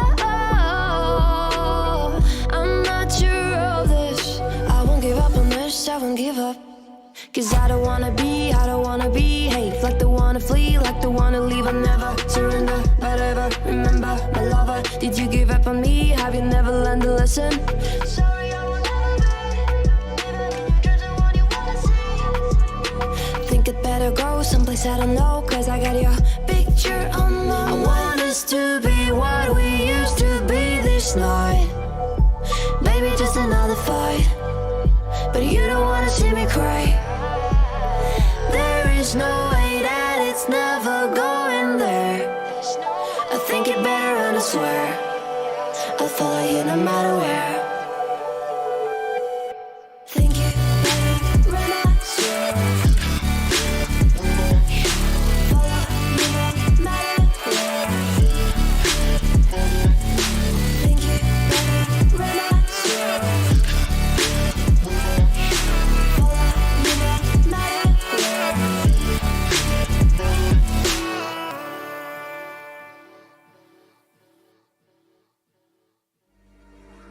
Trapped behind bars, it's like I'm on Mars, scorching hot. Life can be hard, but it's what we do to get to the top. Yeah, yeah, yeah.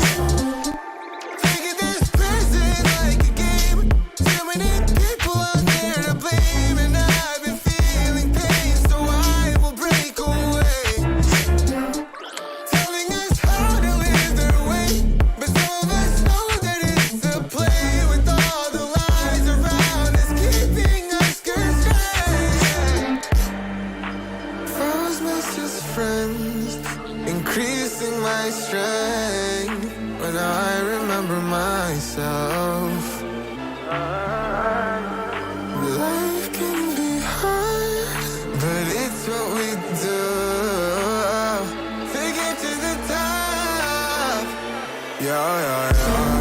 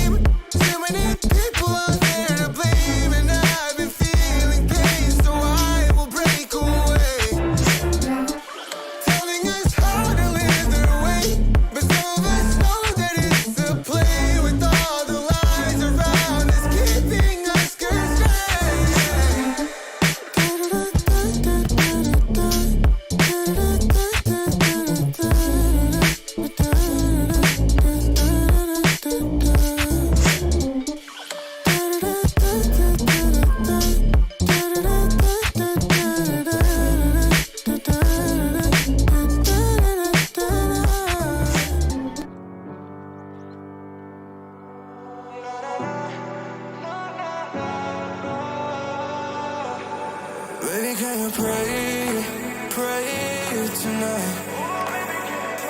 Baby, can you pray, pray for us?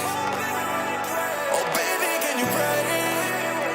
'Cause every time you make in time, it's only to the end. So pray tonight. So you won't for every run that we had, surround and I know it. But I'll be ready every day, know everything's alright. Are you gonna pray? Are you gonna pray tonight?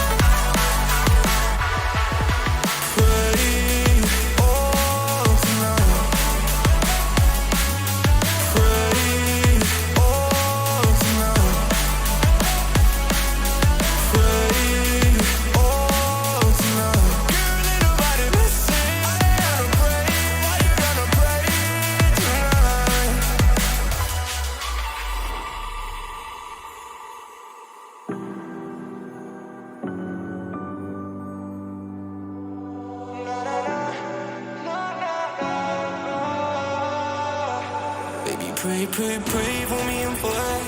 Baby, pray, pray, pray for me and for us. Baby, pray, pray, pray for me and for us.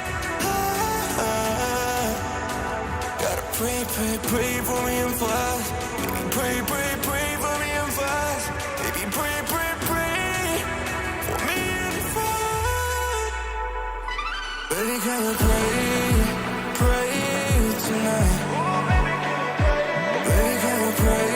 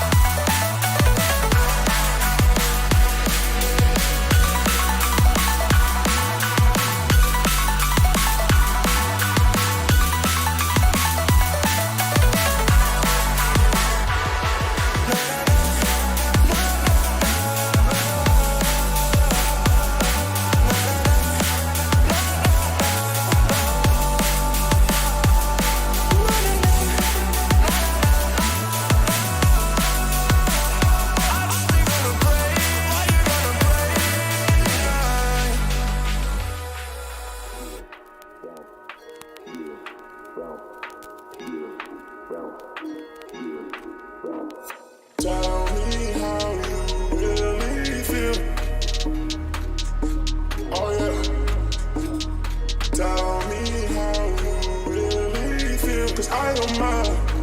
No, I don't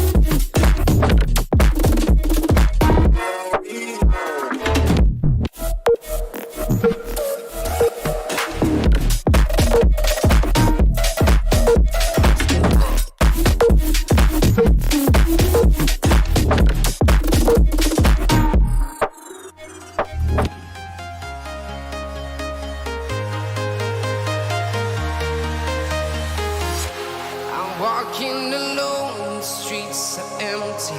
The only thing I can see is my own silhouette.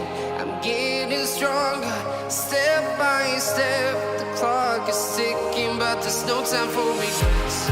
I've been flying from town to town, from London to Taiwan.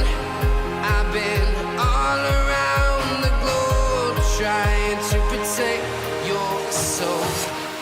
We are heroes tonight.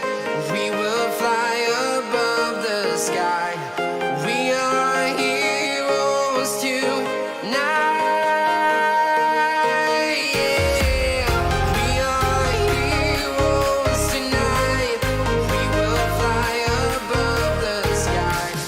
We are heroes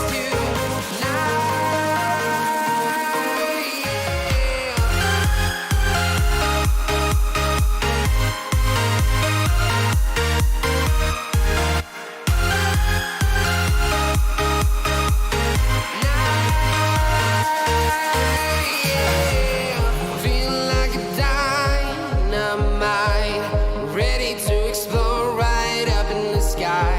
I need you to listen, I need you to hear, and don't show any fear. I've been flying from town to town, from London to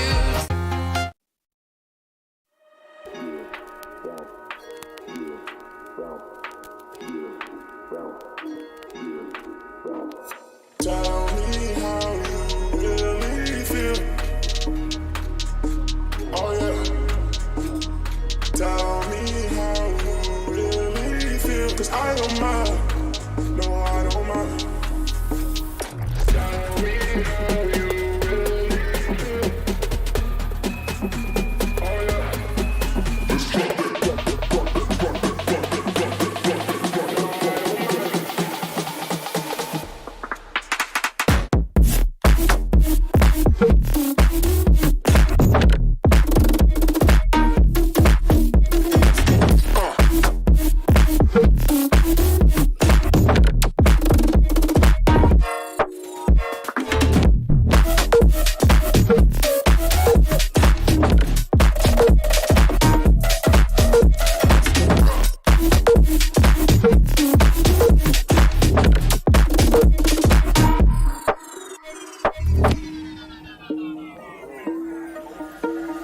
Tell me how you really feel. Oh yeah. Tell me how you really feel. 'Cause I don't mind. No, I don't mind.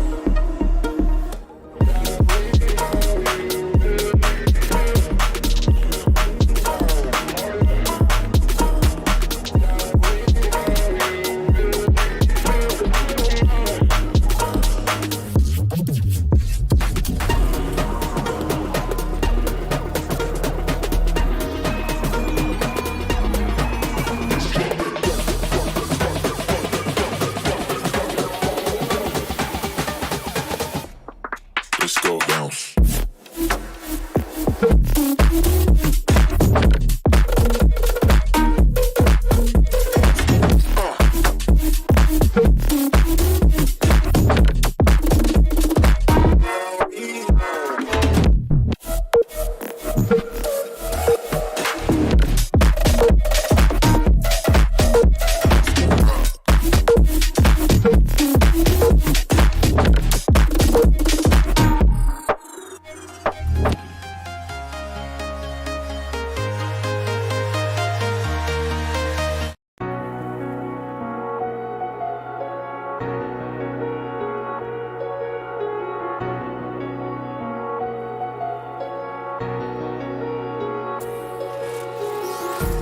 Empty hearts and neon lights, they're playing with my mind.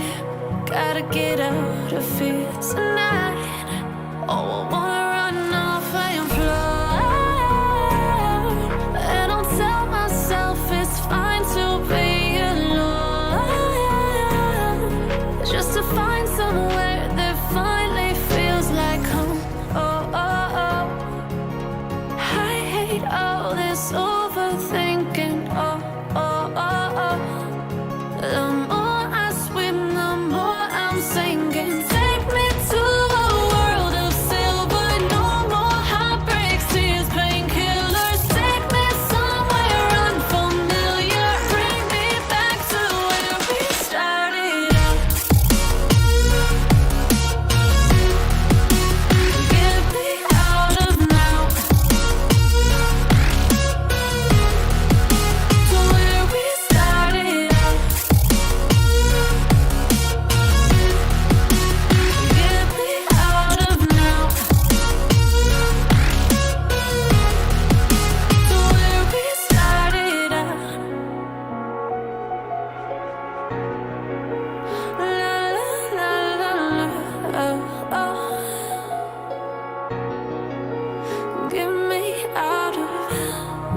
broken hearts and starting fights, turning truth to lies.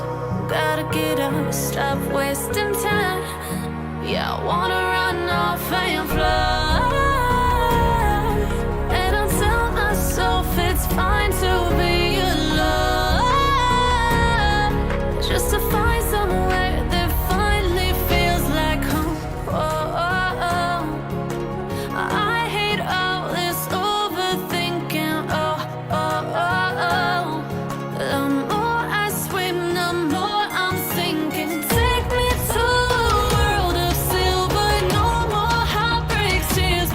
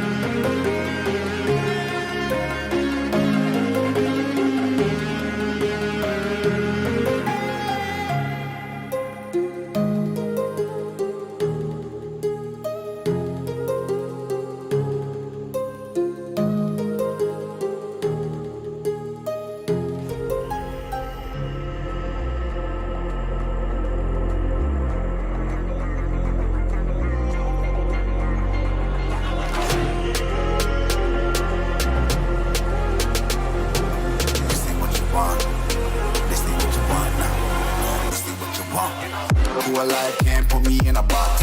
I redefine any definition you got. I am the tiger, I'm making steps to the top. The flames, I whip it up, you just gotta hand me the rock. Take a seat, you cannot stand it. All I know, the flow harder than a Scotch bunny. Don't try study me, you cannot manage. This ain't what you want, bitch, I'm a fucking phenomenon.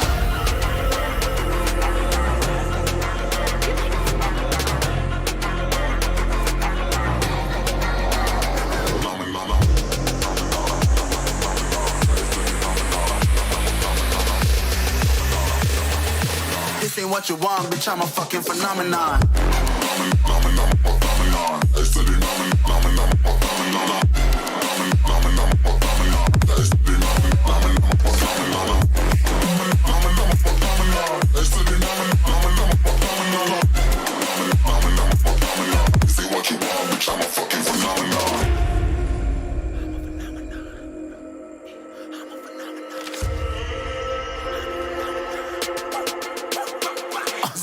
Yeah, you better listen. I'm bringing heat, you'll be a fan when I start rapping. Way I'll have your fucking head spinning. I'm known as spit vicious. Release bombs and go tick tick.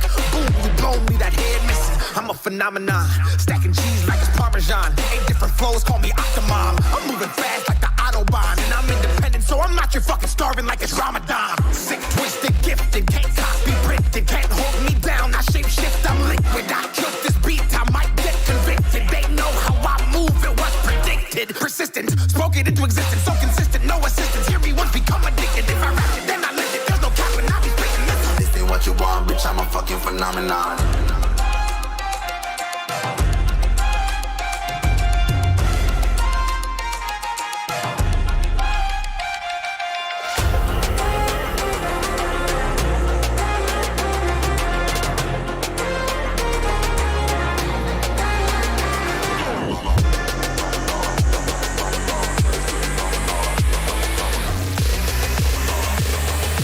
This ain't what you want, bitch, I'm a fucking phenomenon.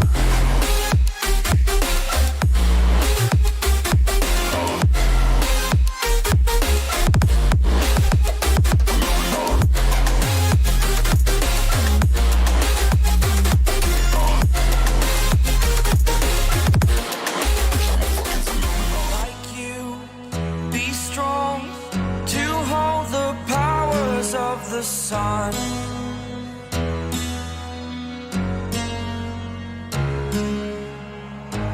Dream, believe in strength. Now I'm the only one, only one.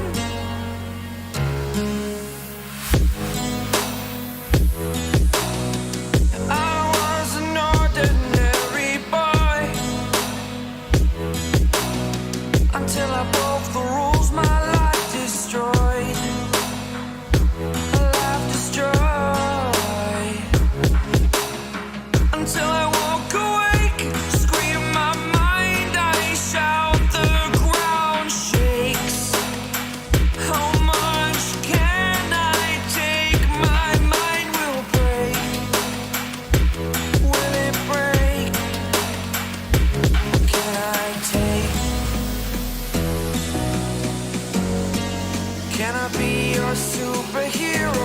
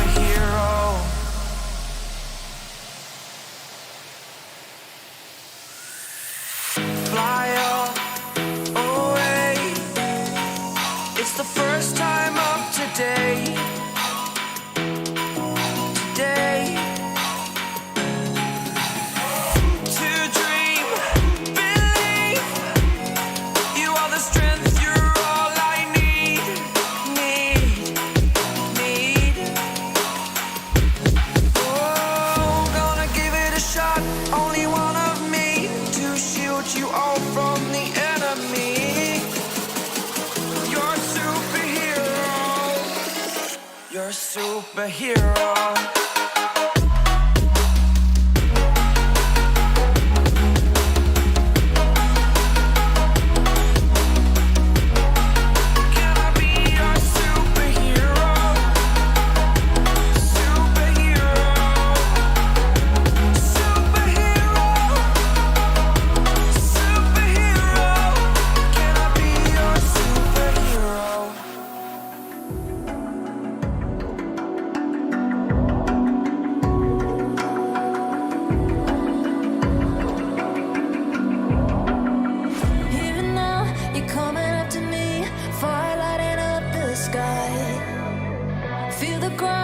Shaking underneath, trying to take me alive. Get ready for the fallout. Can't stop me now. I got no rival. I'ma find my way through the blood and pain game of survival. Any time or place, watch 'em run away. I got no. I'll be standing.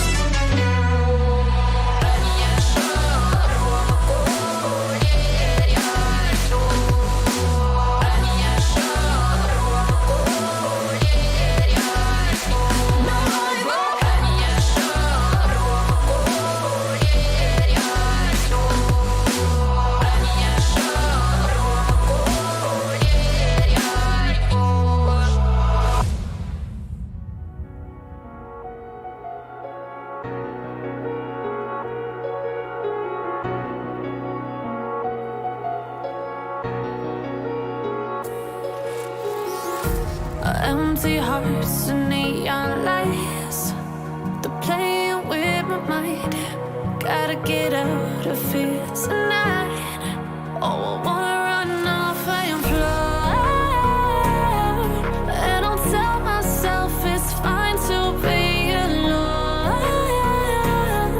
Just to find somewhere that finally feels like home. Oh, oh, oh.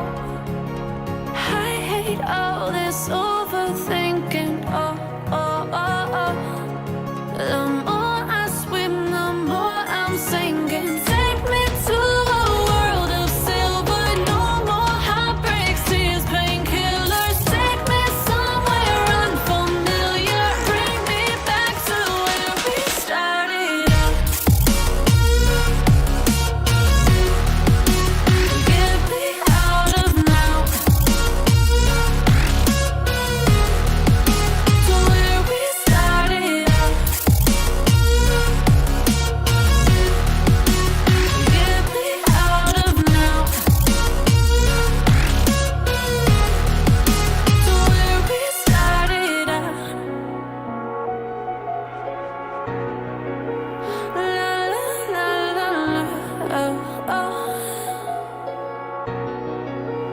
Get me out of broken hearts and starting fights, turning truth to lies. Gotta get up, stop wasting time. Yeah, I wanna run off and fly. And I'll tell myself it's fine to be alone, just to find somewhere that finally feels like home. I hate all this overthinking. The more I swim, the more I'm sinking. Take me to a world of silver. No more heartbreaks, tears, painkillers. Take me somewhere unfamiliar. Bring me back to where we started out. Get me out of now, to where we started out. Get me out of now, to where we started out. Oh no.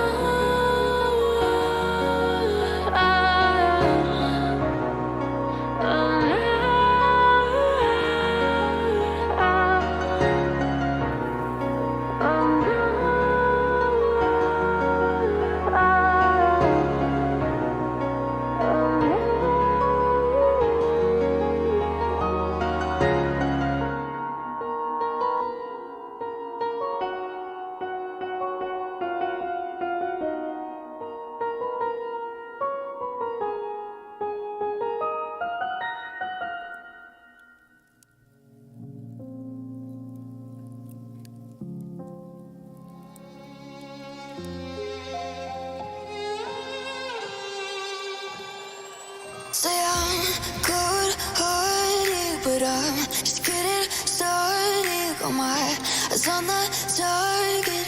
No, no.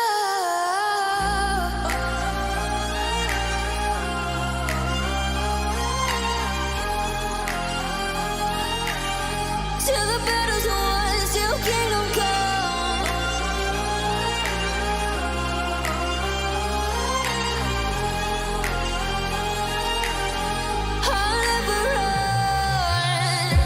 Best to give me your loyalty, 'cause I'm taking the world, you'll see. They'll be calling me, they'll be calling me royalty.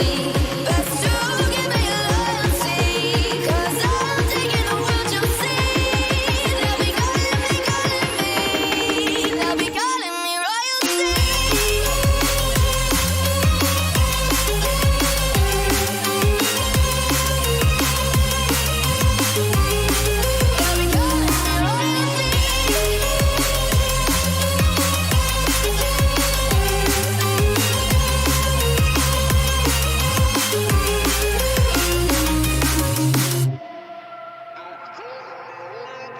They say I'm dangerous 'cause I broke all the cages. No, I won't sit and take it. No, no. They left me for dead, I guess I'll never learn. Every time I break, there's just more pain to burn. They'll never, never, never learn.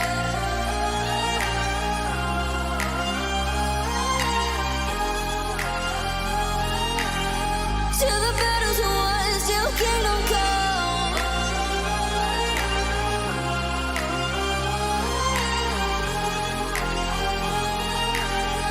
I'll never run. Best to give me your loyalty, 'cause I'm taking the world, you'll see. They'll be calling me, they'll be calling me royalty. Best to give me your loyalty, 'cause I'm taking the world, you'll see. They'll be calling me, they'll be calling me royalty. They'll be calling me royalty.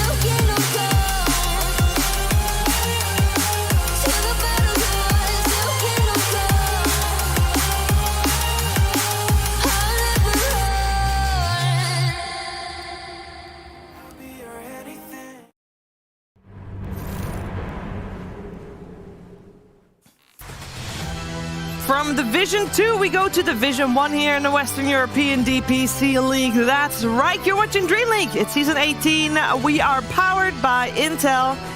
And we got ourselves quite the blockbuster coming up here. OG versus Tundra. Both teams in the top 3. Of course, it was OG that eliminated Tundra from the major. Top 3 at the majors, that was what I was intending to say. OG, of course, victorious at the end. But it was always, when you talk to pros at the major, everybody was talking about, yeah, Tundra is probably going to win. Even when Seb said it in an interview, Tundra is just looking a step ahead of the rest. I think we can say, we heard in the interviews and we can see in their gameplay that they are like one of the hardest working teams for sure. Like they always do prep. They have their coach AUI who lives and breathes Dota pretty much, and he's the one behind all those strats picks and everything. But Tundra, they did lose to them during the.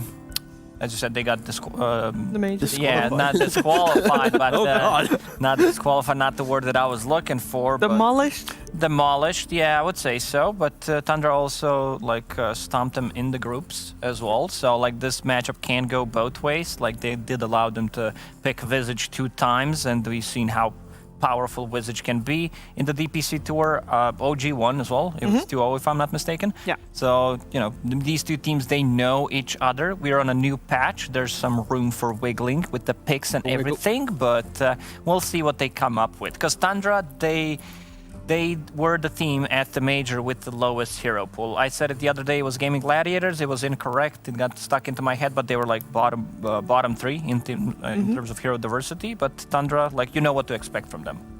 You do know what to expect from them. They are, so far, undefeated. What was that? Oh, just looking Sharing at his homework? notes. Looking at my notes. Yeah, do you want some good homework here? You want me to share a little bit, or? Sure. What do you got on Tundra? Of course, 9. In his pubs, great one.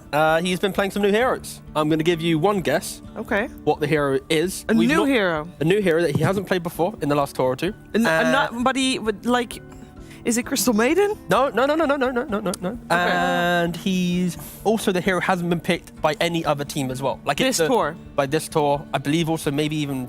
Previous tour, maybe it's a couple picks, but it's really a hero that we forgot about. It got nerfed quite heavily. We forgot about it, but he's now playing it again. He's bringing it back in the pubs. The nerfed hero? It's a nerfed hero? If you didn't tell me that it was nerfed, I would say Zeus, because is it? No, it's not. No, Zeus got definitely buffed. Yeah. And we've seen 9 played Zeus last week also, so that's... All right, quickly, guys. Wait, I'm looking at... This is a hero list. I gotta study the hero list for 1 second. 1. Is it melee? Let's oh yeah, can we help us out? Oh, it's like the little game where you have to... Yeah. I'm gonna flip him. Does he have a beard? Is it melee? No. Is it a he or a her? Is the he? They.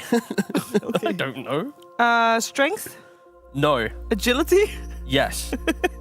All right, so it's a ranged agility heroes. That's most from the mid lanes. Might be sniper. No. Lone druid. No. This is the content people come for. Venge.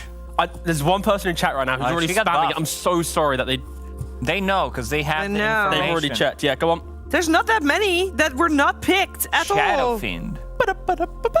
Wrong. No. Oh, I thought you had it. I have no idea. All right, I'm gonna give it to you in 3 seconds. No. 3. No. 2. I will. Competitive Shiva is now. Agility hero that doesn't get picked. Arc Warden gets picked. No, that's it. It gets picked. Where in the world? I don't know. I just feel like that's not a necessarily new hero. Okay. It's not unusual. It's Arc Warden. He is playing it in the mid lane right now. He's played right now, like he's playing a pub. Right now. 3 hours ago, lads. 3 hours ago. But yeah, Arc Warden. He's playing mid Magnus, mid Zeus. Arc Warden 5 games. Okay, that means something. You know, if you told me 2 games, a 0% win rate in those 2 games, he's like, yeah, I tried, it's not working out. Let's find something different. But 5 Arc Warden games, it means you're committing to something. Yeah, it means that you're trying something. It's funny because 9 and Tundra normally or have been the team that when the patch comes out, they do experiment quite a bit. So I'm trusting on them to.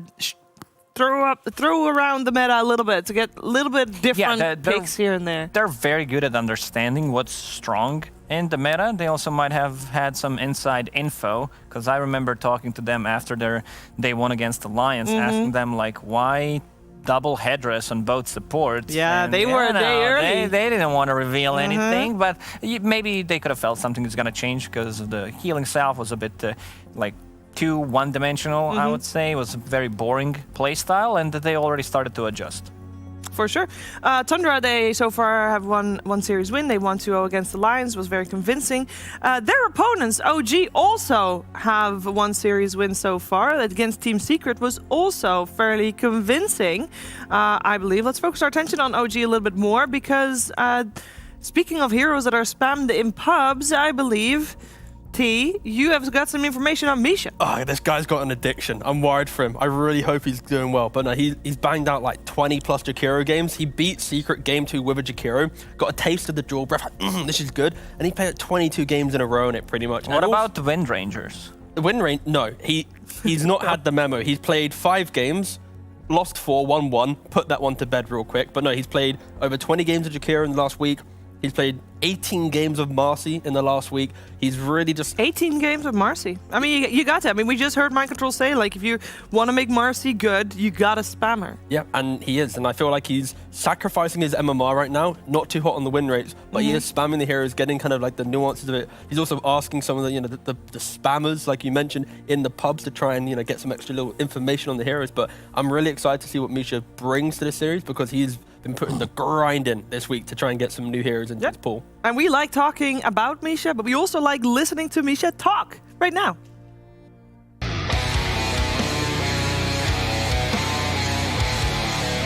Hello guys, I'm Misha, captain of OG. Right now the team is in a very uplifted state, that we won a major, it never happened, and it's a new experience, completely new, that we haven't experienced yet, and it's interesting what we can do with it. Like, we decided to work twice as hard. I think we're not like completely on the same page right now, but everybody keep working and then to come on top. Onslaught, Saksa's dead next, it's a 5 versus 2, Skeeter completely surrounded, he pops the BKB, but the rest of OG just completely resetting, waiting for that BKB to run out, gets off the ult in the meantime though, Yuragi jumping in, gets a 4-second Chaos Bolt, and that's gonna lead in likelihood to a kill. For this season and the future of OG, we really want to try to go to the next level, because I think the Dota that we played at the major was amazing, and I think we have much things to learn and to become better at, and we have already started the process. We are like very proud to bring like one more tournament to it, and we're gonna work hard for it. They're going to work hard for it. We heard Misha say that they might not be completely on the same page at the moment, but that's fine for them, because they got the time to work on that. Because OG is one of the teams that is sitting pretty comfortably with the amount of DPC points that they have. Of course, that was partially because winning the major gets you a lot of points. Now, Tundra came top 3 at the major, which you'd think, okay, they must also be sitting pretty comfortably, right?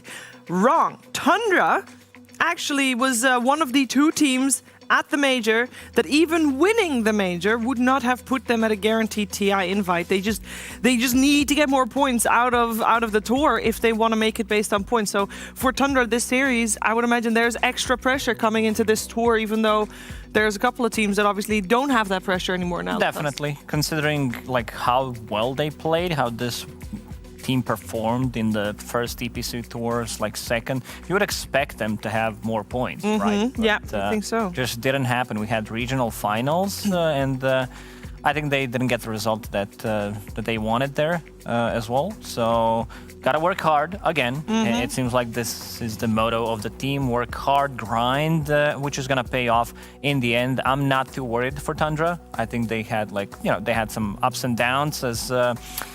Who was it? Skeeter, the interview, he said Tundra in front of the crowd, bunch of heralds, but that's gonna change for sure. They got some LAN experience as well during the Gamers Galaxy tournament, so it's just gonna become easier over the time, like going into the next major. Like, you gotta build it up. It's TI, everyone knows it's all about the TI, and yeah, I think with each tournament, with each LAN, they're getting more ready for it. They are indeed. It all starts here, though. It starts by trying to beat the team that bested you at the major. Tundra versus OG.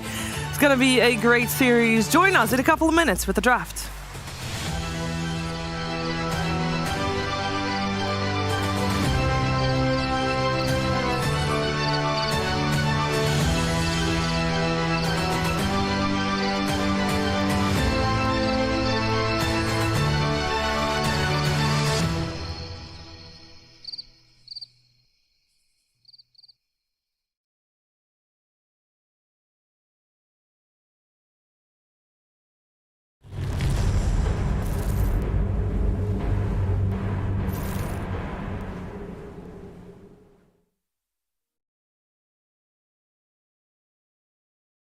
Everything makes me wanna leave this place alone. Make me feel alive. Take my hand around, let me be the one. Let's just take the dive. Night's only begun, don't you think we're done?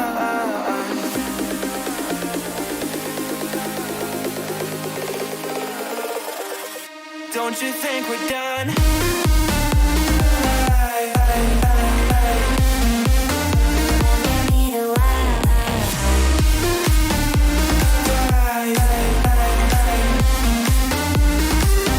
Don't you think we're done?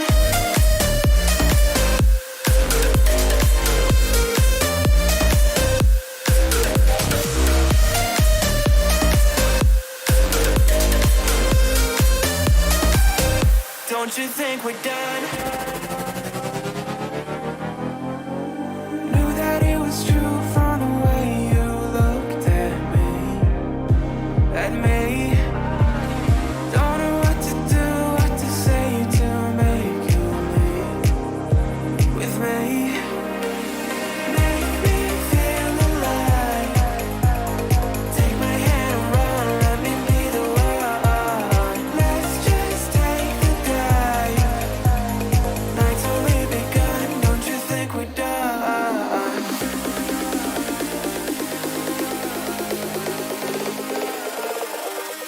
Don't you think we're done?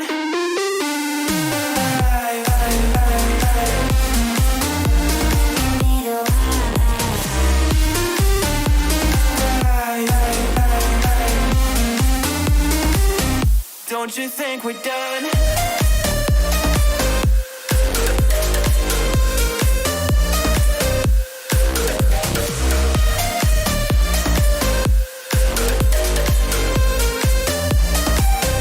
Don't you think we're done? Make me feel alive. Take my hand around, let me be the one. Let's just take the dive. Night's only begun. Don't you think we're done? Breathe me in and let me go. Filling the lungs inside you.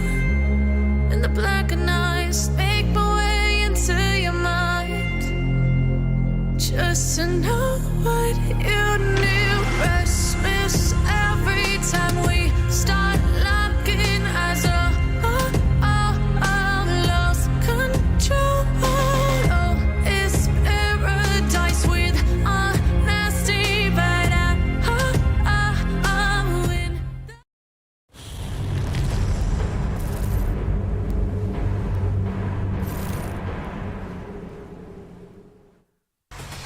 It's our first Division 1 series of the day. We're heading to OG versus Tundra. Indeed, quite the blockbuster here for Dream League Season 18, powered by Intel. We are ready for the draft of this series, and for the more observant viewers under us, you will notice that OG has got a drafting penalty, so reduced bonus time on their drafting due to having a couple accounts not being ready on time and everything like that, which is not that big of a problem if you're drafting incredibly fast, which seems to be the case, meaning that Lacoste and T-Gov are going to need a couple of seconds to take in what is about to be on our screen, because I kid you not, this happened in the span of just a couple of seconds. Well, sort of, felt like it anyway. You can tell that Tundra did use 10 seconds of their bonus time, but OG only has 1 minute in total. And this was pretty fast. So I hope that I have now talked long enough for T-Gov and Lacoste to have formed their opinions on what's happening on the screen. OG is second pick, therefore Tundra entered this game with the how to counter OG strat, which is you ban 2 of my heroes, you pick the other one. Yep. So they ban Timber, they ban Viper, they pick up the Razor, and of course OG still have the Enigma available, and they just pair it with a Void Spirit. So yeah, I think overall openings very, very static. Nothing too left field, nothing too crazy. I guess that's why it was so fast. Yeah. Like we, when we talked to Misha after their previous win, he said like one of the ways that they prepared for the major was that they practice draft against each other. And I guess if you do that, if you know what's coming, you kind of have already got your recipe against it. Yeah, most likely, because they have 8 people. It's not fair. They have way too many people working on the drafts. Razor plus Io, these 2 heroes have been bread and butter for Tundra. Tour 1, Tour 2. They've been spamming it a lot. I didn't think we're going to see too much of Enigma, but seems like I was wrong.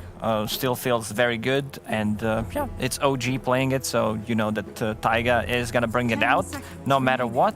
Void Spirit, like I think this is a good response. He can get away from the static link. He can find Io in the back lines. You need to pick some kind of stun. I want them to protect this Void Spirit. I've been really amazed by Puck recently, the way this hero shines, because I think the spellcasters overall got buffed, indirect buffs, because BKB is now 15-second longer cooldown, so that's quite a huge nerf to all of these heroes. There's the trick hero. Yeah, we knew it was coming all week. Nah, but in fairness, I think for Tundra, I like the idea of this Razor opening, because Razor with the quick BKB timing, you have an eye to help accelerate the farm as well and be aggressive. It does unlock 9 to be a bit quirkier with his mid-hero pool, because you have the foundation of this 13-14 minute carry that wants to be part of the fight, that wants to be leading the charge for his team, so 9 can play behind that pocket of aggression. Yeah, when Tundra played against Alliance and they had Enigma, they heavily countered it with like Rubik, Beastmaster, Wyvern. They don't have anything against Enigma. We're talking about like a BKB canceling ability. I don't mind seeing hero like a Pango, because Pango like eventually builds into Basher with the Swashbuckle. Like I think that's also one of the better counters to Enigma. A lot of these, like Beastmaster is gone, of course. You do not want to give this hero to 33, especially because Tundra does play Io, so having the vision for Io's relocate does wonders for you. So I'm not sure if they want to like immediately show what the mid laner is gonna be, but speaking of this Razor, this doesn't strike me as 33 hero. This is where you bring out like the Winter Wyvern, like just because of how non-invasive the Enigma and Jakura are in regards to how they play like the exit of laning phase. Enigma sure can farm aggressively. It kind of allows you to be a little bit more defensive with your supports. You mentioned the BKB piercing. There isn't an innate vessel buyer. Maybe the Enigma can do it, but I wouldn't mind that. This is big. This is huge. So they're flexing it as well, right, between the 4 and the mid, keeping that Doom open. All right, everything I said about aggression has kind of been answered with this this Batrider. They don't have anything against the Batrider. Like, it's such a godly Batrider game. He's not afraid of any of these heroes. Once he gets to his BKB timing, this is gonna be very difficult, I would like to say. OG, they're really quick with the drafting. Like, they know exactly what they want to pick. They probably expected the Zeus, because 9, he brought it out once, and I think we talked about they probably have more information from the scrims that this hero definitely looks very strong. But also, it's a Batrider pick where OG, they've only picked it twice in the last 3 months. BZM played it twice, they lost both games. And then before that, it was 6 months ago they played it. This isn't a hero that you really associate with OG. No. But I don't think anyone could have potentially prepped for this scenario. Maybe they've been playing in their pubs, but a bit of a surprise pick, I guess, from OG, at least in regards to recent picks. I am still entertained by OG just not needing any bonus time. You know, it's like they are just drafting this fast, which surely if you're playing against someone that drafts that fast and so confidently with that, surely Tundra is going to be a little taken aback. A little bit, for sure. Like when those bans come snapping in when you're drafting, you always think about, okay, they've got a pick, so they've got 30 seconds plus reserve time. You're using their time as your own time. So once you're being a little more rapid, it is hard to deal with. I think for Tundra, they're going to be somewhat okay with this, just because as long as this bat doesn't just crush its lane and just destroy the entire map, they are going to have this quick BKB of the Doom, the Razor, and just get to play out quite a good mid game into what OG kind of needs to stall out. BKBs are their big undoing right now. Looking at the, like, I don't know about this matchup because Heavenly Jump got buffed against the Batrider. You zap him, he tries to go on you. I still feel you die in those situations. I'm not sure, I have not seen it, but if they want to like go for the mid route, because I think what they're going to do is put Zeus as a 4 and Doom as a position 3. So some of the heroes left from the mid pool that can be played. Okay, never mind. Yeah. Never mind. So like as when Batrider goes aggressive into the jungle, you're like natural just be playing the other side of the map. And yeah, I think you mentioned about the Heavenly Jump on Zeus. That alone could just allow to offset this matchup because you have that additional slow time. You get to jump. I've read this incorrect. Like there's a Void Spirit in the game, so he's going to be laning against Zeus most likely. 5 seconds remaining. But that's the thing right now. I think with the Batrider being so left field, like you expect it to maybe be in the mid, but Void Spirit could easily be the off lane. Bat could easily be the off lane. Like we could just see like a new version of OG for sure.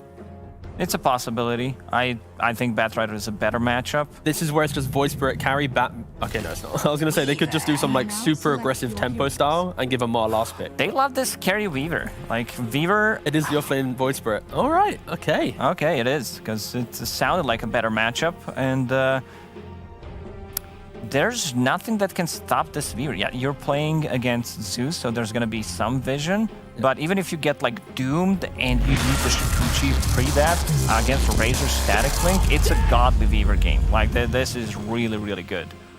I think for OG, it's about getting that Weaver to be godly, to join the fights with the Batrider, to make sure that every time Tundra looks to try and take an objective, they lose so many resources that they don't keep moving on forwards. But I don't know if Amar passed his own test. Oh, you want me to Void Spirit. Yeah. Check if Amar passed the Amar test. The Amar test, which is the test to check the Dota Plus levels. I think it has to be gold. I think it had to be gold. I forgot what he said. He's only played. He's played one Void Spirit game in his pubs in the last week, and he lost it. And but during that game, he's like, "Yo, this hero, this is good. Feels good." He lost with Ramses as well, so he had a good carry with him. But no, he probably isn't passing the Amar test right now. Maybe he's on the cusp. I think actually I've seen him play Void Spirit before. Him taking that hero allowed for the Bat, which was a godly Bat pick, as you guys both said, and then the Weaver as well. It feels like it doesn't really matter too much if they are able to focus so much attention on the Bat itself. It just feels like a classic OG game where they're going to be able to take some cheap fights, and eventually there's going to be this black hole turnaround, or they're going to be able to survive the Lycan threat. So it is a close one. I like it. I think Batrider can do good against the Zeus on the mid lane, and also this off lane Void Spirit. We don't see it every day, but he has a Remnant, he has the Simulate against the Static Link. Should work out. I feel like they outdrafted him a little bit, and the Weaver as a carry is coming back. Always put a lot of faith in this hero, especially what they got. Like there's literally no lockdown, so I think the Weaver is going to have a pretty free game. All right, well, let's find out if OG indeed can take this first game of this best of 3 series. We're heading over to OD Pixel and Fogged. Thank you, Steven. Yes, ladies and gentlemen, welcome to OG versus Tundra. Already, as we heard from the panel, some exciting stuff coming out from OG. And overall, it's going to be interesting what Tundra can do, because obviously they are going to be able to bring quite an insane level of push. Yes. They've got that sort of Tundra-style draft around the Lycan. But if the game kind of gets a little tricky, a little close, they don't have a lot of catch. No, they have no... They've pretty much no catch for Yuragi. The Zeus can cause some problems, of course, just the vision that you can always be getting of the Weaver, but...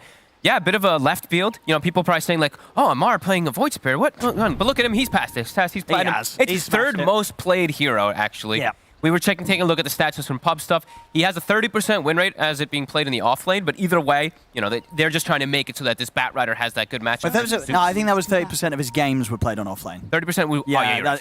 He's played 30%. He's played about how many games on the offlane? 108. 100 games of offlane Void Spirit, so definitely qualified to bring it out here in the pro games. Yeah, and he has 50-50, 52% win rate or so on it. So yeah, we'll see how it ends up working. Versus the Razor, you can, if he is going to be in that matchup, he can maybe play around dodging, like getting out of the range of the static link a little bit, but still can be hard because you are still one of those slower heroes. Sure, Razor's 290 at start, but he's paired with Io, so he's going to be able to get the distance on top of that Void Spirit to get the links off most of the time. But yeah, they wanted this mid matchup, right? The Bat versus Zeus. Things maybe have changed slightly in the matchup because of the Heavenly Jump, but I think it's still the same thing. You get on top of him. You know, you can get a flame break that pushes him back during the heavenly jump too. You have a lot of different ways to just get on top of Zeus and kill him. So. Of course, yeah, Master Tier back from BZM. Yep. All the reason to believe that we'll see some big stuff from him around the mid. We'll see how well 9 can deal with him. Ooh, did a wolf die? It looks like they got a wolf kill, right? Yeah, I think there's someone back under the tower. He was scouting out. Yeah, Misha got one. Also, he is... Where did he get the...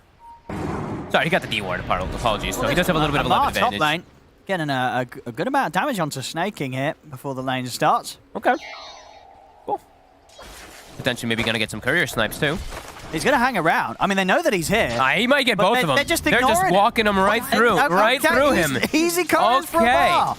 I mean, they knew he was there, and they sort of just sent the couriers into their death. That was just weird. Guess they're really focused on those Eidolons up there, but okay. Yeah, focused on the lane here, Skeeter and Snaking, not focused on keeping their couriers alive. 9 though, you know, I'm going to be looking mostly at the mid matchup because I haven't seen it since the changes. Zeus's base damage versus Batrider is like you have a huge advantage, of course, and you're going to be able to play around the jump, which also people have to remember does slow cast time too. So maybe we could see that trip up some lasso plays if he's trying to get on top of him. No, absolutely. You could also maybe see the vacuum lasso plays that we've seen in the past where he heavenly jumps and the lasso catches him afterwards or something like that maybe. But yeah, we'll have to see how that does play out. And looking at bottom, very comfortable matchup, 33. He's super confident on the Lycan, but this is a great lane for Yuragi. He should free farm down here as a Weaver. How much regen do they actually have out on this top lane at the moment, Tundra? That was the last tango between the two of them, so they're going to have to be careful on their next bit of courier play. Although they cannot allow that to be sniped again by Amar. Yeah, they've got the Headdress plus the IO, so offsets a bit of it, but yeah, definitely. And of course, you know, we're talking about as well, is this the dynamic they're going to keep here, OG? That's what I was going to say too. Looks like Tiger has taken the farm, and Amar sort of, you know, playing more of a bit of a support role for now. We'll see how much they share the farm. I gotta be honest, I kind of like it because I don't think he actually can farm here. Versus double range versus Razor, you walk up, you're gonna get linked all the way down. So I like that they're changing it up now, kind of making Tiger the 3 for the time being. All right. And look, I mean, Amar is getting ready for the couriers again, Owen. Dude, is he actually going to get them again? I mean, he's... No, they're ready being this time, but look at these time. couriers. Look at them. You know, Skeeter's even, you know, sending his back.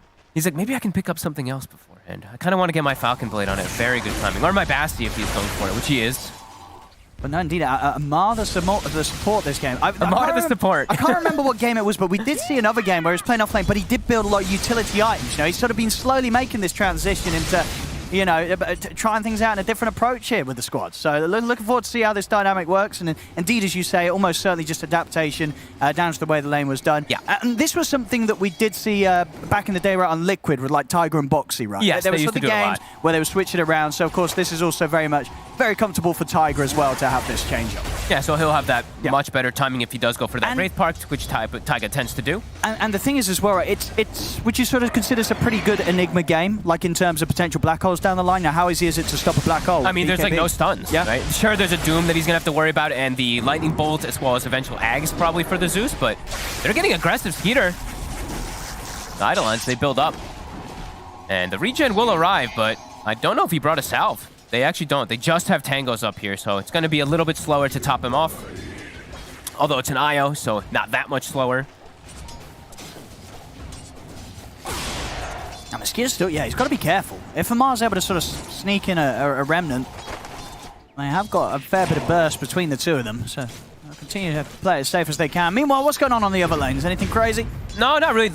A 33's been getting put pretty low. He actually had to use a salve on himself. They have the Headdress to offset some damage, and of course they did find that mana aura, which is going to help them a bit, but Weaver, he should be, just like we said, totally free farming down here. Yeah.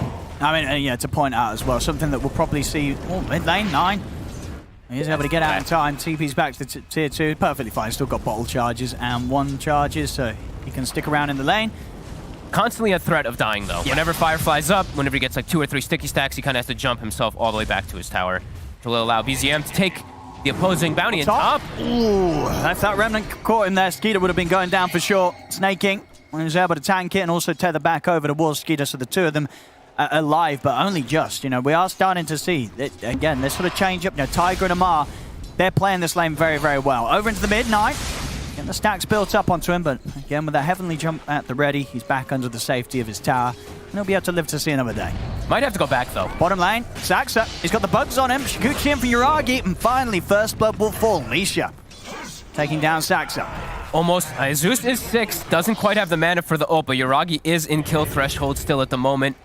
Looks like he is going to be able to get into the threshold of being safe, Yeah, though. it should be okay with that. The tangos coming in. Yep. Next aggressive move, though, I think that OG is going to have to just constantly be thinking about that Zeus ult. They probably were saying it as well. That's why they were making sure that he heals up quickly. BZM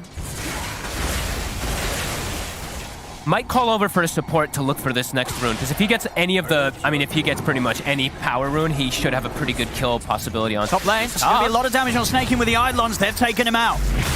They're really making this work. These Eidolons really hurt. Well, they're doing a good job of it, and we're seeing sort of the level difference as well between what the carriers are getting. Of course, all of these denies, the Tigers getting out the top lane. You know, we're going to see Skeeter have a bit of a slower time on the XP. It's about full level behind that of Yuragi on the other side of the map. Regen rune for BZM. He's able to actually force 9 away from it immediately. So he's going to be able to refill his bottle and continue having that great mid matchup. So right now, OG looking good in the 3 lanes.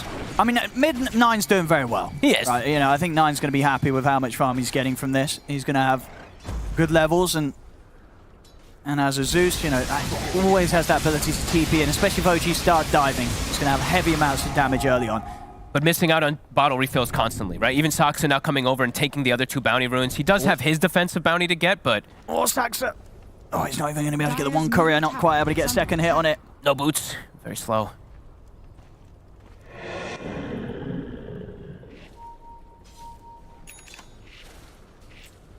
See bottom, oh, maybe with the wolves. There we go.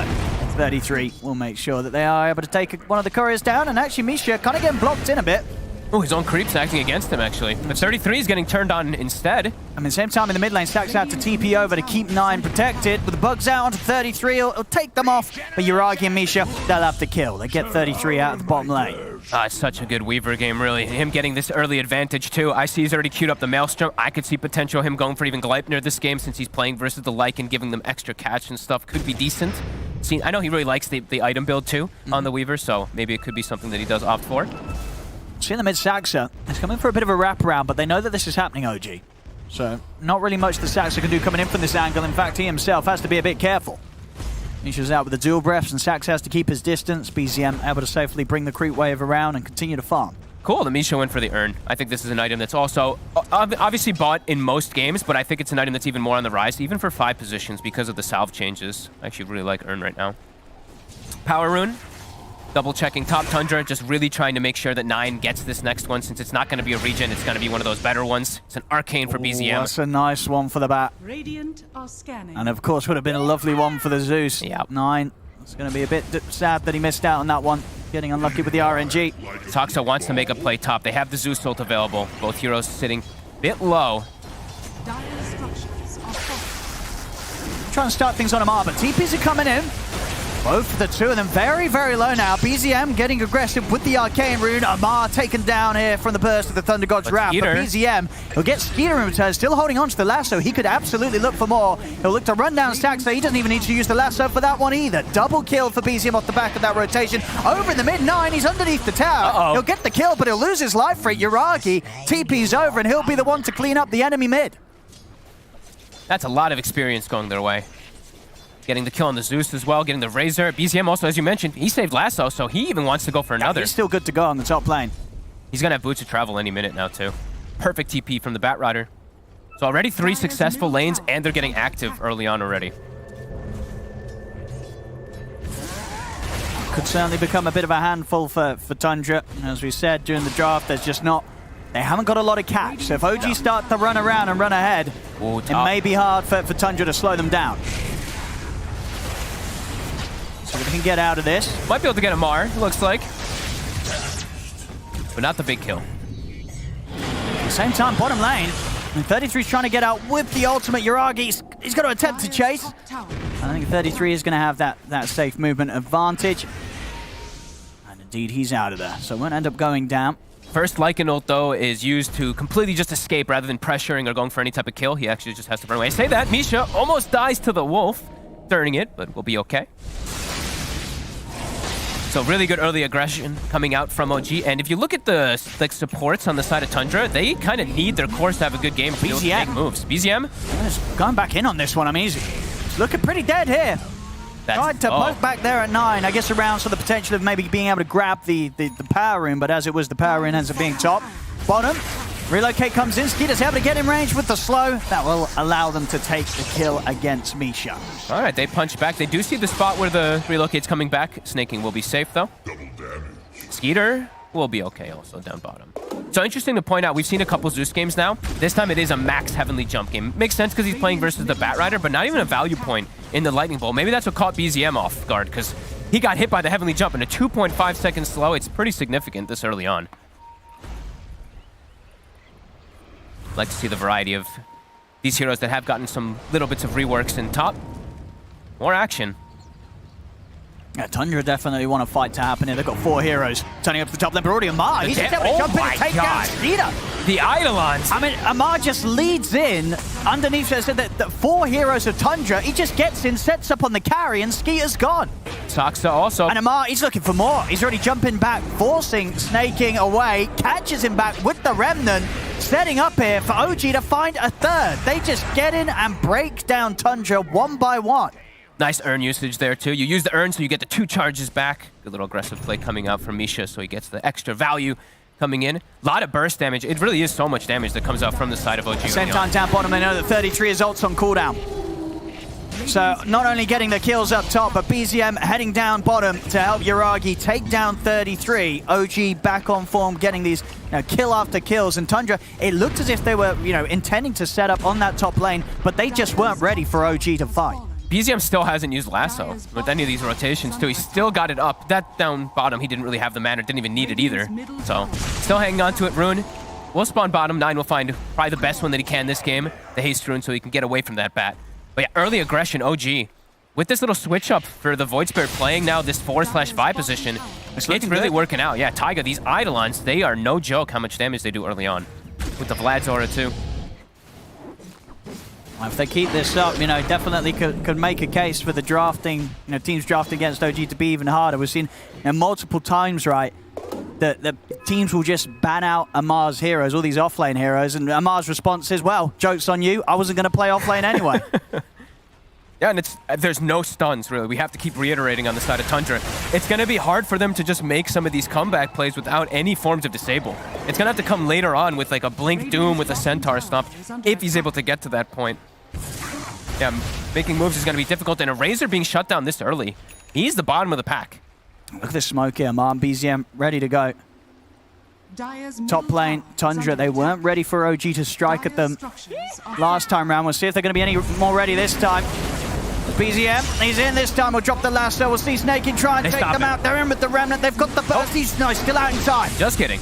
They're able to get out there with the relocate. They will save him with the turn up and 9. They're able to take down Amar. Back over in the mid, Saxa found the opportunity to drop down the Doom onto Misha. He'll run him down underneath the tower. Tundra, this time round, they're prepared. They're ready to respond. They're the ones taking 2 kills. And they don't lose anyone themselves, at least not straight away. YourLL might be able to find Saxa with the cleanup. 33's going to head over though, and YourLL has to be a bit careful about how he stands his ground. Has to use the time lapse. That last proc of the Maelstrom will allow him to take the kill on Saxa. 33 is going to look to try and get out of it, but Tiger's in with a black hole. Make sure that there's no chance of 33 to run away.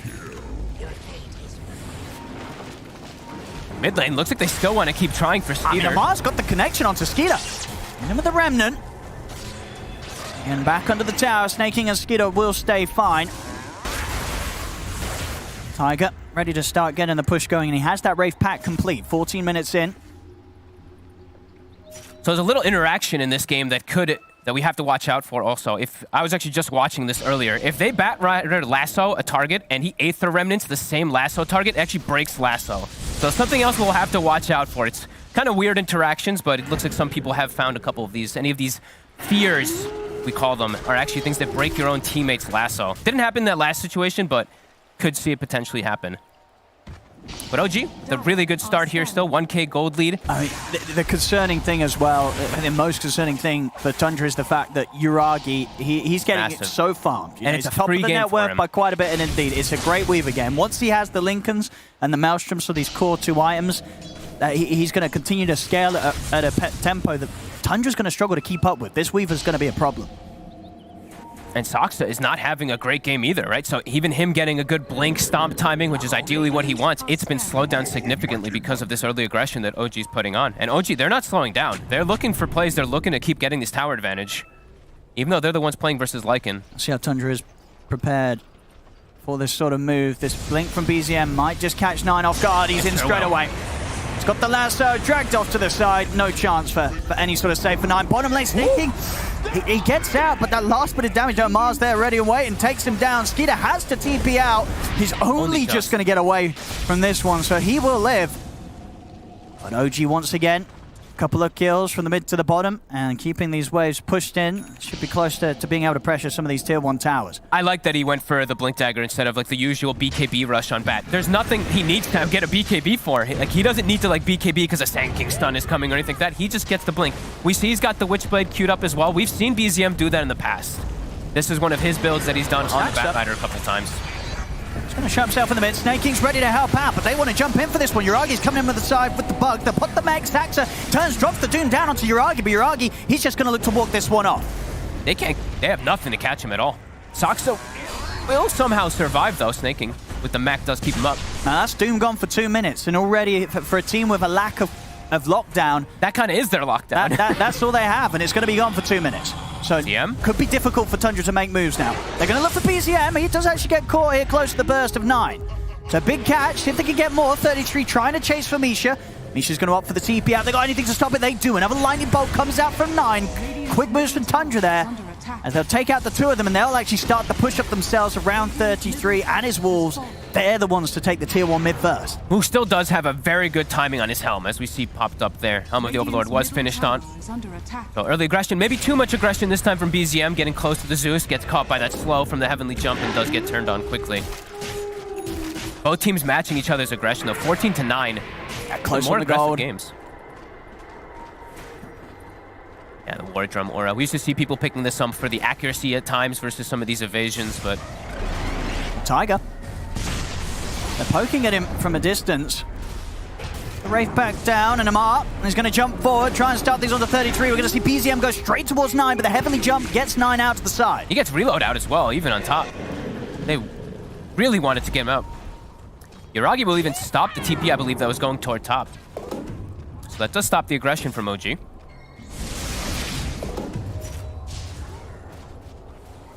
Tundra fully set up around the jungle just in case OG came hunting for more, but wasn't to be the case. OG back up over towards the mid lane. Tundra, they smoke over from their jungle.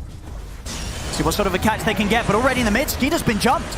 They're in with the lasso. Skeeter's not going to get any sort of save coming in time. Now Saxa jumps forward. He's in on top of BZM because he doesn't have the Doom to drop.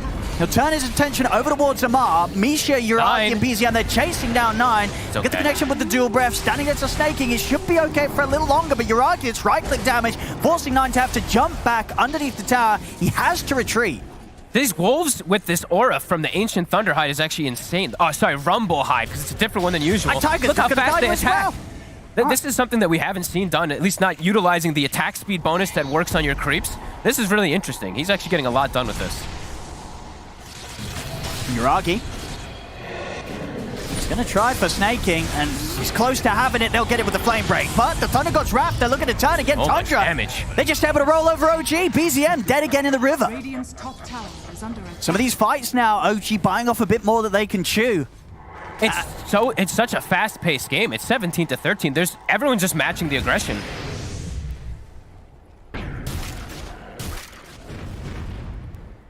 That's getting very, very close now. Tundra. Last few fights, showing their ability to stand their ground and take down heroes with them. But Skeeter is really struggling, and the core-to-core matchup, it's not that easy for him. Ideally, like, he wants to be able to find some target to link, but Weaver is never going to be one of those easy targets to go for, especially if you don't have any forms of lockdown to keep him in that link, which they just do not have. So Uragi just continuing to be at the top of the board. Lincoln's, as you mentioned, done on his way to a Dragonlance. Level 17 on this Weaver already. The Weaver problem is certainly growing it. 17 Weaver, 11 on the Razor. So that's just the massive disparity coming up for the Razor. Over around the ward spot, they'll get a quick jump on Snaking. Snaking out for a minute. Mar very close to having his item done. He's going for the Youl's. And Misha's about to have Vessel done also. So versus that healing that's been tripping them up a couple times from the IO, it's going to be addressed. Stacks up. He has got Doom at the ready. He wants to look for a blink opportunity. He's actually level 12 somehow on Saksa. He's the same level as Skeeter. Yeah, those last few fights he's been able to keep up, just staying alive, picking up the XP from the kills. And he's got Fey Grenade. Really important thing to always point out when you're playing versus the Lincolns on the Weaver. So now he has Blink, Fey Grenade, he has the Stomp as well. So now they have ways to potentially be able to teamfight a little bit easier. Before it did look quite complicated.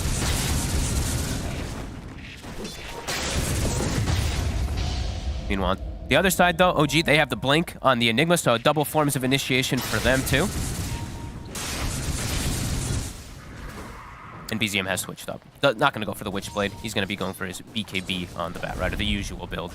He wanted to go the Witchblade, though. I've seen him do it before. Yeah, even if they don't necessarily have the control, you still can't underestimate how much damage 9 might be able to get off in a team fight. Now, if you're not able to jump the Zeus, 9, he's going to tear through you with the amount of magical damage Zeus can do from a safe distance. Yeah, you don't need the Witchblade. Like, I keep mentioning just because it's BZM, I know he likes the build, but this is just, this is what you need to build to get into the backlines. Get on, you pick and choose your target. You don't need to worry about anything when you do get that, of course.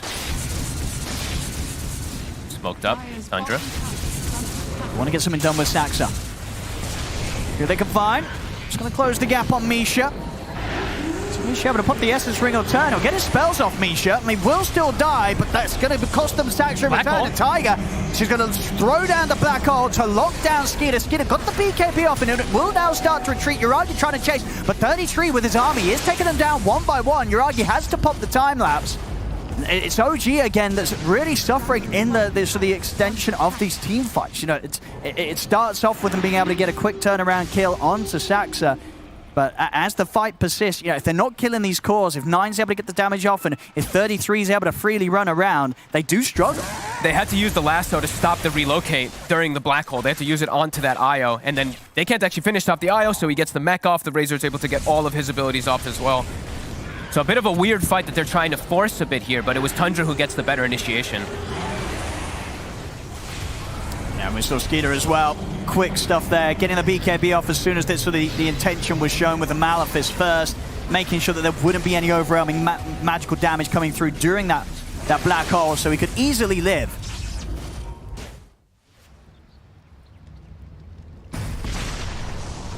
Very important one for Skeeter. Level 15 now, he's completely kind of caught up in the game. Not the same level of the Weaver, but needed this type of fight win to get that XP.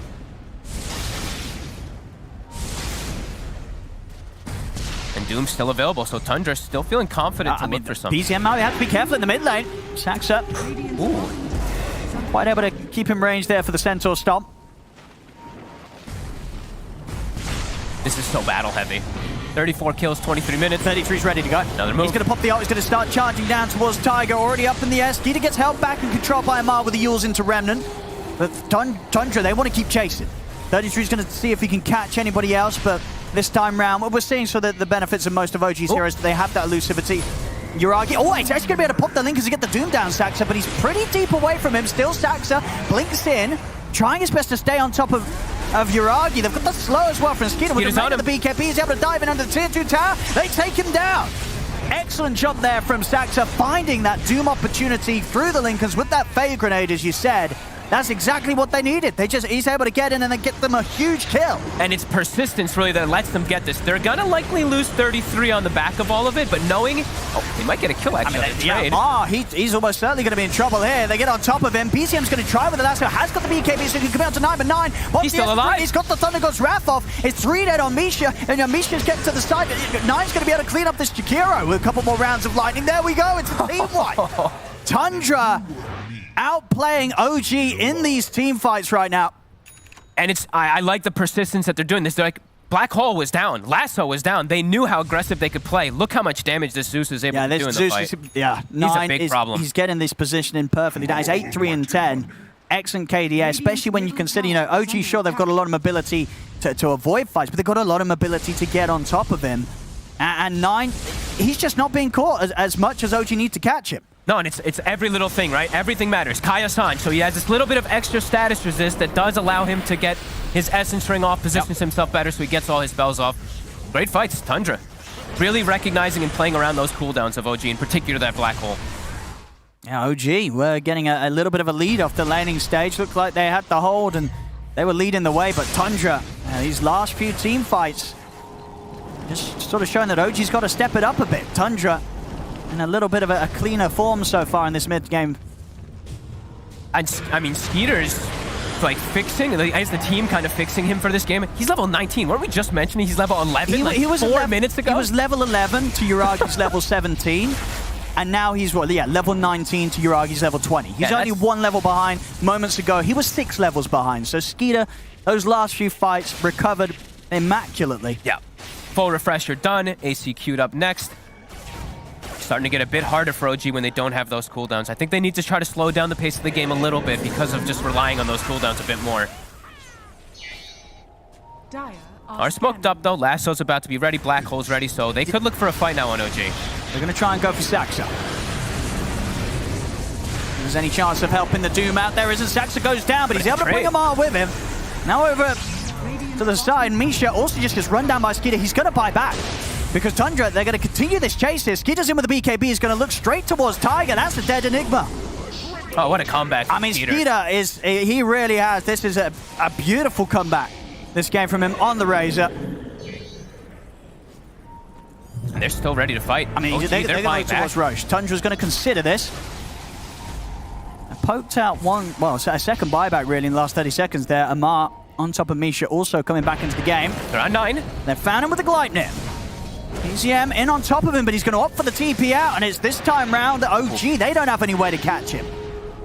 And he's going to have Zags finished up on the Zeus now too, so he can contribute in this fight. I mean, Skeeter's just going to go charging straight towards BZM. BZM has to put the BKB to try and get away.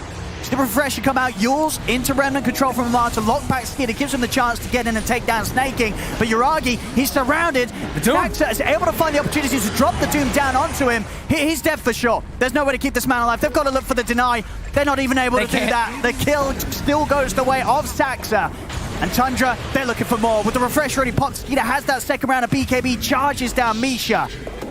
OG just getting crushed in every single fight now that they try and bring against Tundra. Tundra 25-23, 7k up. We'll see off to the side. Saxa being held back once more by Amar. And now Roche, they're not going to be able to contest this on the side of OG. 2 heroes dead. No buyback on the Jakiro. And this is an easy one for Tundra when they have the Lycan up. Gonna drop in no time. 9 gets away. He's going to be able to come back into the fights now.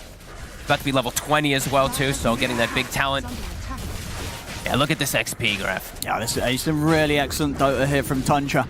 That actually just tells such a big tale of how the game was going.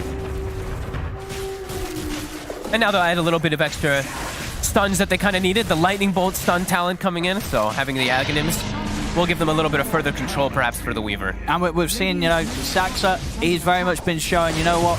Doesn't matter, we lack the lockdown. I will find those opportunities to catch the Weaver, get the Doom. He's done it twice now, both times resulting in a big kill against Uragi. Good old Fey Grenade, that item. The only item that still breaks Lincolns from the neutrals. Able to get it on top of him perfectly. AK lead. Zeus will scout. Taiga. Bit of a dangerous part of the map for him to be in. Cost him his life. He can't even get his BKB farmed up yet. He just keeps getting hunted 1, 5, and 8. Saxa already has a BKB somehow, after all these nice plays. Yeah, the pace of the game, Tundra, they really kicked it up a notch after the last few moments. We'll see if OG, can they find some sort of way to slow Tundra back down? It's starting to feel pretty hard for them to have the damage solution for everything. For the IO heals to offset it, to kill the Lycan, to kill the Razor, this Doom. Like, everybody is a bit tanky. Even a Zeus is not a squishy hero at this point. 2,600 HP on 9. Everybody is quite formidable. It's starting to feel a little bit like this black hole is going to be one of the only answers for OG to come back. Yeah, once the BKB is there, definitely a game where there is huge possibility from Tiger. Top lane, look who it is again. Saxa. He is just so on point. He's caught him every single time, and indeed a well-earned tip there from his teammate 9. I mean, Saxa, he's had Uragi's number every single time. OG. Amar. He's just completely destroyed there. One stun and he's gone. And now an AC as well on Skeeter. Fight's just going to get harder and harder and harder. 11k lead now. Aegis still in the hands of Skeeter as well. They're ready to go high ground. There's 2 dead on OG and they don't have buyback. Look at 33. He's carrying the ceremonial robe for his team. Something you will not see anybody ever do in a pub. But wanting to make sure that his other cores get to carry the better items. I mean, they can't defend this. No, they cannot. This Rax is going. They don't want to throw bodies in on this one, OG. They've got to just let this fall. Tundra. There's no BKB Enigma, so no chance to be able to even attempt for a team fight. And playing into Aegis. We go 30 minutes in. Tundra. They'll take the first set of Rax. Straight away, they're not slowing down. They'll be ready to clean up the other 2 lanes, the mid and the top. Start working towards that next tier 2. And they've still got plenty of time to do so. 2 minutes on the Aegis still for Skeeter. Radiant's middle tower is under attack. Radiant's middle tower has fallen. Very much going to feel in an incredibly comfortable spot now, Tundra. They know that this second half of the game, they've had full control. Constantly getting further and further ahead over on the side of OG. Sure, you know, Yuragi, he's got good farm, but Skeeter completely taking over from him now. And the other 2 cores, you know, BZM and Tiger this game, playing the 3 for OG. They're falling behind, and their only way back in is going to be these huge ultimate plays or these sort of, you know, lasso grabs close to their base. Out on the map, it's just Tundra's fight to win every single time. Absolutely. And Doom, it's going to be back up in about 20 seconds. Saksa is already on the prowl. He's going to get a quick catch on Misha. Caught under the Nimbus. Nowhere for Misha to go. They even see Yuragi right now running. Attempting to go for a catch. 33 actually the one to kind of cut him off. Won't be able to get him though. All 3 lanes pushing in. Map completely constricted for OG. They can't get any farm now. So yeah, it really feels like we're going to have to watch for some lasso plays up to some high grounds. Yep. Taiga with some big black holes attempting to catch a lot of heroes, it does feel like, on Tundra. It does feel like they are going to be lacking a bit of damage to go through all 3 cores. Oh, for sure, yeah. So Tiger and BZM, they've been falling behind. Yep. Their chance to redeem themselves off the back of some huge ultimate plays. And BZM, of course, as we said, I was saying, he loves the build. He buys the shard, he's got the Witchblade, he's got the attack during the lasso. He's trying to get this type of scaling. Don't know if it's going to work, but... He's also got the quiver. It's a lot of magical damage. It is. But he's got to get those grabs. But soon the Lincolns will be out also for Skeeter. Wonder if they're going to build multiple Lincolns for themselves as well, too. Right now, not seeing it, but... OG's going to try and smoke out for this one. They've got the BKB done on Yuragi. Okay, let's see what they can get. It does not feel like an easy fight whatsoever. I mean, how long until the Aegis? Okay, Aegis has gone in 5 seconds. OG's trying to time it with this. But there's the jump stacks. He just gets in straight away onto Amar. Amar taken out immediately. Tiger's going to go with the jump, but he's got the black hole just on the one hero. Skeeter is able to live through this. Saxon will drop the Doom down onto Tiger to put a stop to the black hole. OG just getting torn apart one by one once again, and they're going to call it. They know that they can't turn this one around. GG is called. Tundra will take this game 1. And honestly, yeah, the second half of this was just... It turned into a stomp. It did. It really did. Tundra just crushed OG from sort of what, like the 15 minutes onwards. Yeah, it was 20 minutes. Game was 20 minutes, slightly leading for OG, and then just completely downhill. It seems like they got the timings. They got the blink. On Saksa, Skeeter started getting back into the game with a couple saves, and yeah, OG trying to play aggressive, but I think they got met back with even better aggression. Tundra, they didn't really have to rely so much around these cooldowns, while OG, it felt like they needed Lasso. They needed perhaps even Black Hole in a couple of the situations, and Tundra just survived, especially on some of these cores. These mechs, these just relocates a couple times to just reset the fights.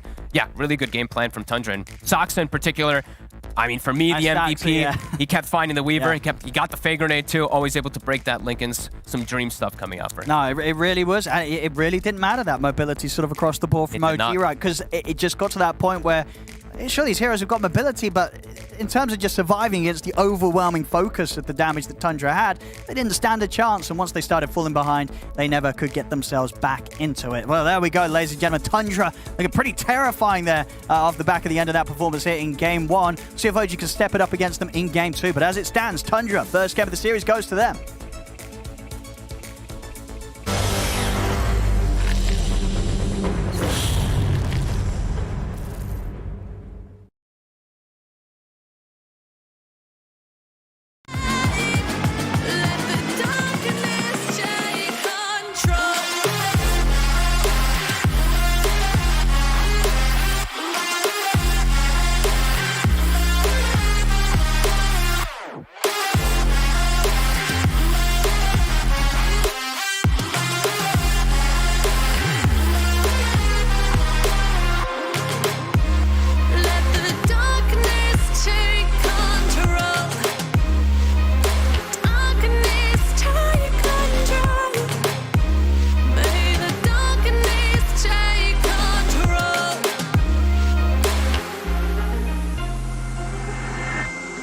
Suck me in the smoke, breathe me in and let me go.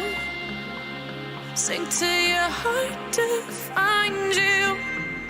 Open up your eyes till you're blinded by the lies, so you can see what you do. Restless every time we start locking eyes up. Lost control. Oh, it's paradise with a nasty bite at heart. In the dead of the night, teardrops on the floor. The pain is over. Feel the darkness take control.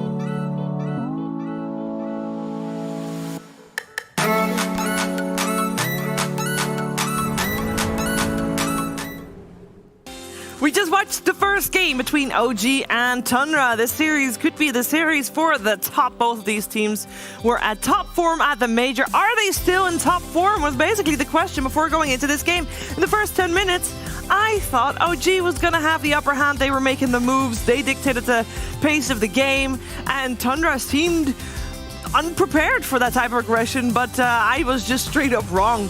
Tundra just biding their time to get the right items, but once they got their items online, there was no stopping them. First game goes the way of Tundra here against OG, and we're of course preparing for a second game to the series, but let's first make an attempt to try and break this one down. I'm here with Lacoste, I'm here with T-Gov, and Lacoste, this game, I thought, I mean, you heard me say it in the green room, as like, okay, that's gotta be quick 2-0, huh? Well, and maybe you didn't specify anything. You know, no. I assumed it was going to be for OG because they were at the moment 5k gold ahead. Yeah. This game fell apart so quickly. Like one bad fight into like just a complete stomp or war stomp, should we say, from this Doom. I think Saksa had an amazing game. Like he found the openings, he found the best tier 2 item you can find, which is might be broken slightly. Being able to proc the Lincolns is the only neutral item that can do it. We had the ones before, but this one's still in the game for whatever reason. It just like changes things a lot. I'm not saying they lost because of that, but they made Yuragi's game a bit different because they didn't have like many spells to proc the Lincolns with. Yeah, there's the Zeus, there's the Razor, but it's just a bit of different way you initiate and you play around it when you see that you have it, so you don't have to worry about Zeus getting close. It's pretty cool though from OG with Amar flexing himself to like basically position 5 in regards to. I don't think that was intentional. But like the fact like obviously not intentional, but like it happening in the laning phase, identifying it and then doing it, like it did allow for everyone to have a very aggressive game. Sure. I think for OG, it was this kind of the mid-aggression was their undoing. A couple of times BZM, he stepped up into the river, tried to go for that, like to go for a play, and then the amount of damage from 9, or even like the IO saving the Doom a couple of times and just preventing that, delaying, that allowed Tundra not to lose this mid tower too early, not to lose what was a 5k lead to suddenly become bigger, and at that point, their timing wouldn't be so impactful. So I think Tundra did a really good job defending this mid fight, and then just propelling themselves. Once they get a key item, they didn't make mistakes. They rode it through. Yeah. Tundra, they always find a way to abuse vision, even though these heroes are like not the greatest. If we're talking about vision, having the Visage, having the Beastmaster from the offlane. This time around, he was playing Lycan, so scouting things out with the Wolf, using the Dragon, which is not the easiest things to kill if Yuragi is not there. Like, they don't have tools to deal with that. And also having Zeus to just ulti, see where Enigma is pre-BKB. I'm not sure if Enigma even finished the BKB in that game. It was at the very end. At the very end, yeah. But you know, seeing where Enigma is and trying to set up the fight around it, canceling his Blink Dagger, makes team fights much easier. Yeah, and we mentioned Yuragi. Yuragi's Weaver. He had a great game on the Weaver for the first part. He was almost flawless. We have chosen Yuragi and Skeeter as our player versus player matchup, because even though Yuragi had a great game on the Weaver, Weaver remains to be a single target DPS, and we're comparing damage done. I thought it was very impressive that Yuragi was able to still put out the damage numbers that you see here. Obviously, Skeeter on the Razor, you're able to tank a lot more and stand in the midst of things and just be a nuisance, but I still want to credit Yuragi here too. Yeah, I think for Yuragi, his game, like the lane went amazing, how he moved across the map early on, TPing in, trading some kills, like super impactful. But the difference is, for Skeeter, every time he picked up an item, he rallied his team to join him and to take the fight. Whilst on OG, even if Weaver's having this great game, he needs the rest of his team to also have a good game, so that the damage kind of follows through and actually means something. So, yeah. Even though both of the core items on Razor got nerfed, like Refresher previously and now BKB, like he still hits the certain timings, and what he brings to the team fight with these two items is just enormous. Enormous. I also want to touch up on BZM. By BZM, I mean a bad Zeus matchup. It's much better for Zeus than I expected, because he can like get away. He tries to get on top of him, one heavenly jump, done. Like you can't go. You get slowed down too much. Yeah, it's so ridiculous. Curious to see what adjustments the team will make in the second game to this series, because draft-wise, we thought it was somewhat OG favored, perhaps even, and turned out that wasn't the case. So what will happen in game number 2? We're going to find out. We're going to take a quick break, but we'll be back with game 2 in a second.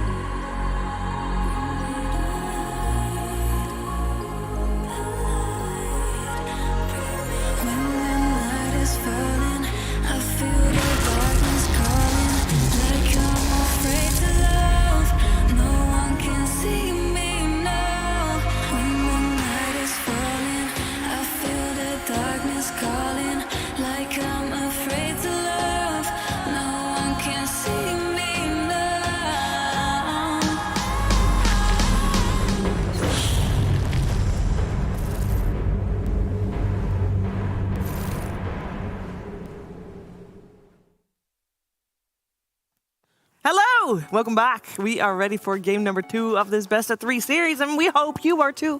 And we hope that you also need a shade from this bright light. it's pretty bright lights here in the studio. Sorry, on the camping. Oh, don't fly away. We have draft ready. Draft penalties gone, by the way. Everything solved, everything good, and therefore we got both teams looking healthy on the bonus time. We have first pick this time around going the way of Tundra. They are dire side, and that means it's exactly the same as last time, which means, I know OG lost, but I think what they wanted to achieve was get the overall. What? Are we watching a replay? Get the overall last pick going maybe a little bit different. There is a little bit. No, there's no change whatsoever. There's no change whatsoever. The difference is, will Amar find farm this game? No, the difference is, will Amar play Void Spirit? Because it might still be BZM now playing Void Spirit. No, yeah, I'd be down for that. I wouldn't mind BZM playing the Void Spirit. I'm sure, Amar's early game was perfectly fine. I think even the farm priority was technically those fine. couriers, like they could kill 2 couriers, then they couldn't get the couriers to deliver items, and the lane was already at the tier 1 tower for Enigma. Yeah, I think I like the adaptation with OG banning out the Zeus, but again, jokes aside, I wouldn't be opposed to the same thing happening in regards to farm priority if it has to come to that. Just because the early game was fine. It was simply OG forcing their lead a bit too hard into a Tundra that was about to hit a pivotal timing in their game, and then Tundra just never making a mistake, right? So I think as many memes that can be created from this, I think overall it's still somewhat acceptable, and I wouldn't be opposed to seeing the same kind of distribution. But anyways, it is pretty fun to see that both teams open with the same thing, because it kind of means that we get to learn a little bit more about the mindset of the teams, like where they thought the problems lay in the first game. And so far, of course, the Zeus ban out here, very telling. That was one of the heroes that OG considered to be a problem. Definitely was a problem. Zeus becomes extremely tanky, especially with Kaya Sanj build, and with the Heavenly Jump being maxed out, that means 10-second cooldown. You can maneuver in these fights, and if there's any kind of stun, any kind of help that you can stop anyone from jumping on top of him, that means that Zeus is gonna survive. And also it was a decent amount, decent timing on the Aghanim Scepter. This is not your Zeus year and a half, 2 years ago, when you're going to rush the item, but still having another global presence if you're not in a fight just contributes so much to your damage output in terms of team fight. And then you get close with a TP, you don't have to be there immediately. The slight shift in bans from Tundra, they banned Bloodseeker in this phase. Last time they banned PA, and OG, they banned out the Zeus. They had the options of previous game, it was Visage, Rubik. Now they actually ban out the Doom. We see Jakiro again from OG. So even the bans are changing. They're keeping the same heroes. It's clearly a strategy they're comfortable with. It's just, Tundra had a little bit of an edge in regards to how they countered that strategy. I think it's important to note that the Visage indeed not banned out. So far, we've seen a lot of Visage / Zoo heroes in general coming out from 33. We had the Lycan in the previous game. Let's see which road Tundra is going to go, because they know what's coming at this point. Yeah, it could just be Visage, Rubik. Yeah, there's Rubik, then the Visage coming in after. Okay, they go Lycan, sure. But Rubik, of course, was banned out in the previous game. When you have Enigma, you have Jakiro, it just makes this Rubik have such an enjoyable game. We've not seen a lot of Rubiks until, recently, when these big team fighters are slowly coming back. And yeah, they're Lycan once again. I will tell you, this is the long con as well, but do you want to, because this is some mind games for next drafts. Because now they've shown that they favor Lycan over Visage, meaning Visage might not be banned in upcoming series, and then they can kill it. So, I feel like if you're against Tundra, though, it's Beast, Visage, and Lycan. They all do the same thing for this team, Sure. But they're all equally as scary. I love the mind games. You're 100% correct. And if you don't have any kind of vision coming out from your offlane, then Saxa's going to be playing Monkey King 4, being on the trees all the time, being very obnoxious. But pretty similar lineup for both of these teams, exact same one for OG. This Rubik also, I'm going to say, kind of blocks the Weaver pick, because it's one of the better heroes against it. You steal Shikuchi, and then you can set things up from Invis. Just feels really nice. Do we see Batrider? Come on, OG. This was the pick you did last time. Yeah, it's not bad. I think they're gonna. I think they're gonna pick something different and put Void Spirit on the mid. That would mean that they would have to secure. Well, they have overall last pick. They already know what their safe laner is gonna lane against, so they would probably at this point pick their safe lane. Like Kunkka kind of comes to mind for me just because the counter to Lycan IO. The issue is just this Razor, which kind of is the thorn in the side. It would completely mitigate Kunkka's desire to stand in the fight, but they go for a Monkey King. Do we like that? You both are a little, you know, lost It's in just a thought really after that. strong lane, right? It's going to be some Monkey King Jakiro lane with a Lycan. Lycan's going to use some wolves to skip some creeps. You're going to be playing by the tower. I think it just secures OG's lane, and also at high ground, going into a Wukong's plus a Black Hole and the Ice Buff, like it just solidifies OG's comeback potential that they've sometimes relied on in some of their games. OG can choose where they want to take the fights with the Midnight Pulse, with the Jakiro ulti, and also Wukong's command, so they can like block off entrances where Tundra's not gonna go in. Also, we've seen in the previous series Monkey King, when paired up with any kind of like slow or stun, what he can do. He's very sustainable in terms of like trading hits because of the Jingu, and I don't think this lane's gonna cause him much trouble. Like in Rubik against Monkey plus Jakiro, this is gonna be a killer lane for OG. I think the main thing for Tundra is that they have the same recipe for their lineup, right? It's going to be this BKB Refresher Razor, it's going to be the Lycan with the Helm of Overlord or whatever, and just they go, right? Like minute 20, 22, 23, OG needs to be ready for this moment in the game. If they slip up, they have the same lineup that can just get crushed, like what happened in game 1. But even if they have a lead, lose 2 free fights, you suddenly lose your base, right? So OG need to be mindful of that in their final pick. Tundra, they ban out the puck. I wouldn't be surprised if they ban out just more elusive lane skipping heroes that can prevent that timing. Well, so are we thinking Void Spirit will be played by Amar, or are we thinking Amar is going to get the last pick here? It's like, what offlaner you want to play here? I would prefer an offlaner for Amar. They tried something different, like worked out in the laning stage better than I expected after I saw it. But it's a very good Void Spirit game because there's not much lockdown. Like this Void Spirit doesn't care about Razor Ario or Lycan. The only stun that they have is Rubik's Lift and whatever he steals. But yeah, he can definitely play around it.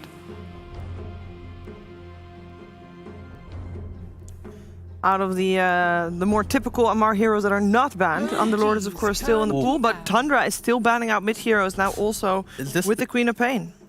Is this the game? Like, are they banning out against something in particular where they know that once they pick this mid? I mean, Tundra's a game up, right? This could be the game where they reveal like the mid arc again. I'm just thinking like Puck, Quap, super aggressive mid heroes. These bans are kind of tailoring more towards a greedier 9 pick, unless it's just a Razor mid, but I'm kind of feeling they're going to surprise us with a little bit of quirkiness coming from 9 here. Well, you mentioned that Arc is one of the ones that he's been seemingly practicing in his pubs.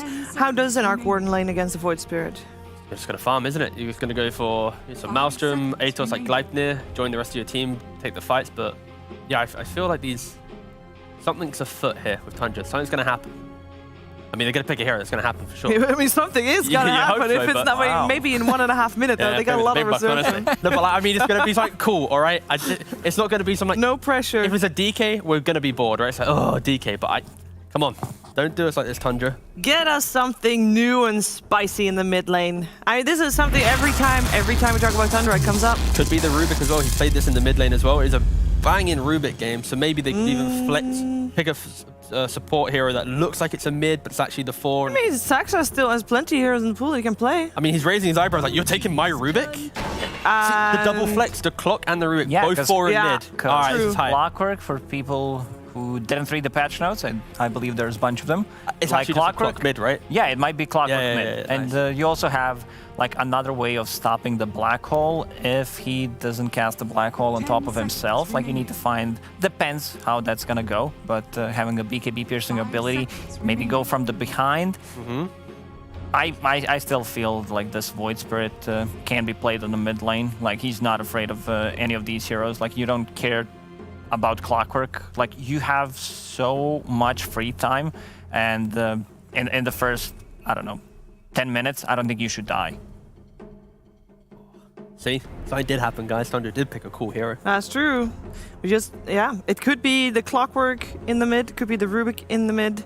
I feel like it's more clock in the mid now, just because also like Monkey King core, the rocket flare to find him, the setup, the fact that your timings are going to be super nice. Your Rubik doesn't need to be mid to have a good game. Like I think everyone's going to be pretty content with this. Again, the 20-minute timing of Tundra is what I'm focusing on, and their ability to group up. OG, if they don't come ahead in the lanes, I am still worried about their ability to perfectly execute the black hole with the macro pie and everything. And they go for a sturdy Mars. Nice. The Amar Mars coming in at the very last pick. Often it's first picked or banned when he first joined the competitive scene, but no, I like this. This is like the counter-aggressive hero to at least help them with some of the earlier fights. I still worry a bit for OG that if they don't have the perfect placement of their spells, Tundra will be able to run around them with the BKBs and stuff, so yeah. Definitely gonna be a fun game to watch. Yeah. Like, 9 always finds a way to play different heroes, something that is gonna be like very entertaining. And Clockwork is that hero. Like, he got a buff, not so much in the lane against the Void Spirit because of the dissimulate, so he can get out of the cogs, but the battery assault dealing 2 times damage to creeps. So amazing. Like, even if you catch someone inside with a creep or 2, like, you can still be able to get a kill from it. We're talking about the later stages. I kind of like what the OGs have. Like, they have a lot of team fight, a lot of circles that they can throw. They have 2 abilities that can cut down Monkey King's tree, so that's going to be, you know, they got to be careful with it. Midnight Pulse and also Arena, so they could potentially grief their core. And yeah, people want to see that. Yeah, well, what I want to see, because we saw Saxa pop off on the Doom previous game, right? He can definitely do that on the Rubik this game.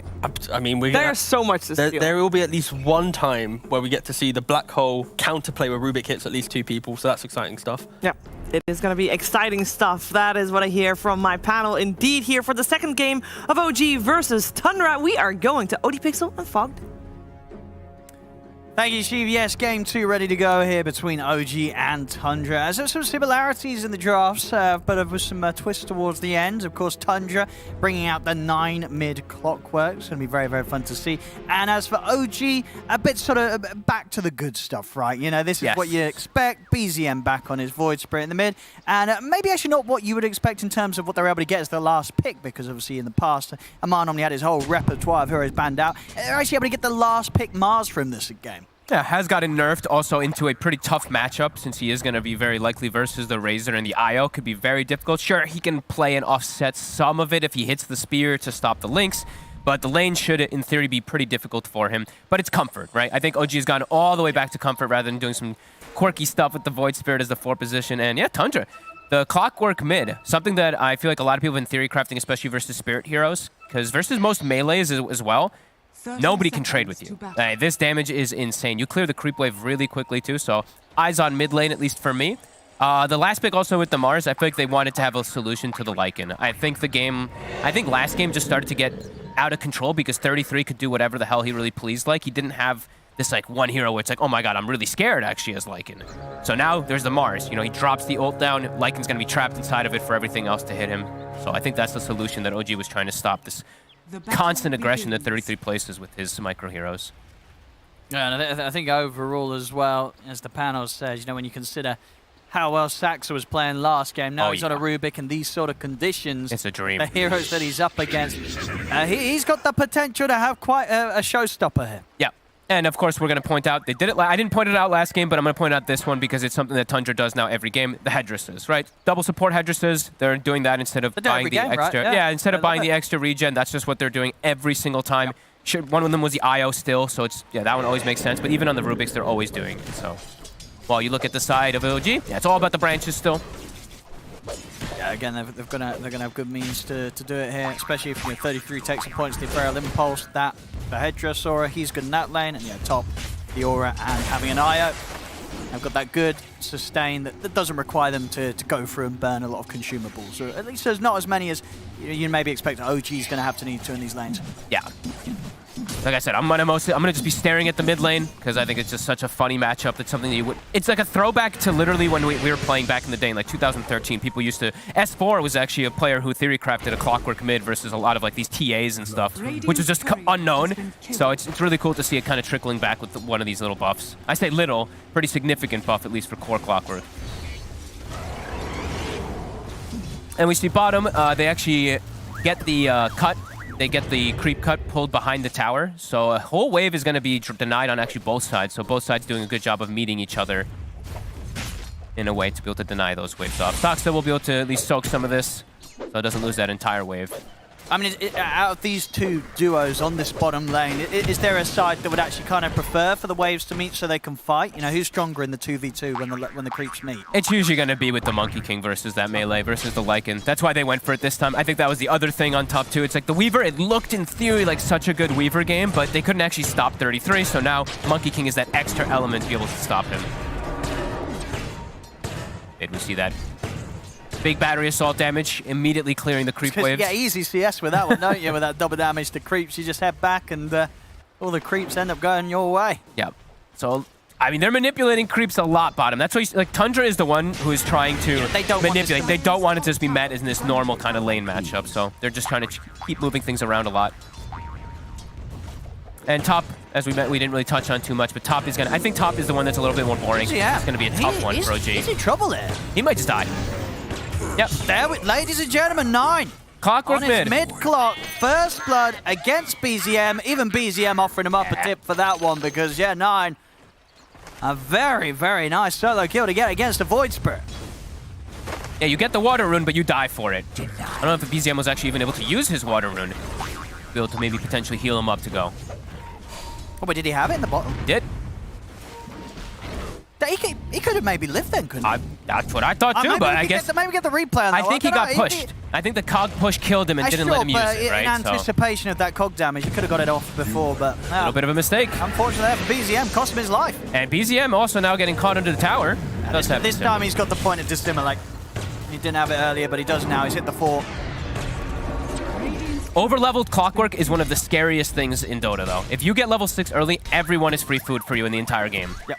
That's why we used to see this picked a very long time ago in the past. And 9 is getting aggressive again. He knows Dissimulate's on cooldown, right? How long? It's back up. Okay, it's back up now. Oh, BZM lands back inside. Okay, I mean, he wants to fight back. Remnant's not going to catch, though. Didn't quite get the angle. That could have potentially got him a kill if he does connect that there. So slightly off the mark. Rune's going to be spawning. That should help. Doesn't look like we're going to get any extra... Are we going to get some movements over towards... Tundra's going to get the bottom one also. Yeah, Saxa's going to make sure the BZM can't get the refuel. Oh, they're really trying to put the pressure onto BZM this game. Top lane, though, Tiger. Okay. Fine snaking. Let's just get him there, I guess, with the... Actually, just with the Malefice and the Eidolons. I think a Rebuke also to slow. Maybe the Rebuke actually stopped the tether. I didn't get to see up top because it was on cooldown as well. I just keep getting... I'm looking at mid. It's like no cooldown, so he's just constantly going. BZM just taking so much damage each time that 9 steps up and trades with him. BZM? It's got to be... I mean, look, we've got to watch that XP because, what, 9? Yeah, a few creeps away from the level 6. Once he has that, BZM can't go for any more of these risky plays where he's living on the edge. No, definitely not. He actually has to go back to base. So it's going to be a very over-leveled Clockwork with a level advantage versus the Void Spirit too. And Clockwork, one of the best heroes to rotate around the map versus these squishier melees on the side lanes. Oh yeah, these side lanes will die. Oh yeah. Let's see what happened up here. I think something stopped the tether, right? Let me see. Or does he just actually... Oh yeah, he just dies. Well, he was attempting to stop it with the Rebuke, but... There we go. 6 on Clockwork and 9 immediately. He's looking elsewhere out of the lane potentially. He's going to get the refuel with the ball and, yeah, a movement straight to top. But it has been indicated by BZM. Yeah. BZM letting the team know that 9's on his way over. So OG should be careful. Ooh, and indeed, this. Nice little scout. They'll move with the Eidolon. And, yeah, did that Eidolon get vision of him, actually? It didn't look. It looked like it was kind of just on the edge. Oh, was he just? It did see him, yeah. It did see him. Okay, just on the edge of the vision. Bottom, Nisha. Some pressure. I will be able to snipe the courier. That's the boots gone for Yuragi. Oh, that rocket coming in globally. That little extra damage. And get the wolves in. And the wolves, one more hit should be able to do it. They're able to hold back one of them with a Boundless Strike, but Misha, he's been surrounded, and the wolf will take him down. Saxa, he's going to opt for the TP out, and he is away in time. Saxa able to live. I almost feel 2K gold lead already from these early moves. 9. Even pushing him away with the hook shot to guarantee the rune. Tundra, really on point this early game. 2K lead already, 6 minutes in. A lot of that coming out of the mid lane. 800 gold advantage over his counterpart. Amar's still doing decent, I would say, in the top lane since he is versus a Razor. He's gone for the triple Bracer build this time around just to be able to sustain through it. Sure, he's behind, but it's to be expected when he's playing versus this lane. Are you a 2 Bracer or 3 Bracer kind of guy? I'm a noob. So, no, I mean, I'm a 2 Bracer Soul Ring usually, but if he feels it's a better situation when he goes for something like this to tank up, he's definitely right. Samara on this hero is very comfortable. And Taiga's going to start jungling a little bit, so they know that they can't actually apply any pressure onto this Razor anymore. And Snaking will start getting some pulls. So Tundra's starting to get some maximizing going. So your 9's going to rush the Orchid.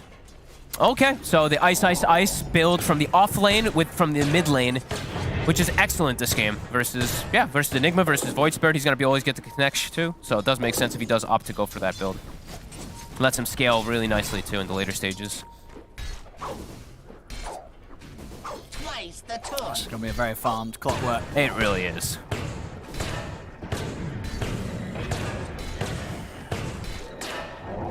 That hook shot up.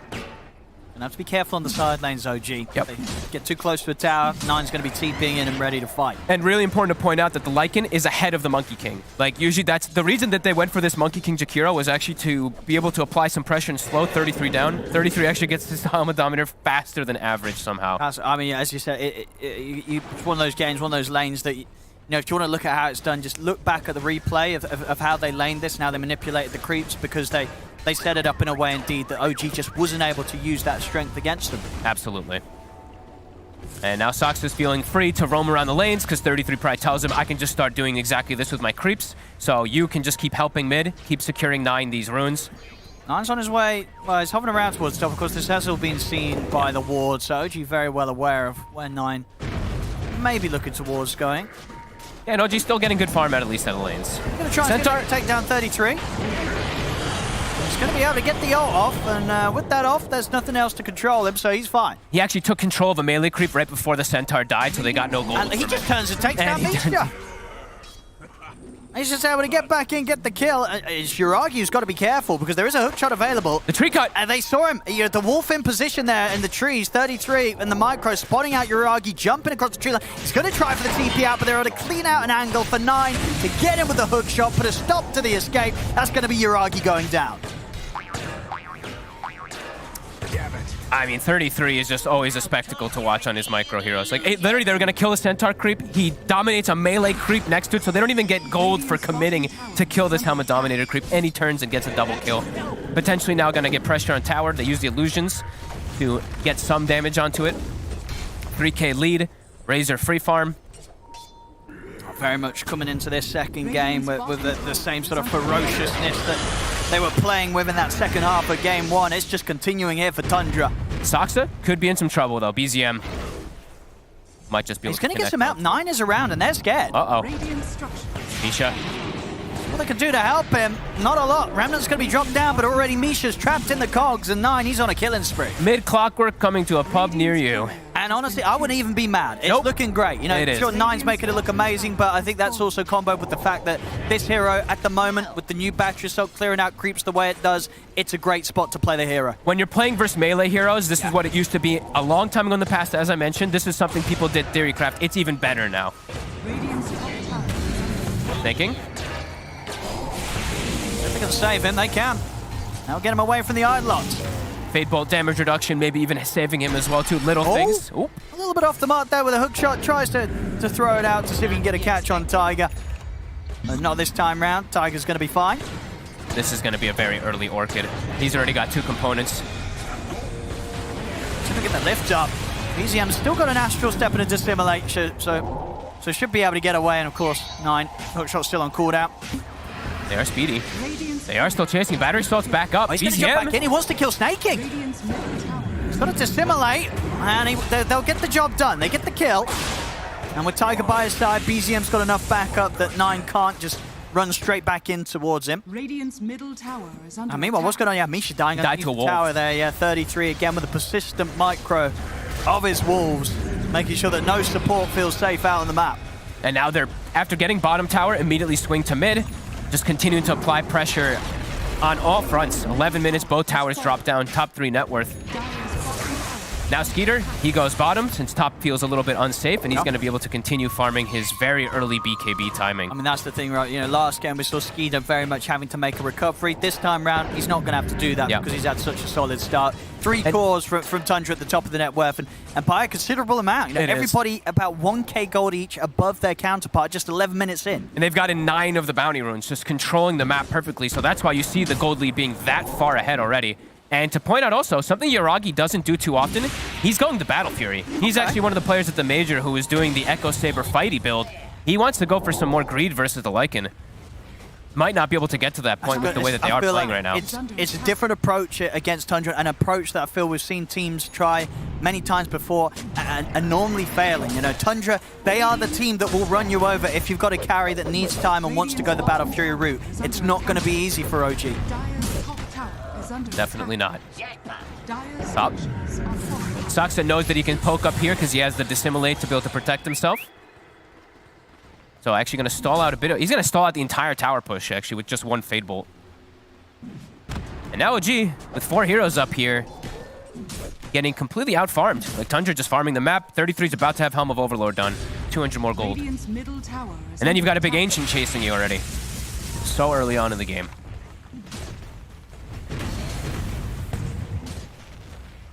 That's scary for them to commit. Like, they can't commit onto Sox. He just assimilates and gets out. And they keep seeing the rockets flying over, too, so maybe expecting 9 close in the area, the max rocket flare. And I think that's the Orchid done, right?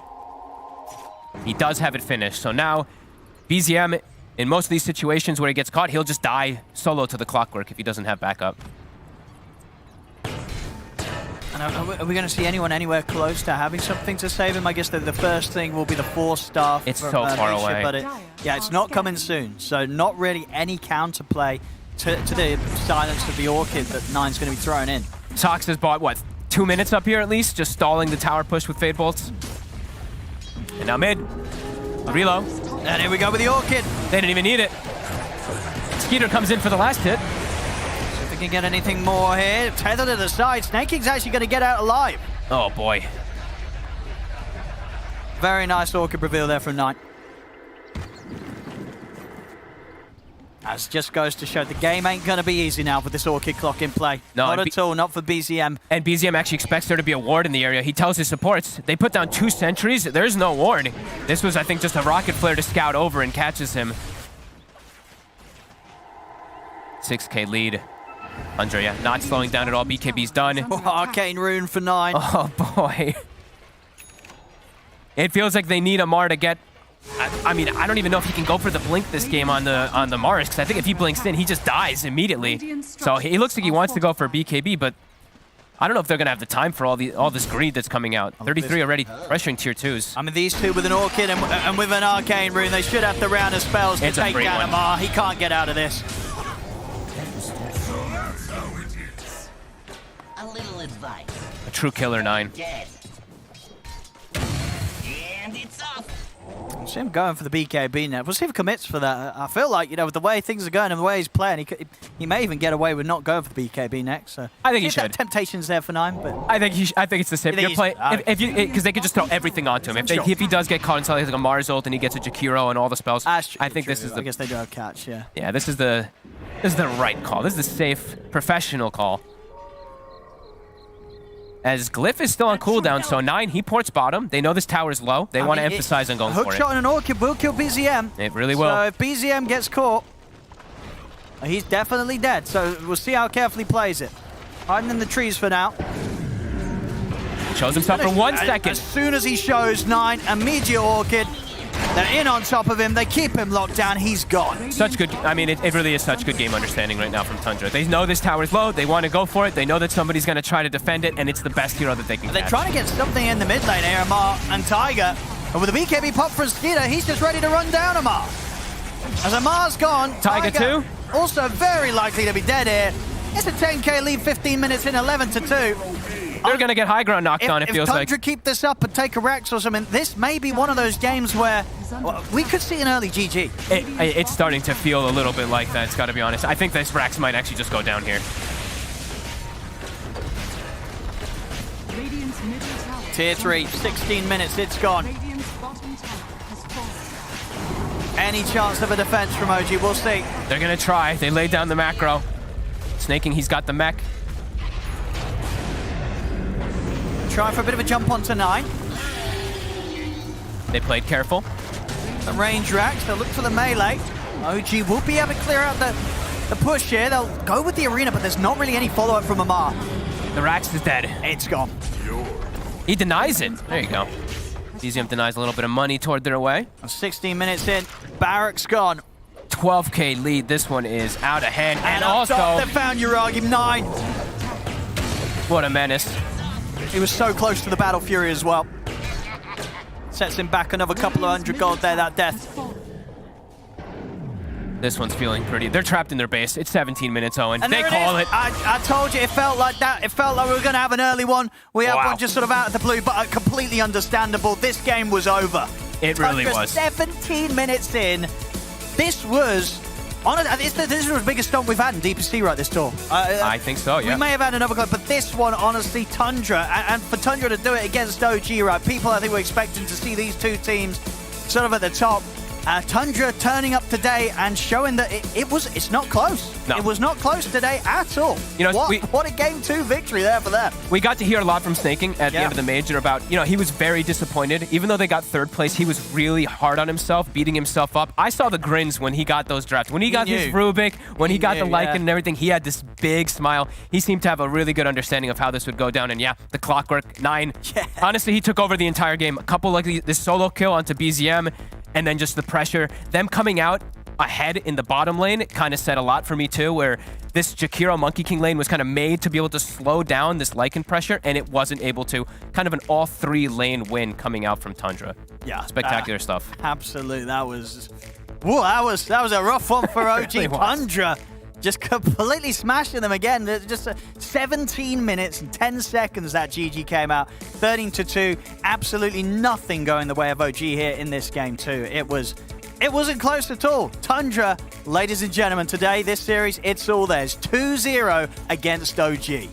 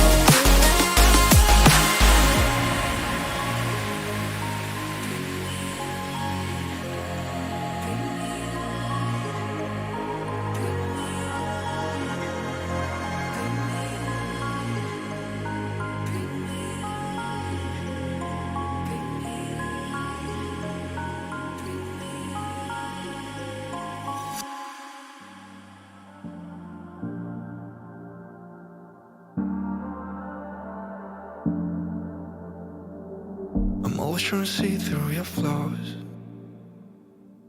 'cause I know that you got so much more to give. You made a real mess, but I miss you though,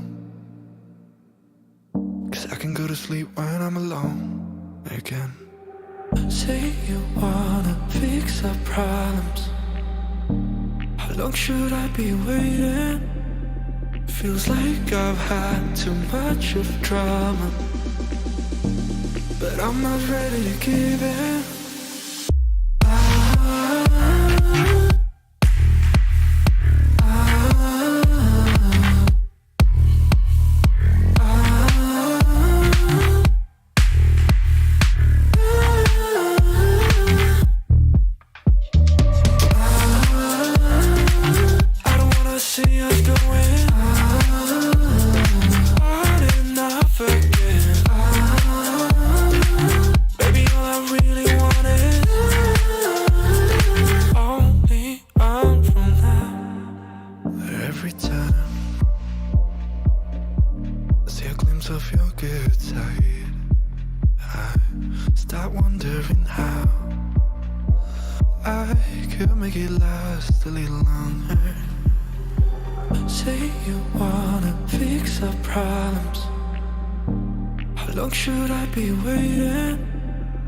Feels like I've had too much of drama, but I'm not ready to give in.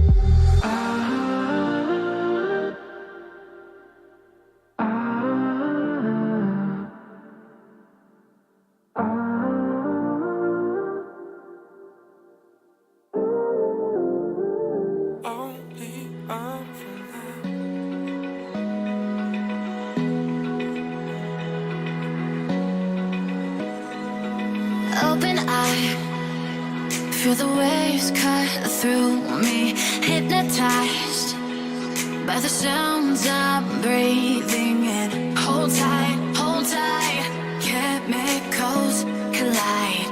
Hold tight, hold tight, hold tight. Dripping lights paint the skies.